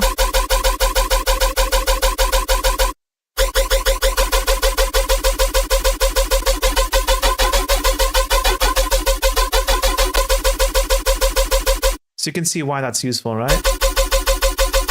Maybe it's the arpeggiator that's kind of getting... Let's write down a few notes. We'll do...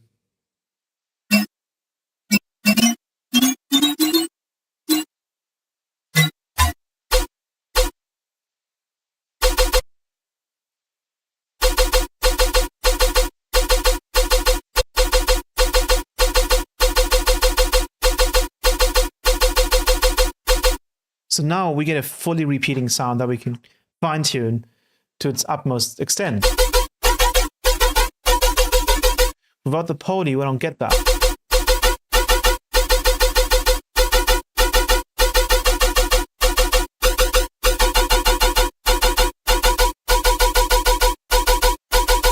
Higher.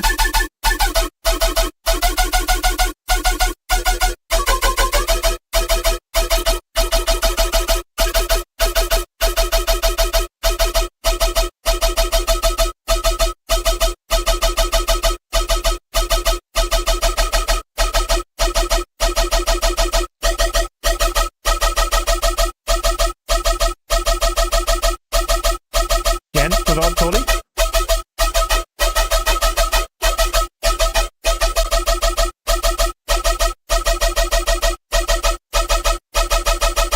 And theoretically, if you wanted to like be slightly different every time, you could totally grab like an LFO and just change it, right? So we could do like a square like that, and then put it at 4/8 and just set it to never trigger from note on.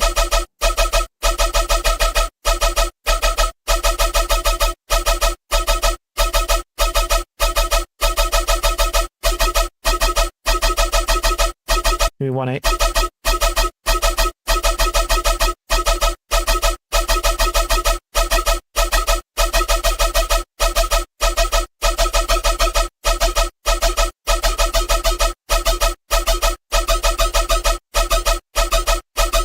And we'll change the wavetable position.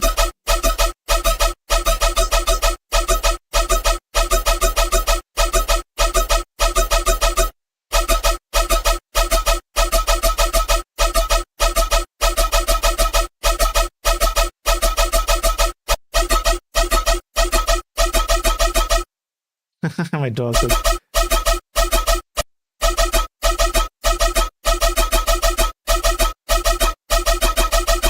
So you can kind of see where this goes.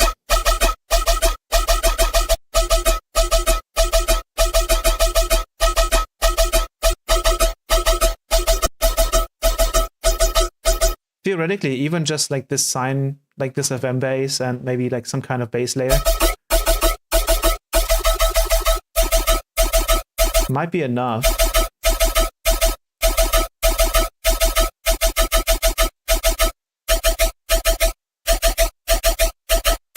Usually like 7 voices. We can upload it. Let's do like a higher note, maybe like a 19.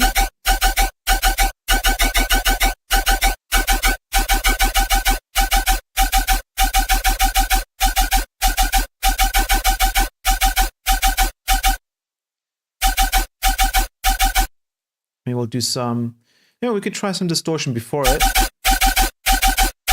Because distortion before unison is very interesting. If it was after, it would just sound kind of crunchy.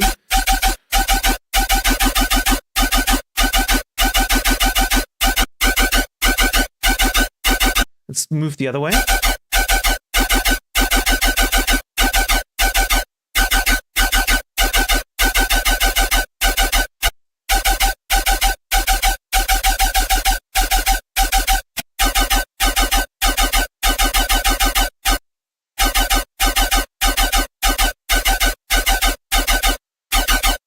I will probably even not change the delay time here, but like rather the offset maybe.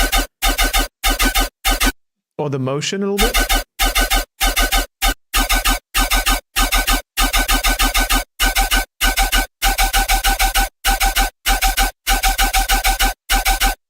And you can see just how much of a massive impact that has compared to poly off.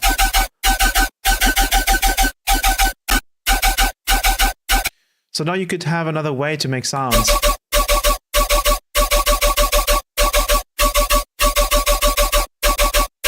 Again, that's without ensemble.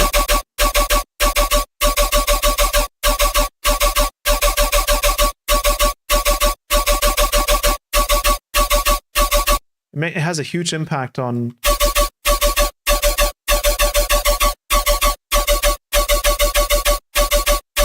And the only other option you would otherwise have is some kind of diffuser that makes the sound smooth. But even that doesn't really have even the implications that ensemble has. So the only other options we would have, maybe, is serum effects triggered by MIDI. So that would be note latch. And then hyperdimension on retrigger.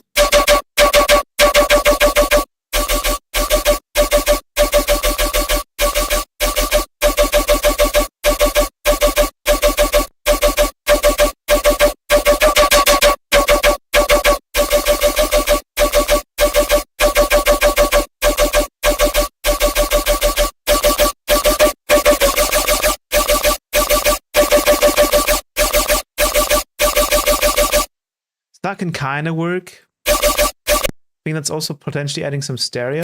Oh, yeah, it's a bit weird. But yeah, having this directly in Phaseplant is really nice.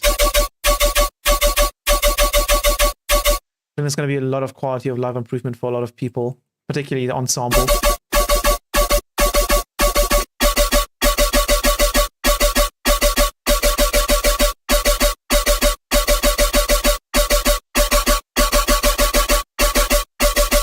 That as well, yes. It's also preserving the transient, which is quite nice, actually. I don't think that's a... Yeah, it's a pretty good thing. You can kind of smooth it out if we make the volume shape a little bit smoother.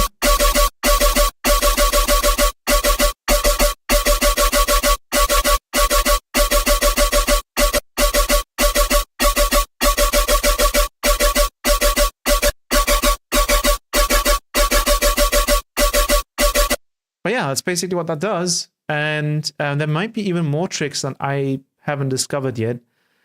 I could imagine maybe the delay also technically resets, like the delay inside of it. So if you set it to...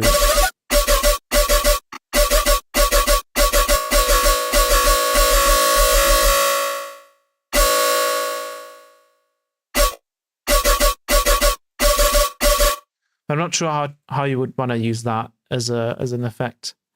Again, the pitch shifter should technically reset.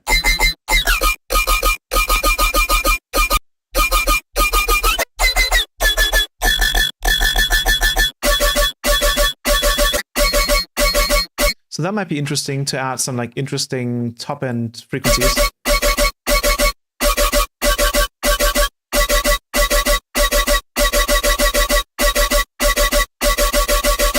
Or even just as a correlate here. Because like this. Yeah, if we okay, let's disable these guys and then see if we can hear the difference. Oh yeah, okay, we've found another one. So pitch shifter is really nice for kind of diffusing the sound as well with jitter. But again, it's kind of all over the place because it's drifting around. But if we enable Poly, it's now consistent.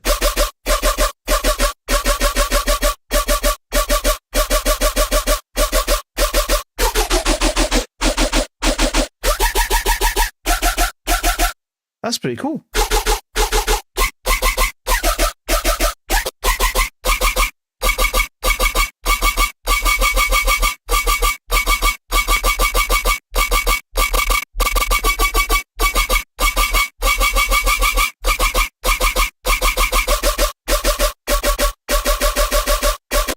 So theoretically, you can mix that in as well.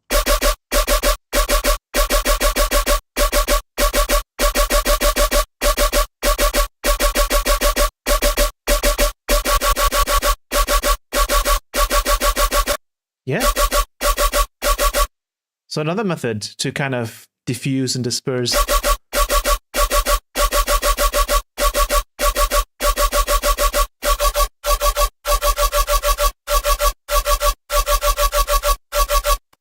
Again, this is without. None of it.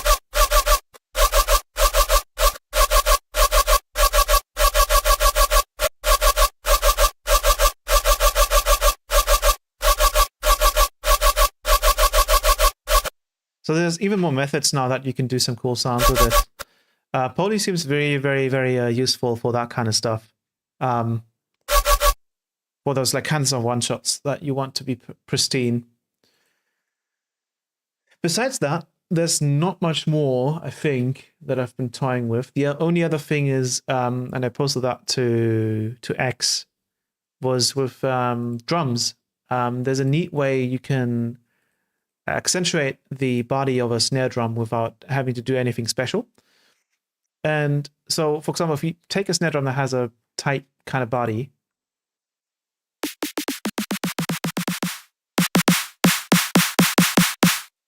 let's take that one as an example. Let's keep it. Actually, let's put it. Let's use this guy over here, and let's loop this section. The mega scope.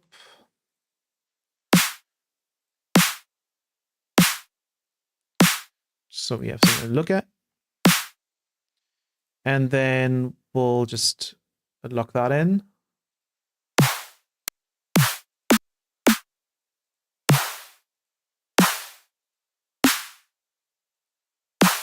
Let's say, for example, we like that snare drum, but we'd like the body to be a bit longer, right? So how would you do that? You can't really use a resonator because that resonates the entire thing. You could try a PQ. We could go in here and maybe like do that. That kind of works, but then we're also increasing the amplitude of the body of the snare drum. And we're distorting, so that's not really a thing we want to do either, right? So the trick is actually to use an all-pass filter, and I initially did this in ProQ, where you take an all-pass filter, so you add a point, and this is a part of ProQ 4. Take the all-pass filter, and then you turn up the Q factor. Now you're resonating, and then you just kind of want to find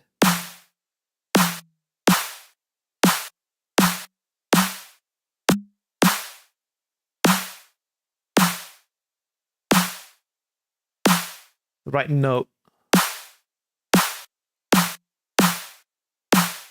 around there, I think, is it? It is around F. And you can tell if you look at the snare drum, we are adding a bit more volume. And the reason why there is volume is because it's a minimum phase filter. So it's going to offset the frequencies a little bit in phase around this region. But you can tell, if I disable it, that body of the snare drum is now sort of extended to some degree. And what we can do after is just grab a clipper, kilohertz clipper as an example, and we'll just put it to -1 because that's the volume of the initial sample. and the problem sort of goes away.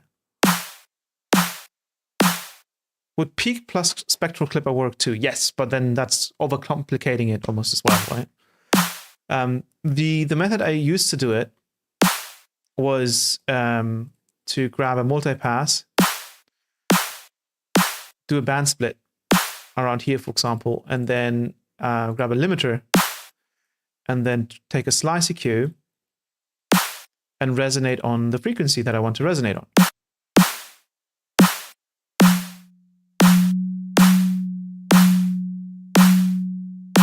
Like that, for example, right? And then you can lower the Q and the gain. And then what you would do is you would take the limiter and lower the threshold down to sort of an acceptable level again.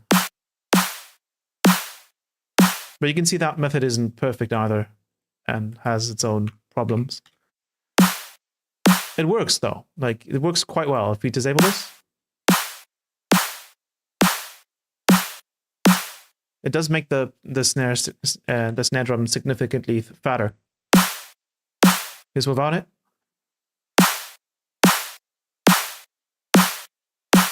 and then with it, and then with Pro Q, I want to move it.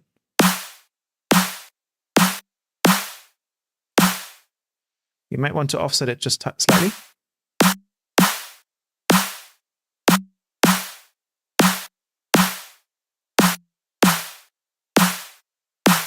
Actually, we have to like kind of offset it. You have to offset it a little bit, and then we can lower the Q. And then if we disable these two, we get that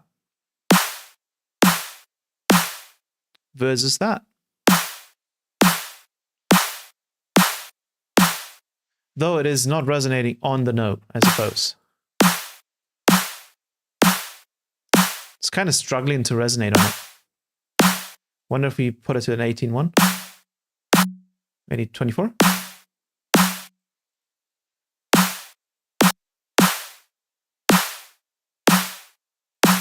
There's something about it that doesn't like in this case.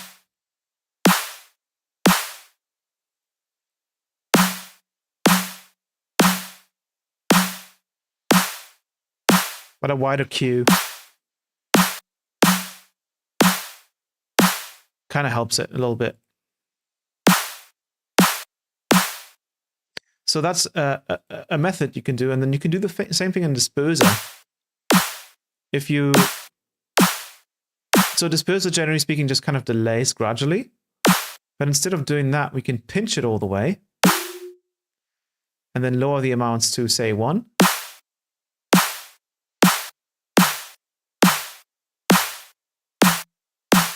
And find the right note, like that one.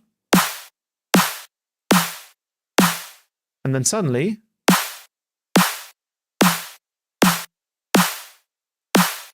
we are resonating again.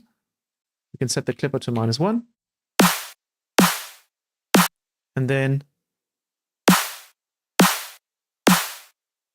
one after, getting resonance. We're getting a bit of a fatter body thanks to the disperser. And I think increasing the amount can kind of help a little bit. That helps. The other thing is, though, with my multipass method, it's a little bit more deliberate because we're using the limiter here to really hone in where we want this to be. I think the best thing you could probably use, I mean, this is one of the easiest methods to do it. I'm thinking of other methods because the slice EQ almost seems like I can really direct. Like here, I can pick any note, and it doesn't like weirdly phase in and out.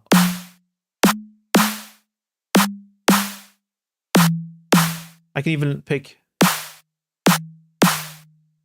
if I wanted to, I can force it to.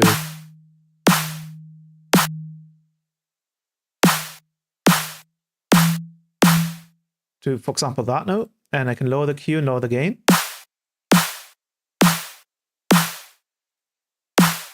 And now we have a nice resonating note.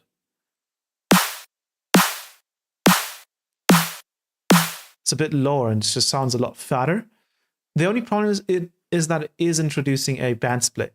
And multipasses, band splits aren't very light either. So, but the limiter is the trick here. That's preventing it from distorting. And then the release also has some impact on how close it gets. You can have the release rather relaxed. And then depending on the Q here, you can resonate more or less. And this only requires a 6 dB peak, which is, I suppose, quite nice. You can do this with the regular filter as well, but you can only boost it up to 12. But that should technically still...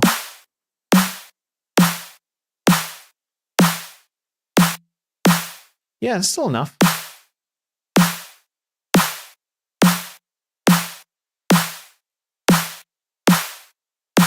That's good. And theoretically, if you wanted to kind of get even more out of it, you can push the input gain. But there's not much to resonate on, much more to extract. The only issue I have here is that 167, it's pretty funny, is that at least in the Slice EQ, you can kind of like add the peak filter here.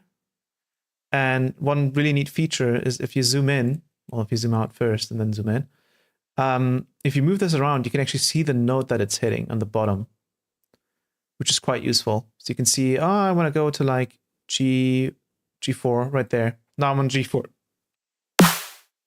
You can zoom in even further if you want it to be more exact. So now if I turn on the Q,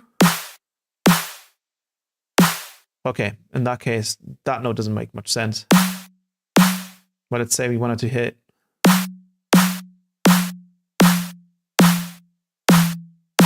say we want to hit the E right here, 165.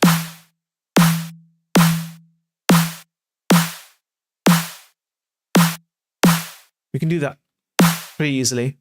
But yeah, we need to isolate the body and then limit it. Otherwise, we get distortion. With this technique, at least.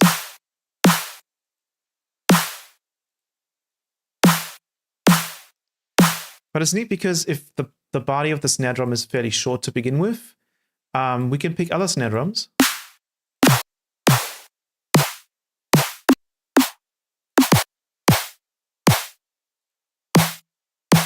Yeah, but I won't work on all of them.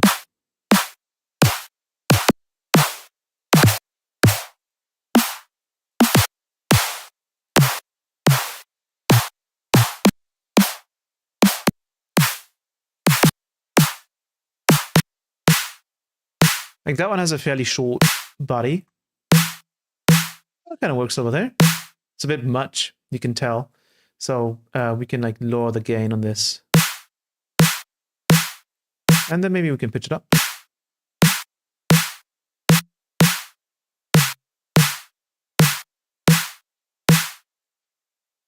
On 6, 7.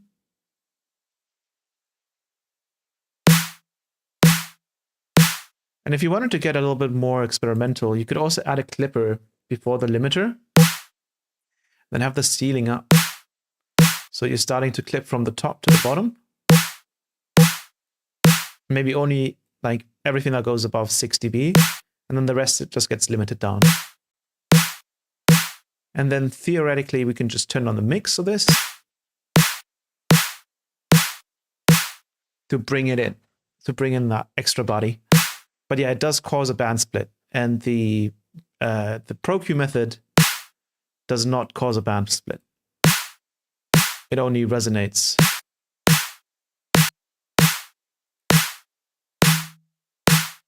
Oh, it sounds pretty bad now.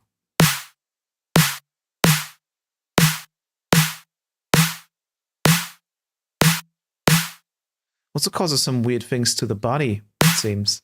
It almost seems like it's delaying it because it's causing a phase shift. I suppose that would make sense. Yeah, in this case, it's not. This isn't really helping. Hmm.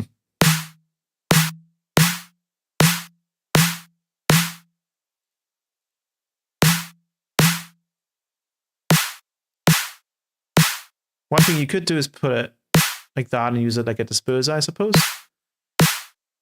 But yeah, that's not quite the same method as the thing I've been doing on multipass, I suppose. Seems just a bit more sophisticated. But yeah, it does cause a band split, which is kind of noticeable. But it works. Just a little sauce for you. So again, without... Well, let me disable it. Without it. And then with it. I think that's one of the last things in this. Slice EQ, kick now samples. Oh yeah, this is a kick drum I made.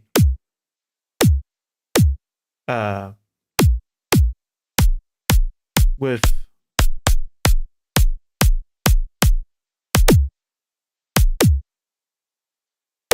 what's playing a note there? With no samples at all. I think I was playing like a D or a C.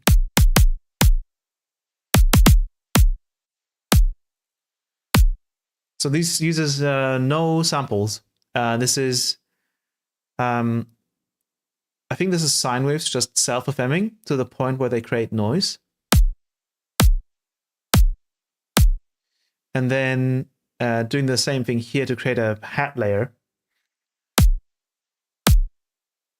And then up here, I'm using a wavetable with a higher harmonic to kind of get the pitch sine sweep. And I believe the hi-hat, I also use flangers over here to kind of create the peaks and resonances.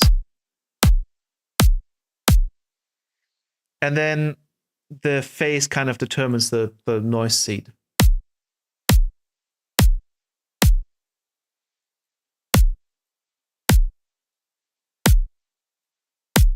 But the noise is a bit weird. You can kind of see it's a bit weird. It's a bit strange. Usually I go from like pink noise, it's a bit softer, but this kind of noise is a bit strange. There's a bit kind of like weird stuff that happens when you self-FM. Very weird stuff. And even if this looks like noise, it still has other characteristics in it.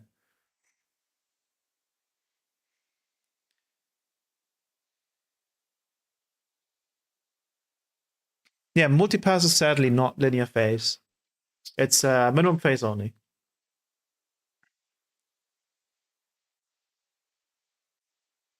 So you wouldn't really want to introduce linear phase band splits on drums, right? Well, unless it's intended. I suppose the only thing that you could do is you could create a technically linear phase one if you let's bring in another snare drum again.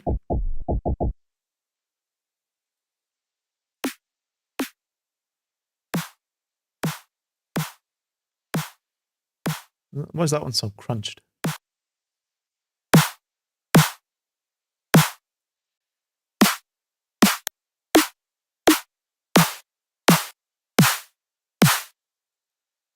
Another channel, yep. Let's get rid of that one.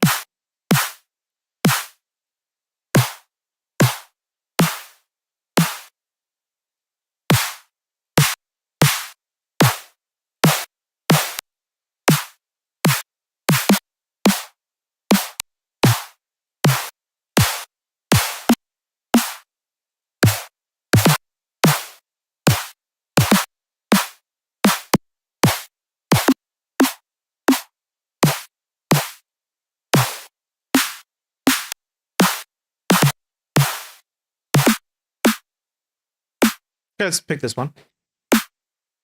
You could create a linear phase one if you went to Snap-Heap and used Slice EQ and then used the 6 dB per octave one. Theoretically, that one should work We just have to switch this to, yeah, well, that's the problem. Same frequency, I suppose.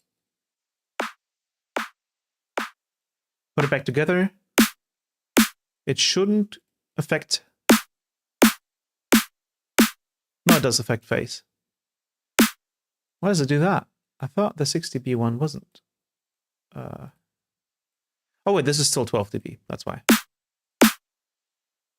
There we go. Or I suppose you could use filter table, right? That's another option. But if you introduce linear phase filters, then you're going to get pre-ringing, which is definitely not what you want. But the 6 dB slope, high pass or low pass, is also technically linear phase. It doesn't cause any phase rotation.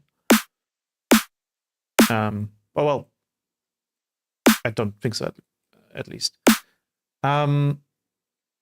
So what we can do now is we can try the same trick. So I'm going to bring in a slice EQ, and we're going to zoom in.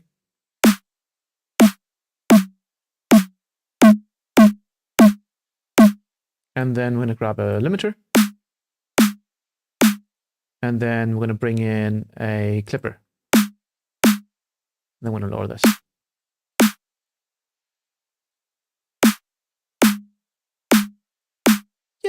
Yeah, I suppose. I suppose that works. Let's offset. Let's add the offset here. Turn this all the way up.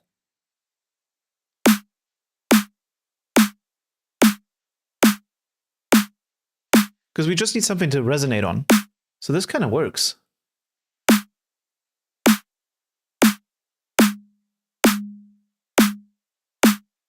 Yeah. Now, does it cause the mids to... No? Okay, I think that works. Cool.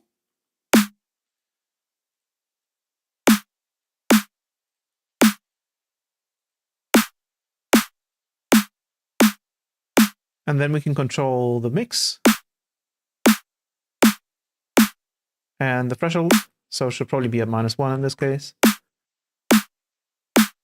And then maybe we'll change the Q factor.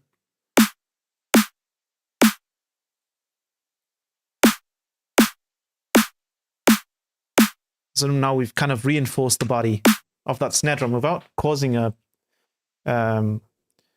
snare body reinforce linear phase. Nice. So now we can just go to a different snare drum that's maybe lacking.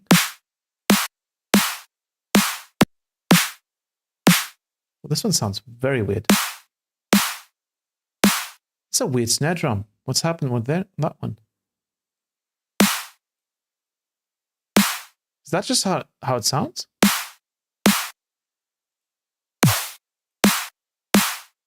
All right, I gotta write that one down. That one's really weird. 1 second.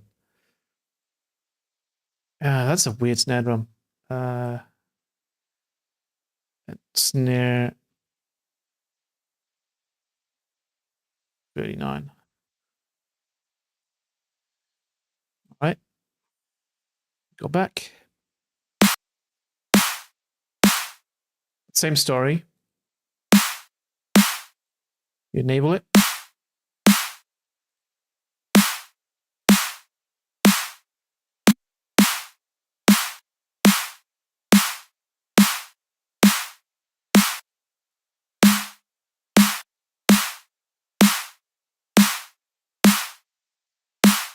And there we go.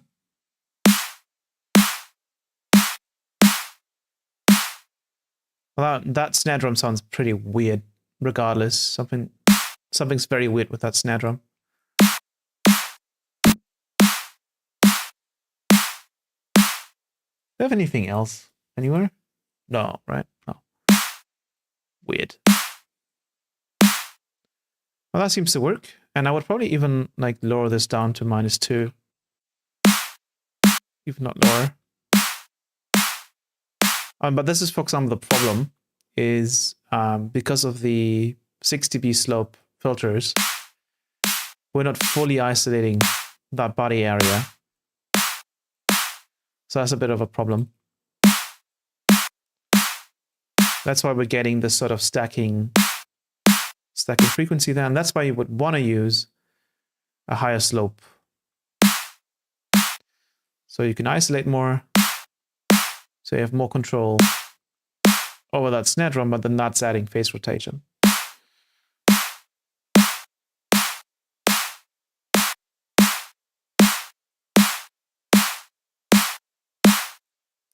There we go. And then let's bring in the transient shaper.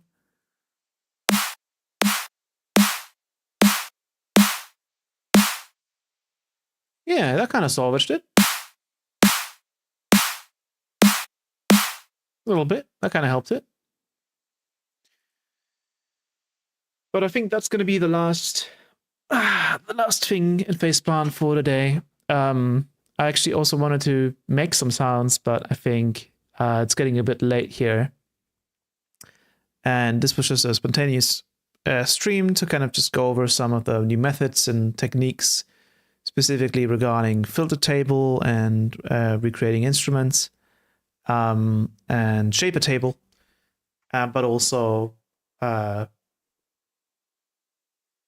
of these other little tricks and things. Yes, this will be saved. I won't be deleting this stream. This will stay around.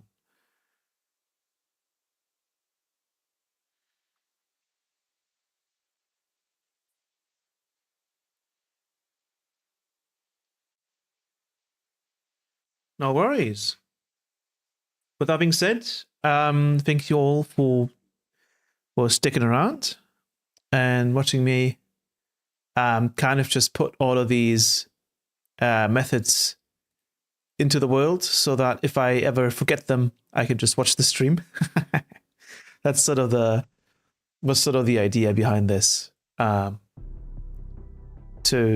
be able to just kind of capture the ideas and not lose them in the grand sea of projects and whatnot.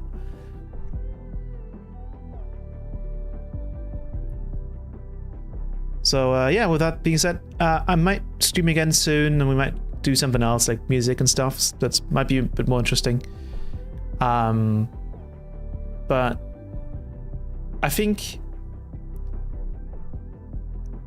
I keep discovering new things with Phaseplant consistently, and it kind of proves to me that, hey, they've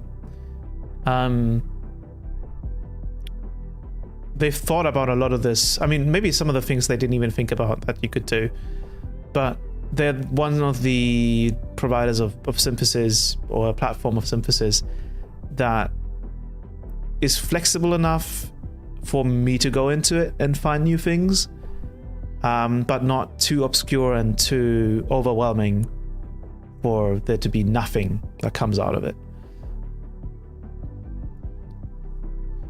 And I've never quite gotten that with, like, say, sims like Serum or anything like that. I think it's because they're so streamlined that you can't quite find those little tricks unless you really spend a lot of time in it. And then even then, the tricks are so obscure and so kind of tricky to figure out that they don't become a meta. And with Phaseplant, I feel like that's way easier, because you can just create racks for everything, right? So yeah, with that being said, this was a fun stream, and I hope to see you all soon again in another stream, maybe a music stream next time. And hopefully, maybe, depending on if the guys at Kilohertz manage to, in time, I'm hoping obviously to stream before that one more time at least. But who knows, maybe by the time we do our next stream, there might be a new version. I don't know. They've just been cooking the past few months, so we'll see what happens. But they've been kind of teasing advances and new things coming.